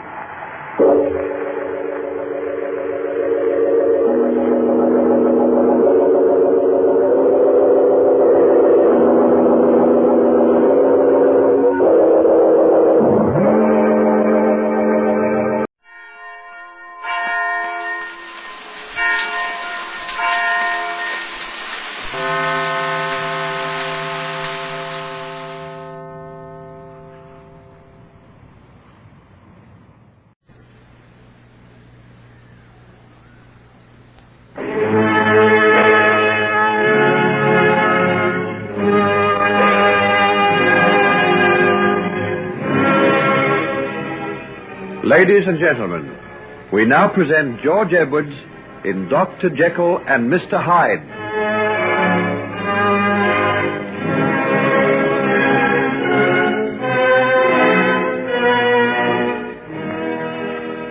While in his final year at college, the baser side of Henry Jekyll's nature asserts itself, and he induces a younger boy to embark with him on an illicit affair with two girls from the local village. Henry escapes detection, but young Markham is caught and expelled. This ends in tragedy as Markham falls from a high tower during a scene of fierce recrimination between himself and Jekyll. Henry is sick with horror at the results of his deed, but safeguards himself from detection by getting rid of the girl who has been his companion in the escapade, sending her to London with the promise of joining her there later on. This he fails to do, and the unfortunate girl is driven to taking work at a very disreputable cafe in the lowest part of the city. Meanwhile, Henry's college days have come to an end, and we see him at home on his father's country estate. Well, my boy, have you thought how you'd like to spend your holidays? No, Father. It's been very pleasant down here. But don't you find it rather quiet? I thought perhaps you'd like to take a run up to London for a while. I'm sure Mr. Utterson and Margaret would be glad to have you come and stay with them. London? No, not London. But why? There are all sorts of things you could find to do there. You've been working very hard at college. Why not have a little relaxation, such as theaters and things? Margaret's getting to be quite a young lady about town now. I'm sure she could show you around. Margaret? How old is she now? 17, is it? 17 next month. Oh, she's a very lovely girl, Henry. Yes, very lovely. She came to the inter-college sports. I was the cause of quite a bit of envy from the other fellows. I'm sure she'll be disappointed if you don't go and stay at their place. Oh, please, Father. I don't know why, but, well, I feel I can't go to London just now. The place depresses me. It's so vast, so full of human beings struggling and jostling one another. Well, it seems to chill me somehow. There's so much suffering there. So much unhappiness. But you don't want to let these things get you down. Of course there's suffering and unhappiness and poverty and want. There always will be as long as human nature remains what it is. That's it. Human nature. The noble and the base, the ugly and the beautiful. Oh, if only we could change it all. My dear boy, you're not going to try and grapple with the universe, are you? Is this why you're going to take a course in science as well as medicine when you go to the university? Oh, no, I don't flatter myself that much. Science attracts me because of the enormous, undreamed-of possibilities it has. Possibilities, yes. But what kind? Everybody knows a lot of good has been done by science, but we owe the implements of modern war to the chemists working in the laboratories, no less than we do the most enlightened discoveries of our age. Oh, that's because we don't know enough. We're just coming out of the jungle, Father, and we're still more than half beast. But someday man will free himself from the beast, and we'll see a new being arise. A man no longer tormented by the awful conflict of good and evil. A man who, for the first time in history, will be a fully developed human being. And do you think science is going to do it? Oh, well, I'm sure that without science it will be impossible. Other things will help, but science most of all. These are very serious thoughts for a man as young as you, Henry. What made you turn to them? Oh, disgusted myself, principally. What? Father, you understand me. You know me better than anyone else. I don't have to explain to you, but... Oh, sometimes I hate myself so much that I can hardly endure the thought of going on living with a creature who can be so vile as I. My boy, what's this you're saying? What can you have done? You're not yet 19 years of age. Well, that's it. If I can do these things at 19, what mightn't I be capable of later on? Oh, nonsense. You're run down, been working too hard, and you've got morbid. Then that affair of young Markham... Oh, for pity's sake, don't mention him. Why, what's the matter, Henry? Don't you see? Oh, don't you see? I killed young Markham. You what? For the love of reason, what's this madness you're talking about? Markham fell out of the top window of a tower. You saw him. You were standing near the door, several feet away. I know, but I killed him just as surely as though I'd taken him in these two hands and thrust him through the window. You don't know what you're saying. You're imagining all this. Oh, if only I could persuade myself that. I'm haunted by it, night and day. His face, his voice, and the cry he gave as he fell. And then his old father, that tragic face, the hopeless, broken voice. I'll carry those things round with me for the rest of my life. Henry, my son, sit down here and tell me calmly what you mean. What I said is true. You were on the other side of the room when he fell. Yes, I was. You can rest assured of that, Father. I didn't push him through the window. But it was because of me. And it was because of me that he was disgraced and expelled. Young Markham expelled? Yes, they hushed it up. But that's the reason he was in the tower room. He was more or less under detention. I can't believe it. What did he do? The things I told him to do. The things I took a hellish delight in watching him do. Oh, Father, what in heaven's name comes over me at times? Why did I want to destroy young Markham?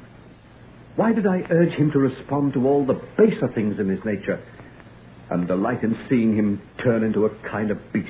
Henry, what's this you're telling me? Oh, the truth, Father, the truth. And there was a girl called Hetty. And this girl, this Hetty? Well, after the trouble about Markham, I got into a panic. I persuaded her to go away, to London. And that's where she is now? Oh, I suppose so. I promised to write to her, to send her money. I didn't either. I see. So that's why I can't endure the thought of going there. I had some inquiries made. She's gone from her old address. No one knows where she is. But she's somewhere in that great city, alone, penniless. And I sent her there. Well, no doubt we can have it traced and do something for her if it worries you. But she'll find some way of looking after herself. That kind of person always does. But what kind of way? Henry, you two sitting here in the dark for? Why don't you light the lamp? Oh, please don't, Mother. No, not just yet. Why, dear, what's the matter with you? You sound quite upset. There's nothing wrong. We've just been having a quiet talk together, that's all. The afternoon mail's just come, and there's a letter from Margaret. She's wondering if you're coming up to London, Henry. No, I'm not. But... Henry's a little overstrung after all those hard weeks of work for his examinations, Marion. I was going to suggest that we might go up to Scotland for a week or two. Sir Roland has offered me his shooting box several times. How would you like that, Henry? Just the two of us? If you like. Oh, I'd like that. I'd like that better than anything else on earth. But, Henry, what will Margaret think? She's been expecting you. Oh, let her think what she likes. Nothing on earth is going to get me to London now.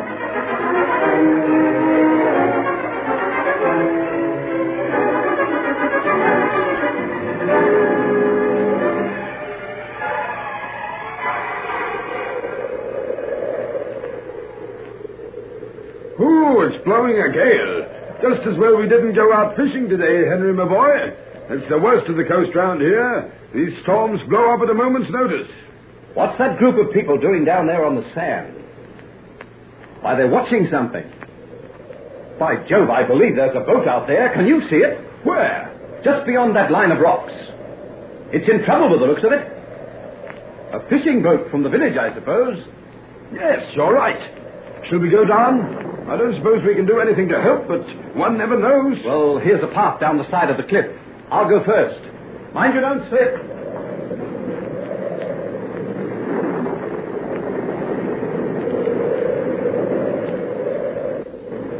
Oh, Lord, have mercy on us.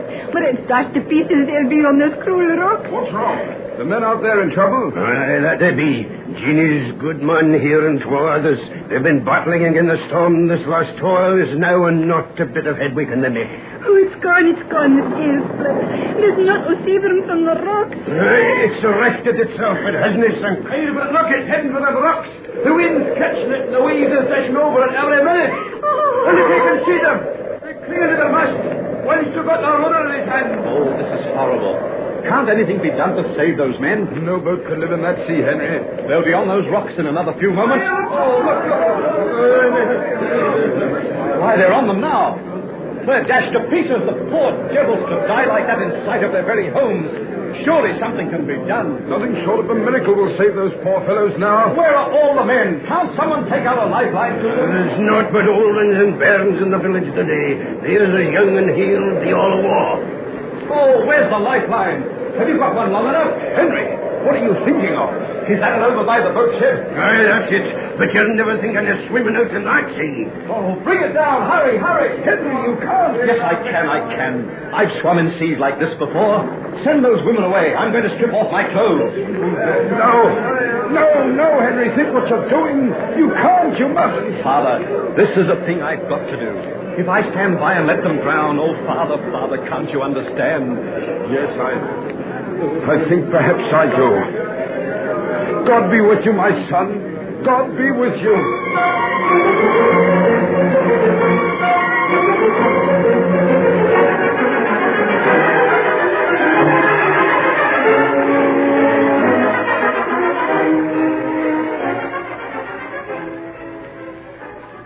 Oh, sir, how can I ever thank you? And he's a grand young man no worse today. What did the doctor say about him? No bones broken, Jeannie. He's badly bruised and cut about, but it's a miracle how he escaped with so little hurt. A miracle it is. It had been an angel of God come down from heavens to save my man, and the others with him. He couldn't have been more blessed in our eyes. I'll pray for him. That I will every blessed night of my life, and my bairns too. Can I do anything to help? For boy, I could tend him while he's so poorly. His mother and a friend are coming up from London tonight, thank you, Jeannie, but if you'll just pray for my boy, that would be a great thing. I'll tell him when he gets better. I think that he'll be glad to know. Yes, very glad to know.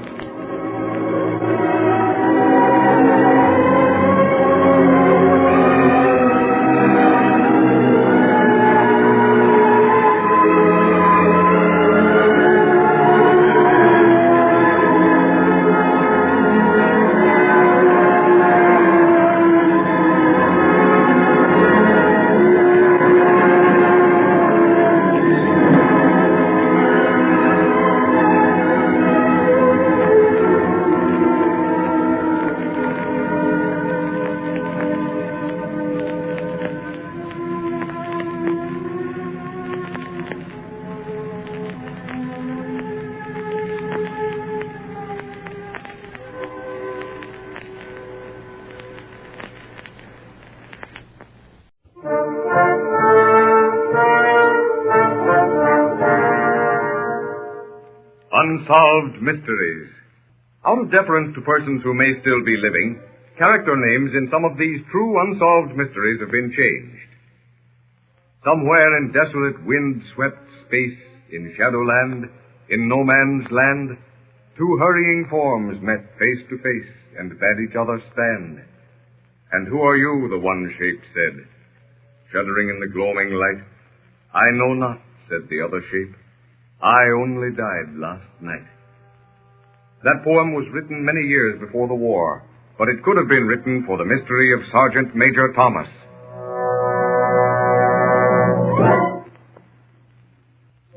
The scene is London, the day, Armistice Day, and from the quiet warmth of the Guards Club, a group of men dressed in uniforms that only see the light of day once a year watch through fog and rain-swept windows the troops parade past the club on their way to the Armistice service at the cenotaph.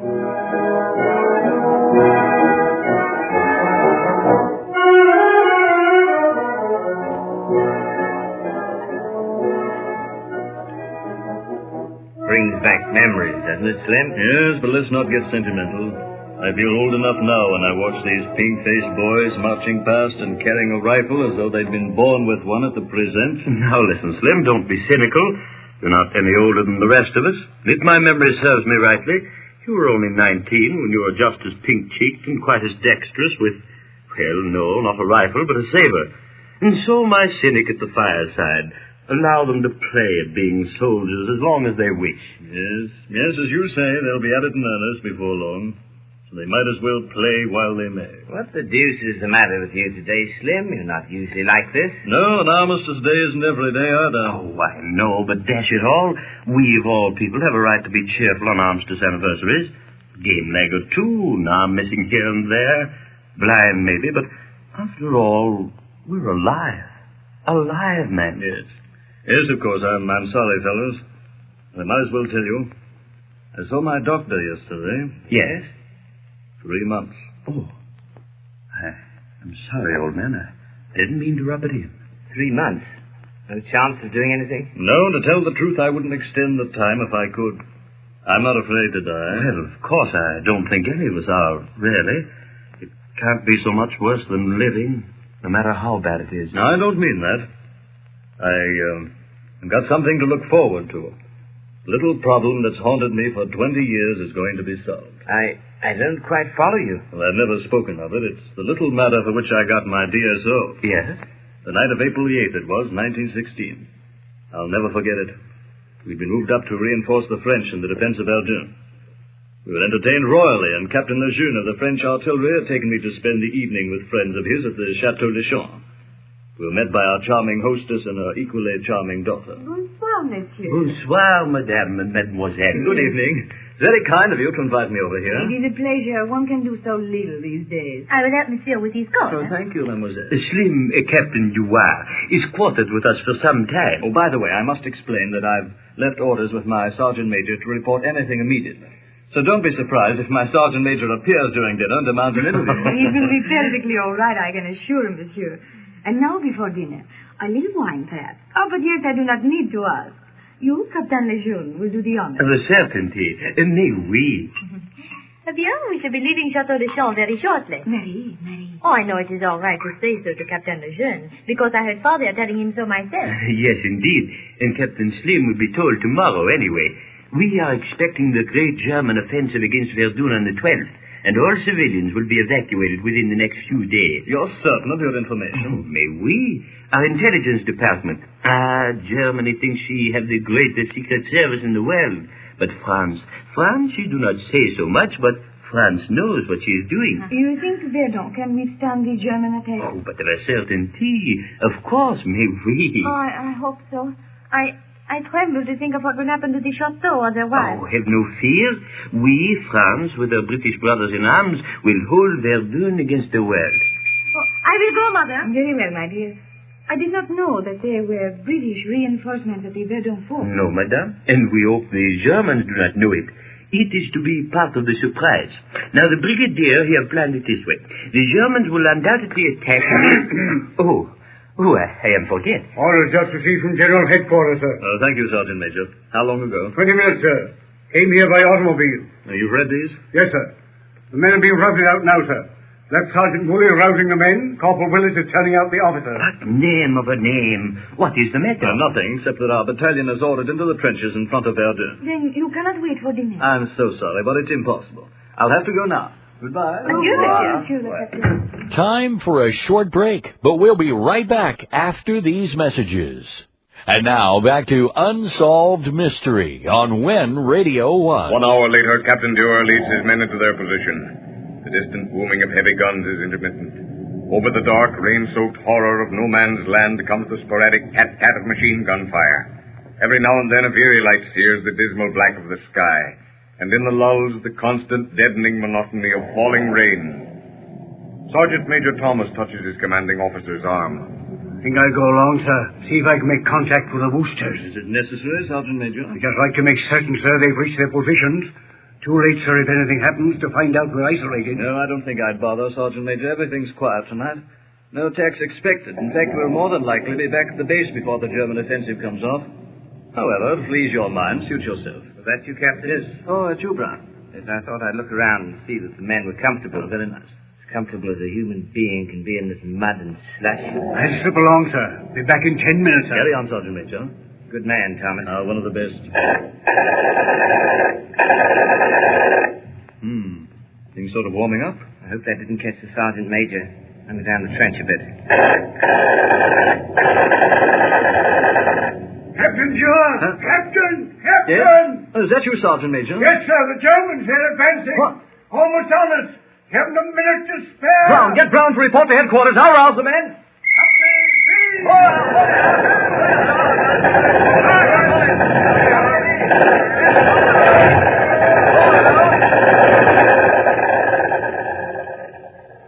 Lieutenant Brown hears his commanding officer and rushes to headquarters. Captain Dewar assembles his men. Signal Corps men keep the field telegraph lines hot.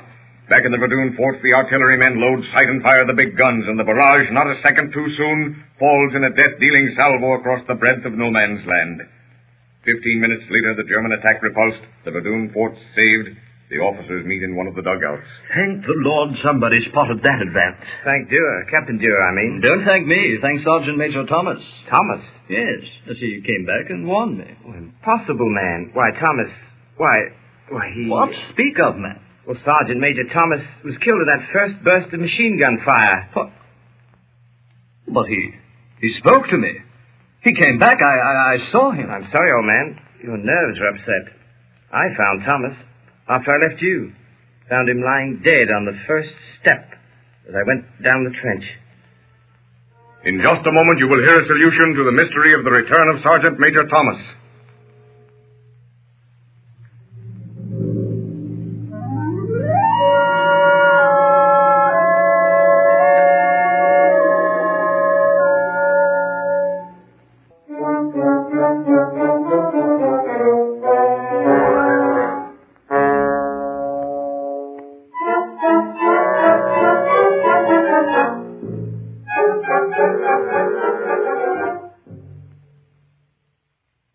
Inasmuch as any solution must of necessity be supposition, liberties of time, place, and character have been taken in the solution for which you have been waiting.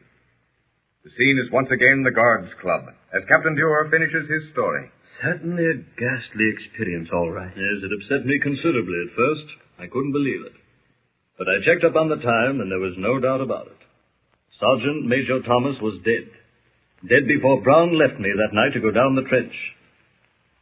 So you see, I have little fear of death. I know that over there, whatever else there is, I'll find congenial company. Fellows like Thomas. Didn't you ever try to find out the reason for your, shall I say, visitation? Yes, I read Sir Oliver Lodge, Conan Doyle, Podmore Myers. They all confirm my belief. But didn't you ever read anything on the negative side of the question? Yes, lots. What do they say? Nothing but, it can't happen. Hallucination. Wish dreaming. I'd like to know how in the name of Sam Hill, I, who was in possession of information that the attack was not expected for 4 more days, and that in addition, I, who believed the Sergeant Major still alive, should have an hallucination of that nature. No, I suppose not. I can understand it. I can see Thomas slipping, sliding down the trench. See him climb the parapet. He sees the Germans advancing. He realizes he must warn us. But before he can get back into the trench, the machine gun burst sends him west. His one thought to warn us is so powerful that it continues on after death, and warns me in the only way it can, the apparently physical form of his body. Meaning that the thought itself continues, but that in order to make itself known to you, it had to adopt the form of his body? Right. Be that as it may, in 90 days or less, at least I shall know the answer.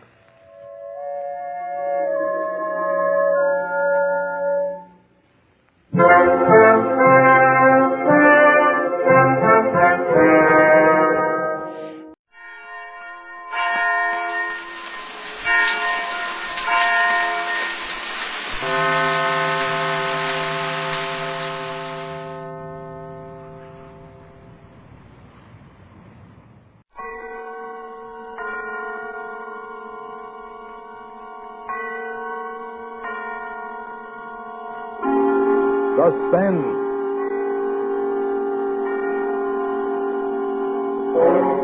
Autolite and its 96,000 dealers present tonight two stars, Mr. Charles Lawton and Miss June Havoc, in Blind Date, a suspense play produced and edited by William Spears.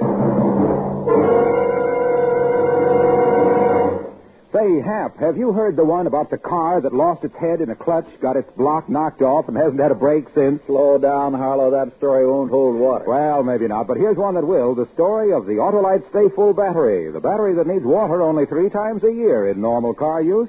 Autolite Stay Full batteries, with their greater liquid reserve, help to eliminate one of the major causes of battery failure. Still more, Harlow? I'll say, Hap. Autolite Stay Full batteries have extra protection with fiberglass retaining mats for longer life.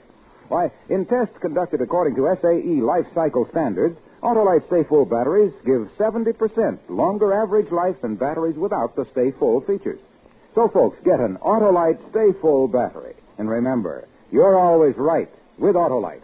Oh, and a reminder, Suspense on television may be seen in many parts of the country every Tuesday night.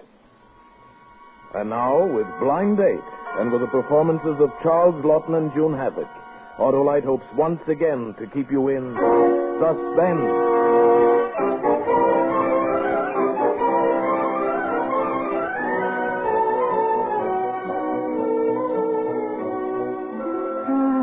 The DeMarcos and Amy had said goodbye. That left me alone backstage.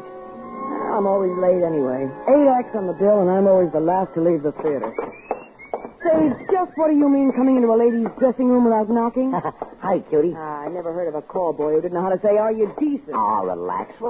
Take it easy. We can't all be double jointed. All right, what do you want? He's outside. Who is outside? Some John you won't like says he's got a date with you. Oh, baby, you're closing tonight. Tomorrow you'll be in Detroit. Then you'll wish you'd done the loop with me once. Come on, let's you and me do our own circuit tonight. I have a date, thank you. Oh. Now, will you go out and tell him to come in, if you please? You can do better than him. Yeah? Yeah. Me. Oh, you got real talent, honey. You need somebody to watch out for you. In the profession, I mean.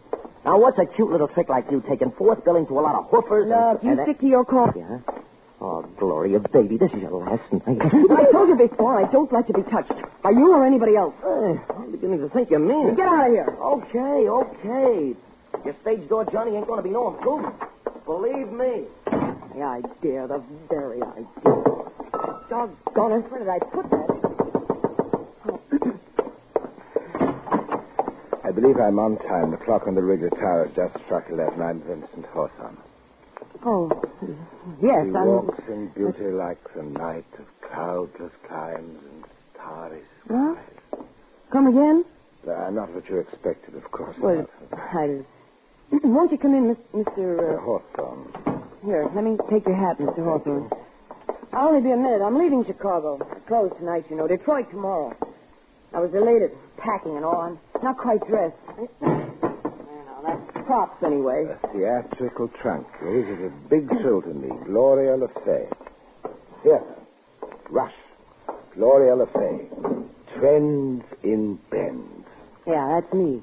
Well, this is my first experience in meeting an artist. Well, really? Gloria. It's a lovely name, Gloria. It fits you. You're a very lovely girl. She had a woman's mouth with all its pearls complete. And for her eyes, what could such eyes do there but weep and weep that they were born so fair? Huh? Well, it's something of your own. I only wish it were. That's a narrative poem of Keats about a woman who turned into a serpent. Well, gee, that's a cheerful little earful, I must say. And what do you got there? That's a flower, a rose for you. Here. Oh, thanks. Yeah, I like roses. I thought it'd look nice in your hair, Gloria. Oh, yeah, well, thanks. Thanks a lot. That's real nice. For your hair, yes. Thanks. And this. Now, this is something for both of us. Is that whiskey? No, hardly. It's wine. It's Chablis. It's a fine bouquet. Should lend a note of cheer to our little dressing room, And 2 glasses. See, I thought of everything. Fine wine should always be sipped from crystal, don't you think? I planned on going out. And then... Oh, yes, certainly, but I thought... I'll only be a minute. I'll finish dressing behind the screen. Saying, Mr. Hawthorne. Oh, yes? What's your first name? Vincent, my dear. Oh, say Vincent. Oh, thank you. Vincent, just so we get everything clear on both sides, well, it's a funny situation, you see, because I don't quite know. Are you concerned because we are having what is called a blind date? Yeah, that's it.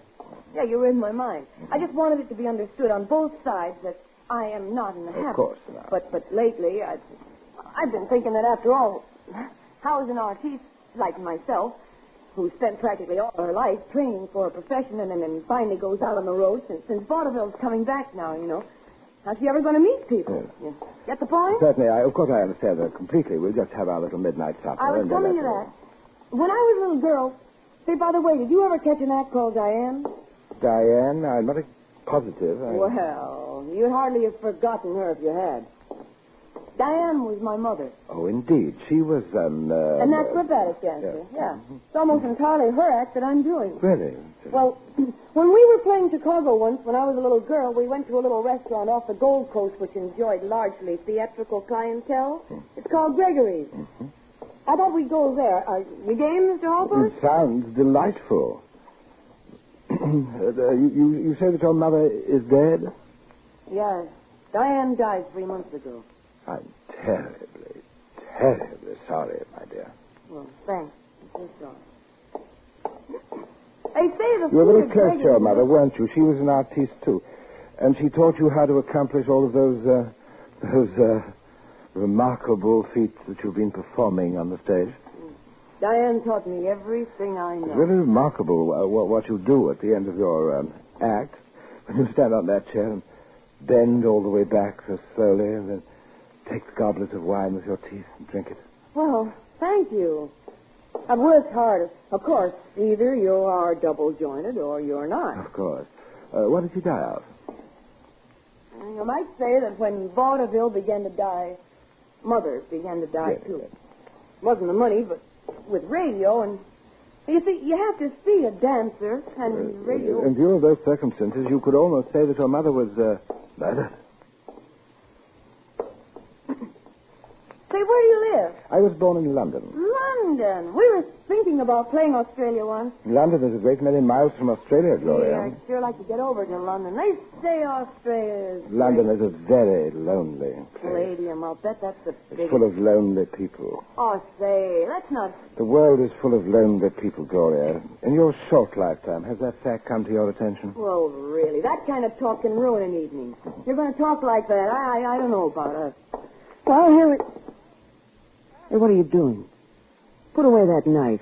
I'm just opening our bottle, Gloria. Oh, I told you I don't want to drink here.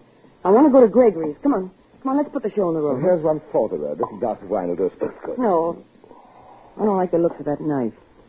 Nobody needs a knife that big to open a bottle with. This is a trick knife, see? You press a little button and the knife's gone, just like that. It disappears into the handle.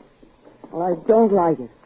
People get hurt with knives. No, you're wrong. You're wrong about that. People get... a knife's a very handy instrument. Oh. A good knife is hard to find. A good knife is a friend, Gloria. The only friend you can depend on sometimes. They say steel is cold, but it's very warm. It's warm as the human body. Well, just for your information, I don't like your knife, and while we're at it, I don't think I like you either. I'm very sorry, Gloria. I'm sorry that my knife frightened you. I don't know. I think maybe you'd better go. And Please, Gloria, don't be angry with me. I'm most anxious to take you to Gregory's, where you once went with your mother many, many years ago. I don't know. I think... We'd have something that you didn't have at that time, champagne. Huh? Well, A quiet corner by candlelight. There'll be music. What does a girl do when she draws a gentleman like you, huh? Why, she has a little glass of wine to celebrate. Good.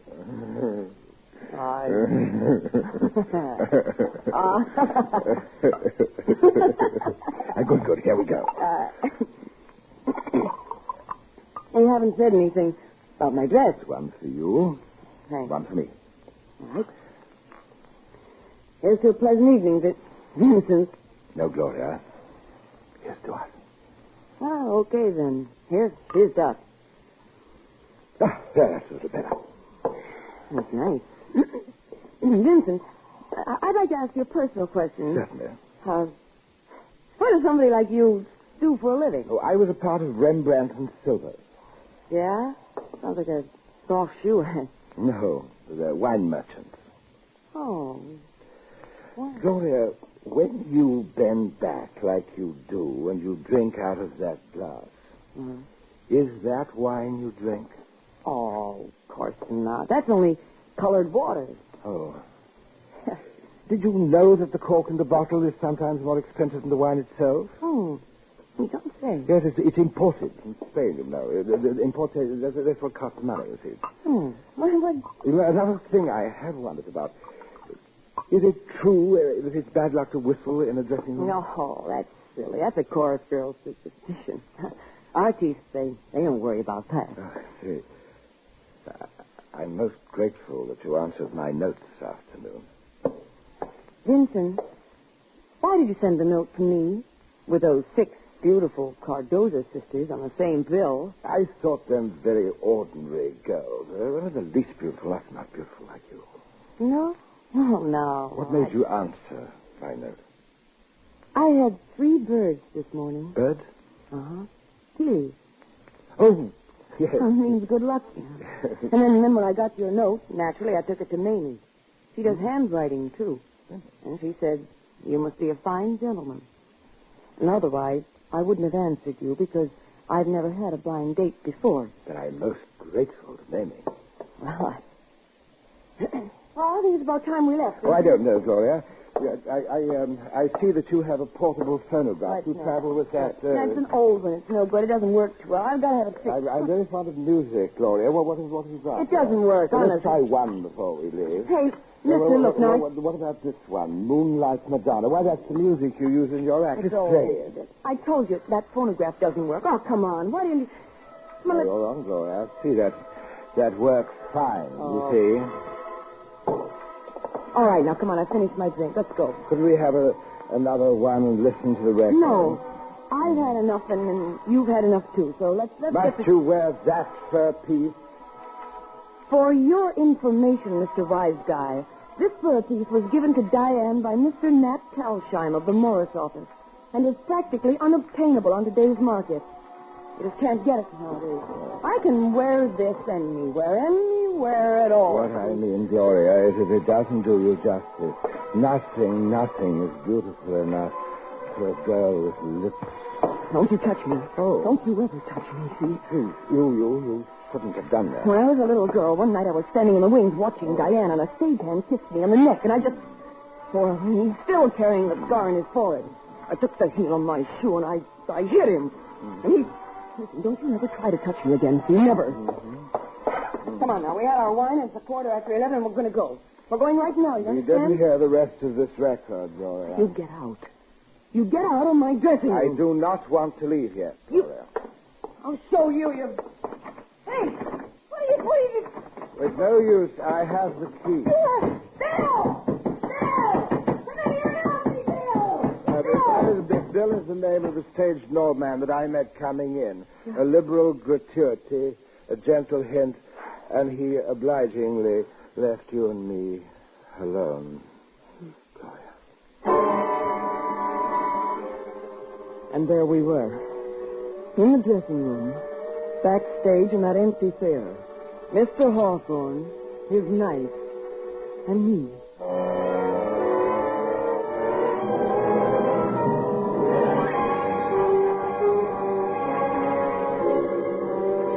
Autolite is bringing you Mr. Charles Glotton and Miss June Havoc in Blind Date, tonight's production in radio's outstanding theater of thrills, Suspense.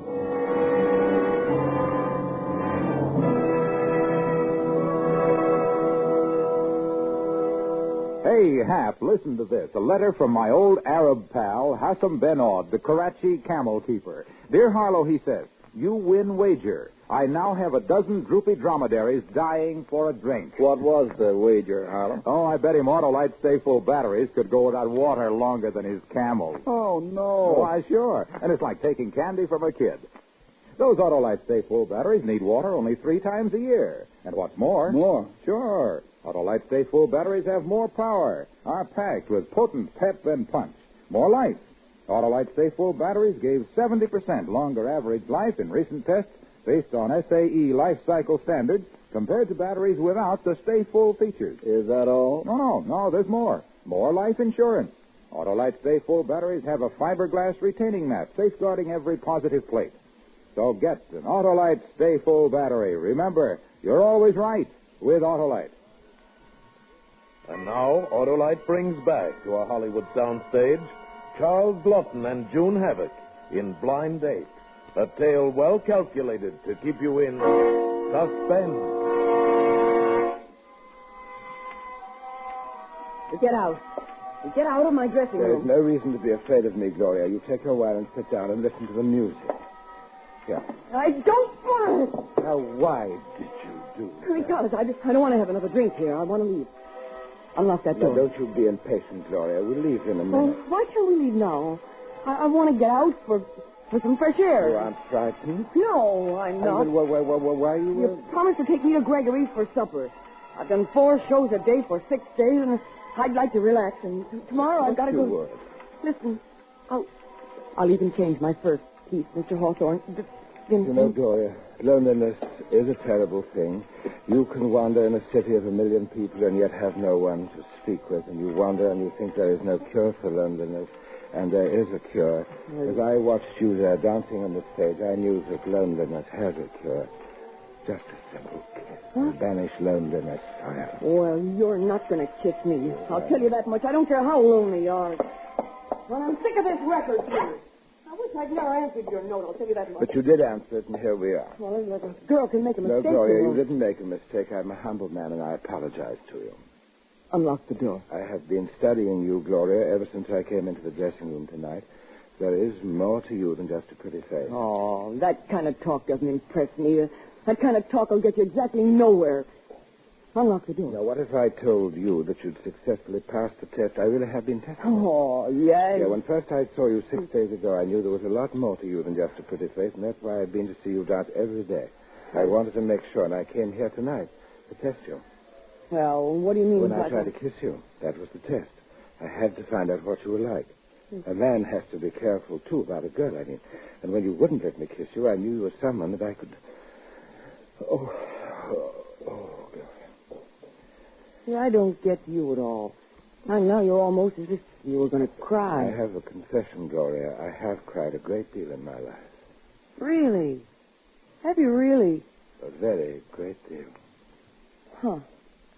Well, then, look, now that I've passed your test, you know what kind of a girl I am, don't you? I know exactly what kind of a girl you are, Gloria. All right, and then we understand each other. And I know you and you know me. All right, then, come on, let's put the show on the road. There is just one thing. What? It's your dress. What? So now it's my dress, is it? Yes. First it was my fur piece, and now it's my It's dress. a very, very beautiful dress, but before we go out, I would like to see you for the last time in the costume you wear for your act. Oh, you would. Just what do you think? I like the green one best, the golden spotlight. Well, it's not here. I've already sent the trunk to the station. I don't believe that. What's this, then? That's my other trunk. You give me the key, will you? I will All not. right, then I'll open it my own way. Put the knife away, I will told you? you, Gloria, a knife is a very handy instrument. It's a very handy instrument to have. Stop that. Will you stop that? You're going to break the lock. Get away from that trunk. Don't you do that. Don't you ever try to take my knife away from me. Don't you ever try to take my knife away from me. I asked you to do a simple little thing. I asked you to wear your costume for me because you look very pretty in it. A simple thing like that would take only a minute of your time. You say it's packed and shipped, but I don't think it is. I'm going to find out whether it is. It's all right. I am going to find out. There, got it. And here's the dress right on top. Your beautiful green. I won't put it on now, do you hear me? I won't put it on for you or for anybody else. On top of everything else, you've broken my trunk. I just have that look. Go behind that screen and put it on. I will. Go on. All right. I'll put it on. That's a good girl. You know, Gloria, I didn't mean anything by showing you my knife. It's only just that I want to see you. I want to see you exactly as you look when you're performing on the stage. You're so beautiful, Gloria. Your eyes are greener than the sea. You're so lovely.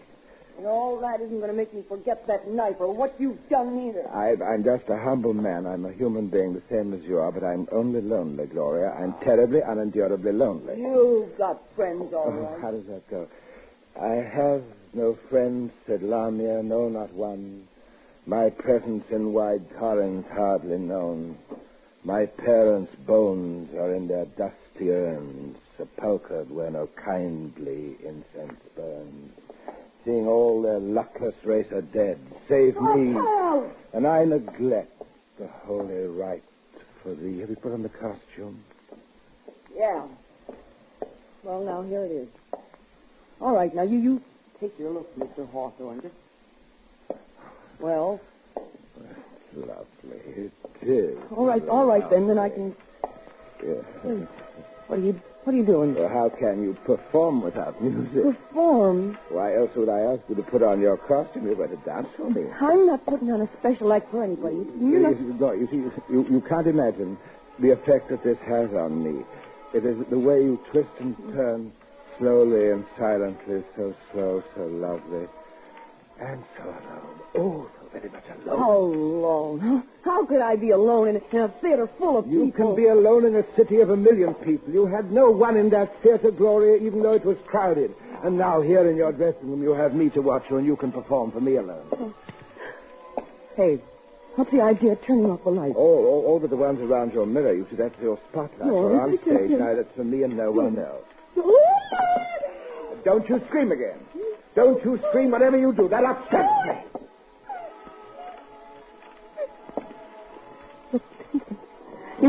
If I do my act for you, if I do it just the way I do it on the stage, only this time just for you, if I do it for you like that, will you please go away? Yes, Gloria. That's all I want you to do. I just want you to do it as if you were on the stage. All right then.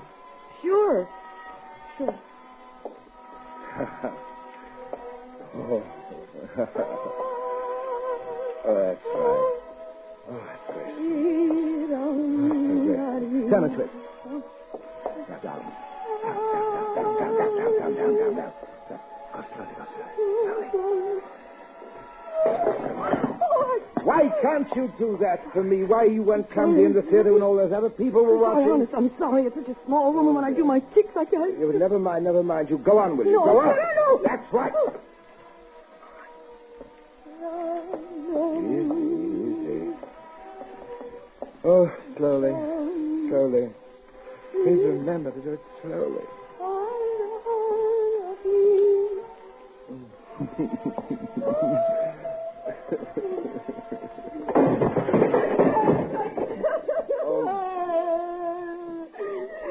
What you're going to do, and I don't know what it is. I just can't go on to my hands anymore. I can't do it. I'm a decent, self-respecting girl, and I accepted your invitation. I thought you were going to be nice because of your handwriting. You got me so scared. No matter what you do or say, I just can't see the point. Why can't you go away? Why don't you get out of my dressing room and leave me alone? I hate you. You hate me. I knew that when I came in that door tonight that you hated me, and I'm accustomed to being hated. And let me tell you something. Every girl with a nice dress and a pretty face hates me, Gloria. I don't care anymore. I was lonely. I went to the theater. I saw you there on the stage. I thought you were beautiful. I thought if I could see you alone in the same costume that you can wear it just for me and perform just for me, that I wouldn't be lonely anymore. That'd be enough. But it isn't enough. Don't you come near me. Don't you touch me. A kiss is the cheapest thing in the world. A kiss means nothing to you. To me, it means everything. A kiss would cure my loneliness, Gloria. I'll never kiss you. I think you will. Please. Now then, just tilt your head. That's right. Now. Vincent, darling. What did you say? I said, darling. Why did you say it? What did you say if I really kissed you, huh? And you said it. A kiss means everything to you. Do you want me to really kiss you? I can't believe it. Oh, I'd kiss you. Really, I would, but... What? No, I'm afraid you're not. Do you actually want to kiss me? Yes, I guess. But the knife scares me. Oh, I never meant to use that, Gloria. Here, you take it.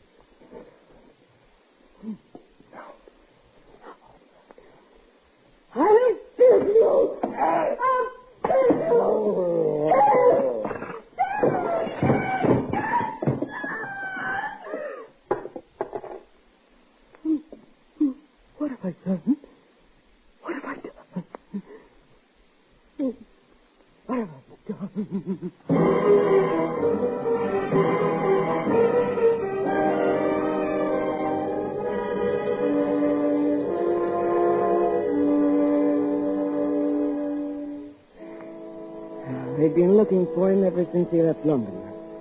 They knew all about him. So they let me go. Self-defense.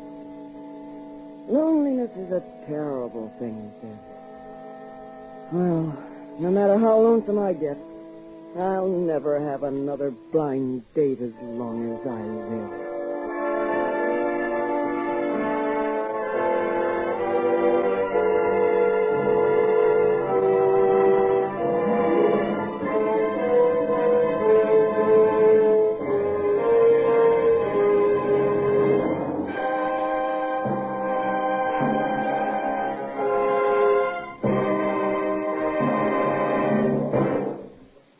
Suspense, presented by Autolite. Tonight's stars, Charles Lawton and June Havoc in Blind Date. Mr. Lawton, if you'll release Miss Havoc from your clutches, I'd like to get her in mine. From clutches to cliches. Well, we might say that, yes, All Mr. right, Lawton. Mr. Wilcox, I'll do that. But I may say that it's being done with a great deal of reluctance, June. Thank you. Mr. Wilcox, I'll bet you want me to tell you about the Autolite stay-full battery in my car, right? I surely do, June. What is the woman's slant? Well, Harlow, women are traditionally supposed to be unaware of an automobile's innards. However, I'm one who wants to know what's in my car. Well, more women should, for more women drive cars today than ever before. And an Autolite stay-full battery is my insurance that I'll get to the studio and other appointments on schedule. I get a hurry call, step on the starter, and I'm off. June, you've got the best car starting insurance there is with an Autolite Stay Full battery.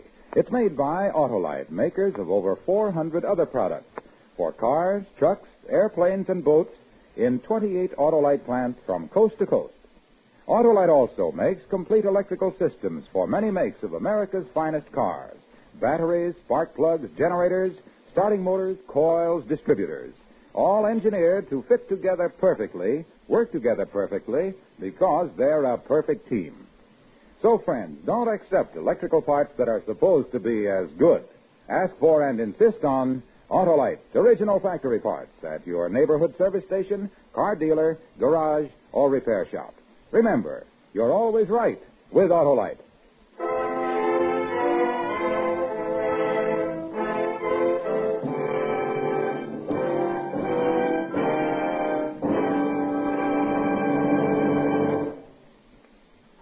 Next Thursday, for Suspense, Van Johnson will be our star. The play is called Defense Rest, and it is, as we say, a tale well calculated to keep you in suspense.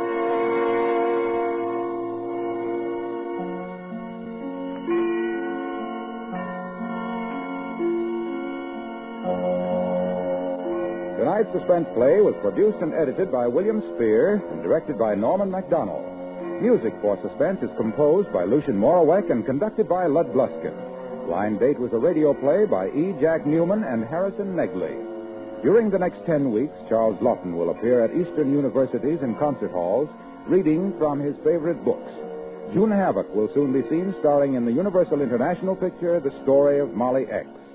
In the coming weeks, you will hear such stars as Edward Arnold, Betty Davis, and Victor Mature.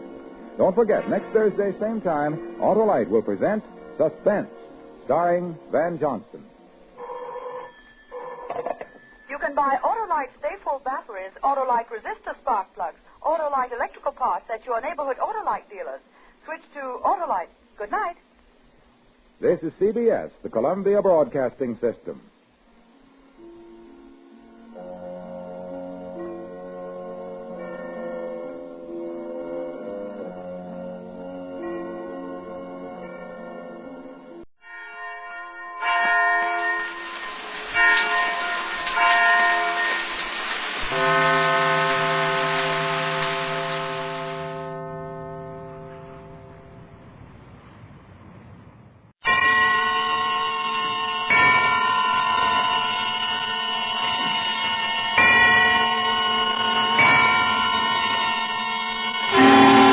Suspense.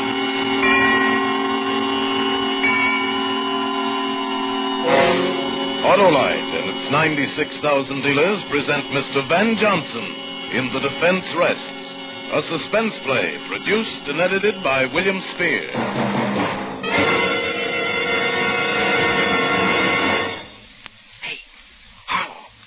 Much as I hate to mention this on radio, I was watching television the other night. Hap, we're on the air. Yeah, well, people gotta know this.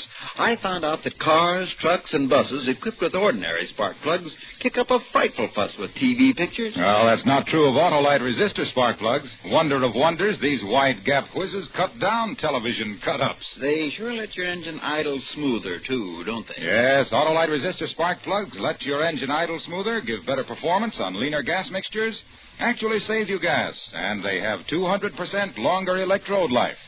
Autolite resistor spark plugs are backed by the research and engineering know-how of Autolite, leader in resistor-type spark plugs. Get Autolite resistor spark plugs from your Autolite dealer tomorrow. You're always right with Autolite. Oh, a reminder, Suspense on television may be seen on many stations throughout the country every Tuesday night.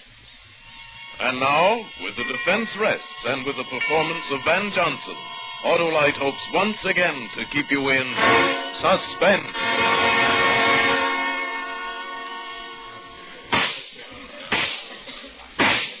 A People versus Robert Tasker. The defendant charged under the indictment with murder in the first degree. Is counsel for the defense prepared to proceed? I am, Your Honor. Very well, Mr. Krieger. Your Honor, if the court please, I think it's fitting that for a moment I should speak openly to Your Honor and to the jury on a matter which has a substantial bearing on this case. I refer to the rather unique relationship existing between myself and the defendant, Robert Tasker. It is true that in my interest in him and in his fate is far greater than the normal interest of a lawyer in his client. This interest might reasonably be described as fatherly. And yet I ask Your Honor and the gentlemen of the jury to think of me in all fairness and without bias, simply as a lawyer defending his client.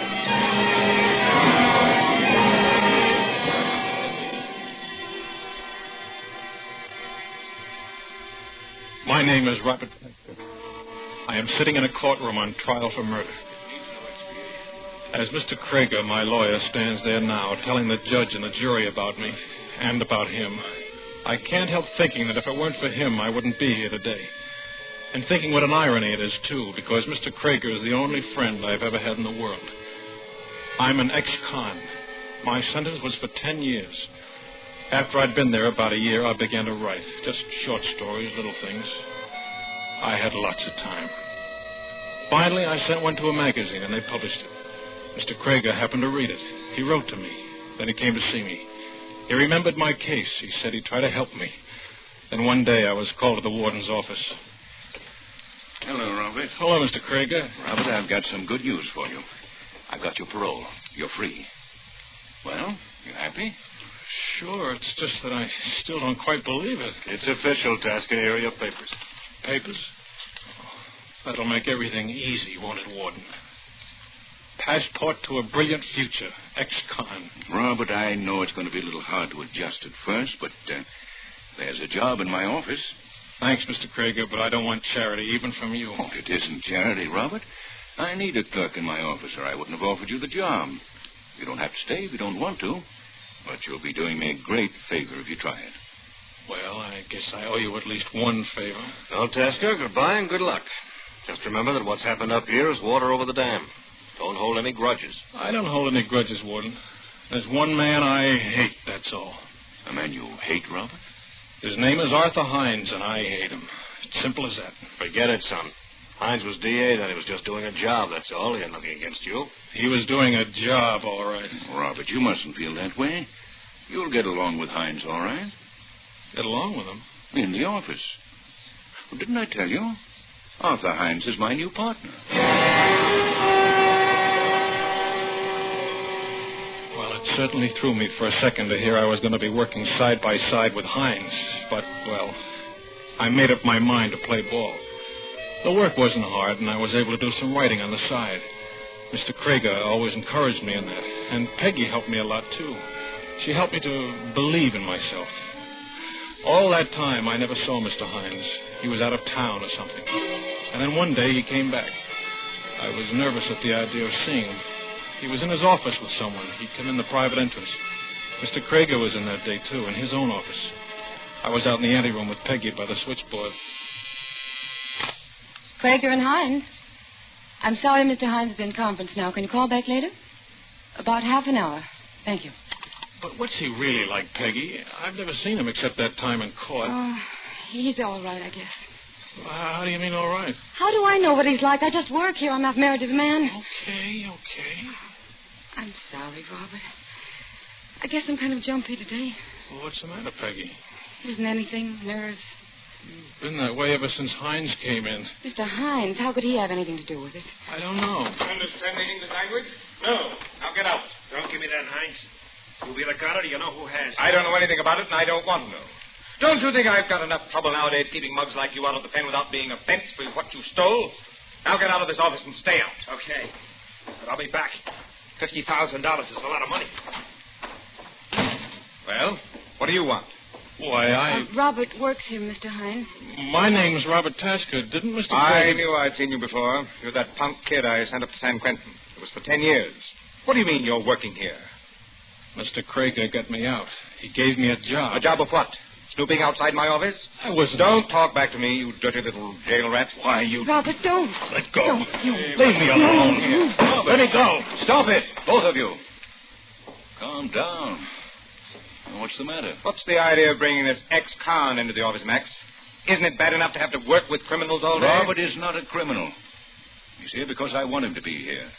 Because I believe in him and trust him. Well, I don't like anyone hanging around outside my door when I'm having a private conference, that's all. Now, look. Robert Tasker is one of the finest, most gifted young persons I've ever known. I want him to get along here. And I want him to get along with you, too, Arthur. You understand? I can get along with anyone. Well, sure you can. Everything forgotten now, eh? Start right off with a clean slate, eh? Sure.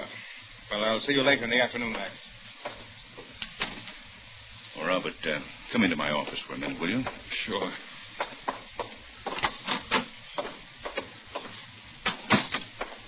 Boy, I'm terribly sorry. I don't know how to begin to apologize. Why should you apologize? I just don't like him. He doesn't like me. No, Robert, you're wrong there.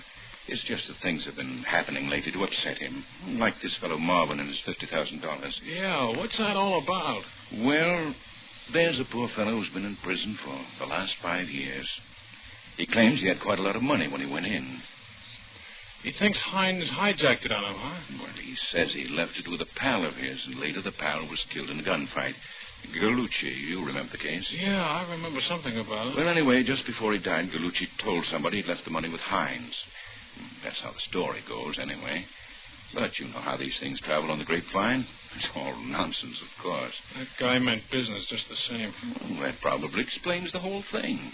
Hines was a little scared. But don't let it worry you, Robert. You will stay, won't you? Well... Believe me, it's for the best. Well, okay. That's the spirit. And any other little troubles, you just bring them to me, will you? Thanks. Well, I guess I'd better relieve Peggy on the board. Keep your chin up, son. Sure.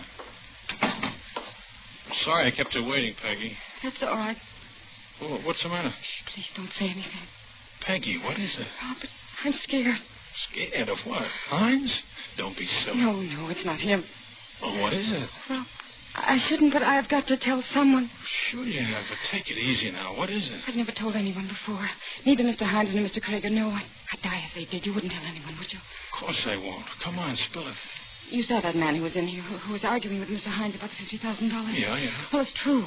There is $50,000 somewhere. Yeah? Well, how do you know all this? I know. I'm scared. Robert, he's a killer. That guy? Well, I wouldn't be surprised, but how do you know?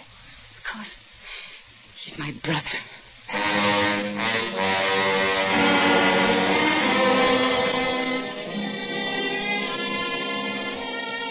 I had a hunch to lay him out of there right then. I knew something was going to happen. But I hated to run out on Peggy when she was in a jam and might need help. And I didn't want to let Mr. Krieger down either. I promised I'd stay until I could get sort of a start on my own. And he was the only man in all my life that ever treated me like a person instead of a thing. So I stayed. I didn't have any more trouble with Hines. We didn't speak to each other much. There wasn't any need to. And he was out of town most of the time anyway. He was out of town until that day. The day that he died.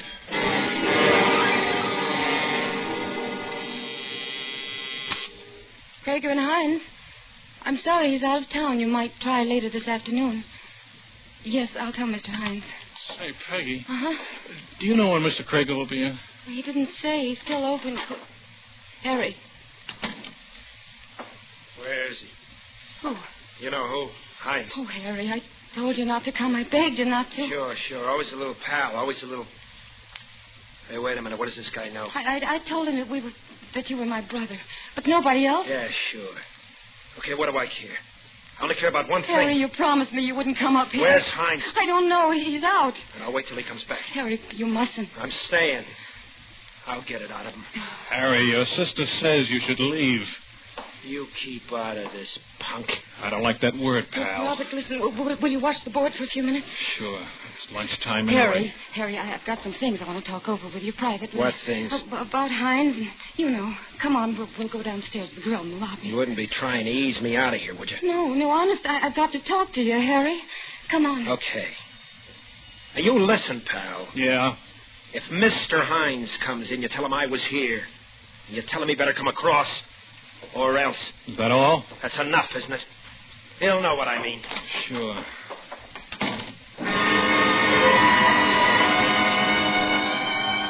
After they left, I just sat there. With this guy, Harry, feeling the way he did, even if he was a screwball with a jackpot like $50,000 kicking around somewhere, no matter who had it, I knew it was a cinch there was going to be a blow-off. And I knew I was going to be right in the middle of it. I didn't know how then, but I knew I was. A guy with a record always is. And there wasn't a thing I could do about it. So I just sat there waiting for trouble to happen.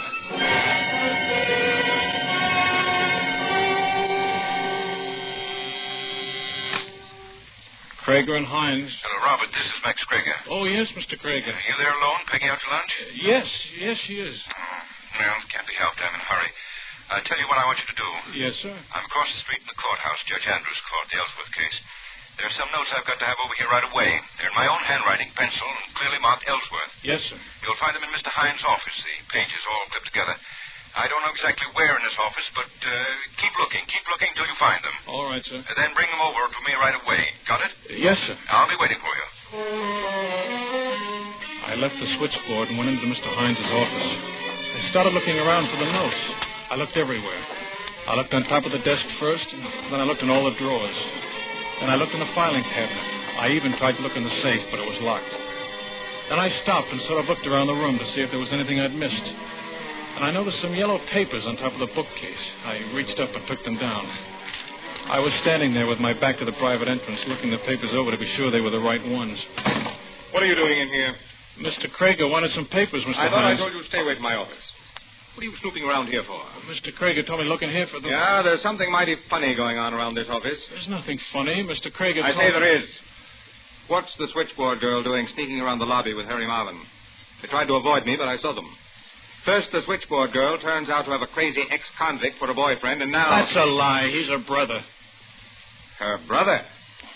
Oh, so that's it. Oh, I shouldn't have said that, Mr. Hines. I don't know anything about... Oh, you don't? Well, I do. I get it now. I knew there was something, and all of a sudden, I get it. Mr. Hines, there's nothing to get. So the girl and her brother go down to the lobby and set themselves an alibi because they know I'll suspect them and get you to do their dirty work for a nice fat cut. Please, Mr. Hines, don't talk that Well, way. you didn't find it, did you? And you won't. Now you get out of here, you little punk. I said don't talk that way. You dirty, thieving little fat. I told you not to talk that way.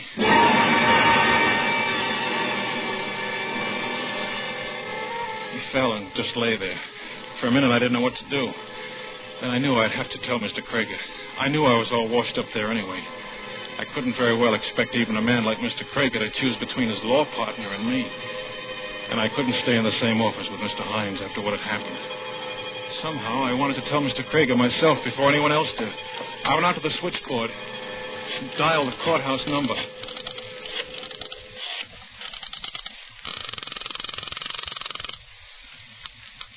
Judge Andrews, Court Johnson speaking. I want to speak to Mr. Max Krager. This is his office calling. Well, I don't see him around here right now. The court's in recess. I know, but try to locate him, will you? It's important. Okay, hold the line. I sat there waiting for them to find Mr. Krieger. And all of a sudden, I remember the papers he wanted. I cut off the call on the switchboard. I went back to Mr. Hines' office. He was just lying there, just as I'd left him. And yet there was something different. I went over and looked at him more closely. His face was a terrible gray color.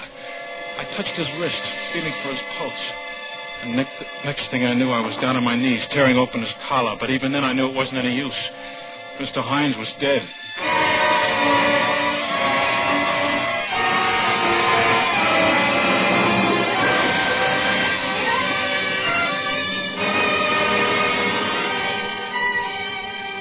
Autolite is bringing you Mr. Van Johnson in The Defense Rests.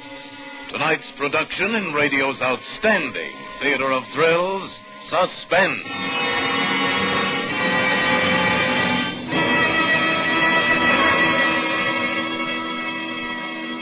Hey, Hap, did I tell you about my hobby? Hobby? Yeah, I collect old-fashioned narrow-gap spark plugs that have been replaced with smooth-firing wide-gap Autolite resistor spark plugs. You got many of the old-fashioned plugs? Many. I've got millions.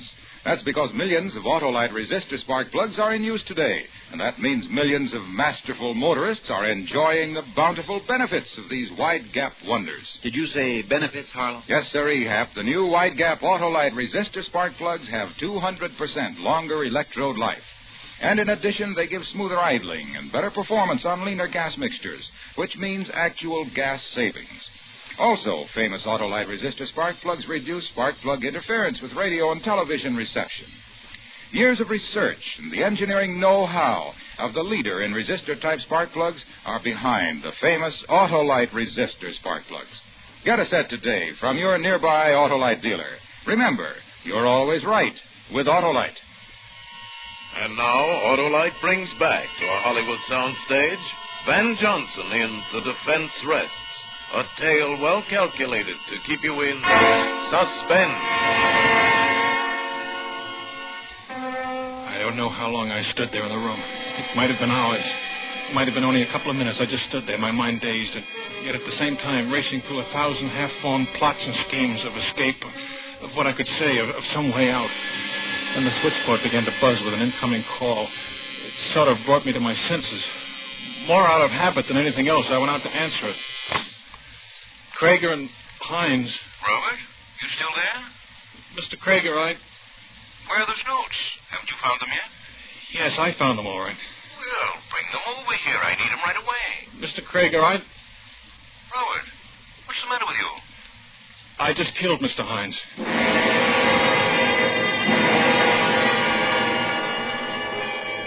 Pretty soon the police came. I called them myself.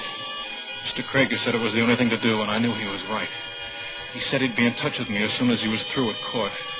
I didn't know what he could do. I didn't think there was much he'd want to do. But it made me feel better to have him talk that way. The police took me across town in a squad car. I knew what I was in for. The police don't like ex-convicts, particularly one that they think has been mixed up with murder.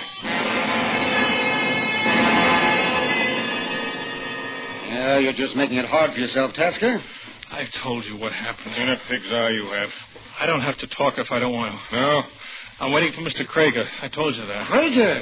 What do you think he's going to do for you? I don't know, but he told me he'd come down. Oh, sure, of course he'll come down to give evidence against you. Oh, now, listen, Tasker. If you give a full confession, we may be able to get a break for you. Yeah, Mr. Krieger's outside. He wants to see you. Oh, yeah? Okay, send him in. Okay. Hi, boys. Hi. Hello, Robert. Hello, Mr. Krieger. They've been treating you all right? Pretty good. Fine. I don't like to have people get rough with my clients. You're what? You heard me, Captain. While you're at it, you might as well take those handcuffs off him, because from this moment he's out on bond, released in my custody. I got the papers right here. Say, are you crazy? Certainly not. I simply don't believe the boy did it, that's all. Look, Krieger, why try to kid us? It's an open and shut case. Tasker's the only person who had the opportunity. The only one who had a motive. Well? Not to speak ill of the dead, Captain, and although Arthur Hines was my law partner, it's unfortunately true that quite a number of people at least thought they had a motive. Oh, sure. So maybe this other ex-con, Harry Marvin, had a motive. Maybe even the dame on the switchboard had a motive, for all I know. But they couldn't have done it. 50 people saw him together downstairs in the lobby of the building at the time the murder was committed. Oh, you've talked to them, have you? Listen, this kid admits he had a quarrel with Hines. He always hated him anyway. He admits he hit him. So he picks the paperweight off the desk, smashes him over the head. Wait a minute. You didn't say anything about that, Robert. Oh, I didn't even know about it before. I didn't hit him with any paperweight. Oh, stop it, will you? The back of the man's head was bashed in with that paperweight, and this kid's fingerprints were all over it. Well, what's so funny? This is murder, mister. I'm sorry. But you'll find out if you ever try to bring this boy to trial for killing Arthur Hines with a paperweight. Listen, Krager, you're not going to make a chump out of me. This boy is going to be indicted for murder, he's going to be convicted of murder, and he's going to burn for murder.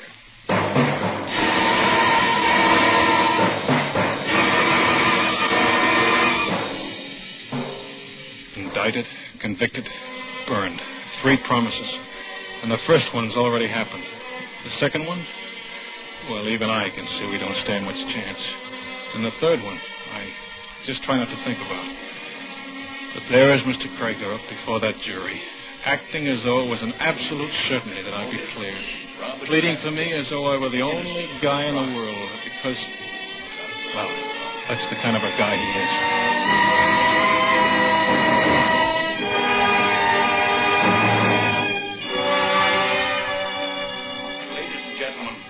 It is my firm conviction that when you have heard this boy's story from his own lips and gained an insight, as I have, into the depth and integrity of his character and spirit, you will also believe him innocent.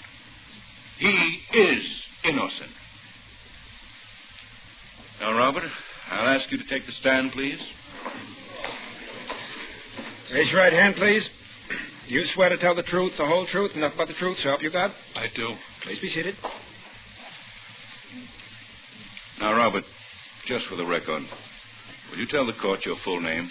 Robert Loring Tasker. Your age? 24. Your mother and father are dead. You have no living relatives? No, no one. Now, before you begin your story, there are 1 or 2 extremely important points that I particularly wish to emphasize to the court. Now, tell me, Robert, how long was it between the time you quarreled with Mr. Hines and the time you went back into his office and found him dead? Not long. 6 or 7 minutes, perhaps. 6 or 7 minutes, eh? Long enough for someone to have entered Mr. Hines' office by the back entrance, struck him, and left again. Now, concerning this famous paperweight the prosecution has talked so much about, I have it here. Do you recognize it? Yes. It was always on Mr. Hines' desk.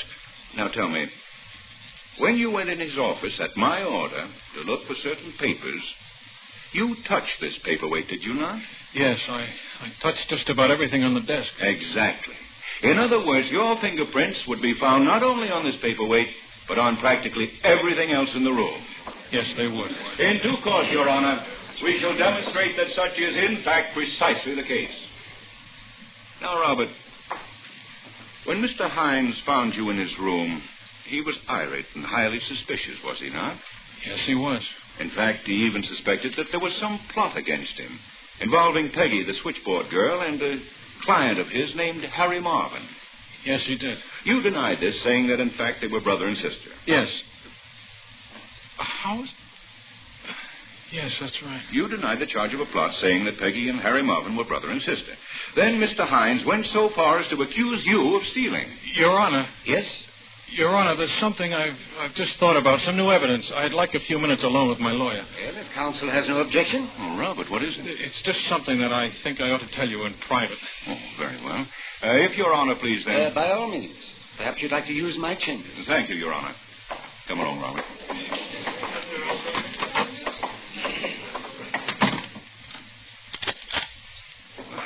You didn't have to lock the door, Robert. I want it to be private. All right. But, Robert, you mustn't worry like this. Let me do the worrying. They can't convict you if there's a reasonable doubt. That's the law. And there is a reasonable doubt. Someone did come in and hit Hines in those 6 or 7 minutes. It must have been that way. Yes, I know. Of course you do. We've been over the whole thing. Now, let's go back into the courtroom. Mr. Krager, there's something I haven't told you. Something you haven't told me? What? It's a little thing, but it's kind of important because it's something I never told anyone except a dead man. Well, what is it? I never told anyone that Peggy was Harry Marvin's sister except Mr. Hines. Now, Robert, don't you think that's a little trivial? No, because you know about it. You just said so in the courtroom. Well, and there's only one way you could have found out. You must have been in your office when I had the fight with Hines and heard me tell him. Oh, Robert, that's ridiculous. Oh, no, it isn't. Because you're right. Somebody did come in those 6 or 7 minutes and kill Hines. You did. You're crazy. It must have been for that $50,000. You hijacked the hijacker. And you knew they'd pin it on me with my record. I'm not going to stay here and listen to any such nonsense. Yes, you are, because I'm going to get the truth out of you. You planned it that way, didn't you? You sent me into Hines's office that day, and you probably sent him. Robert, And you figured you were such a hot lawyer, you might even get me off for 20 years or so to ease your dirty conscience, didn't you? Oh, Craig, you won't get anywhere using violence with me. No! Talk! Now, wait a minute. Even if I did confess, it wouldn't hold up as evidence. Listen, we'll postpone the trial. I can get you out of the country. I'll give you money. That's all I wanted to know. You did it, didn't you? You killed him. Stop it. Stop it. That's where you were when I phoned you at Robert. They couldn't find you, weren't you? You were killing Hines, weren't you? Stop it. Yes, I did it. Okay. I killed him. I guess we can unlock the door now. What's going on here? Grab him, Your Honor. He's crazy. He attacked me. So I gather. He even accused me of murder. Yes, we heard him. Tell me, Krieger, where were you when this boy phoned you here at court? When they couldn't find you? Why, Your Honor, as a matter of fact, I was right here. Right in this very courtroom. I had some work to do. I wanted privacy. Your court was in recess. You were out of town. Yes, I know. You say you were right here in this room. Yes, that's right. Then, Krieger, there's something you don't know. What? On the day of the murder, the floor of this room was being repainted. And the paint, Mr. Krieger, was quite wet. Your Honor, the defense rests.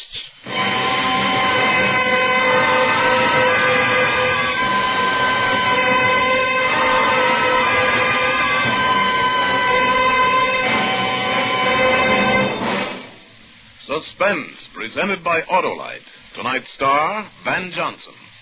Ever do crossword puzzles, Harlow? Sure. Hap, need a word? Yes, a 5-letter one meaning smooth firing. Why, that's easy. A-L-R-S-P. A-L-R-S-P? That's no word. Pronounce it. I can't. But A-L-R-S-P, Autolite resistor spark plugs, are the newest sensation built for your car. They let your engine idle smoother, run better on leaner gas mixtures, actually save you gas.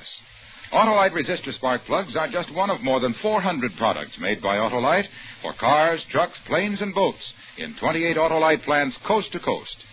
Autolite also makes complete electrical systems for many of America's finest cars: spark plugs, batteries, coils, generators, starting motors, distributors.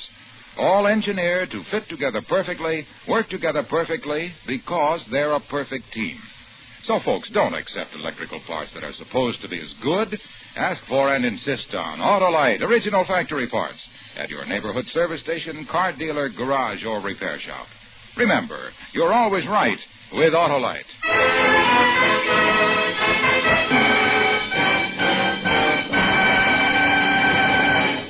Next Thursday, for Suspense, Edward Arnold will be our star. The play is called Account Payable, and it is, as we say, a tale well calculated to keep you in suspense.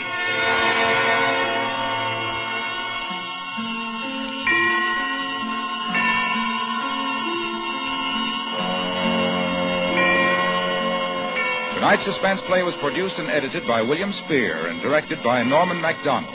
Music for Suspense is composed by Lucien Morawek and conducted by Lud Gluskin. The Defense Rests was written by Roland Brown, adapted for radio by Robert L. Richards. Van Johnson appeared by arrangement with Metro-Goldwyn-Mayer, producers of The Red Danube, starring Walter Pidgeon, Ethel Barrymore, and Peter Lawford. Don't forget, next Thursday, same time, Autolite will present Suspense, starring Edward Arnold.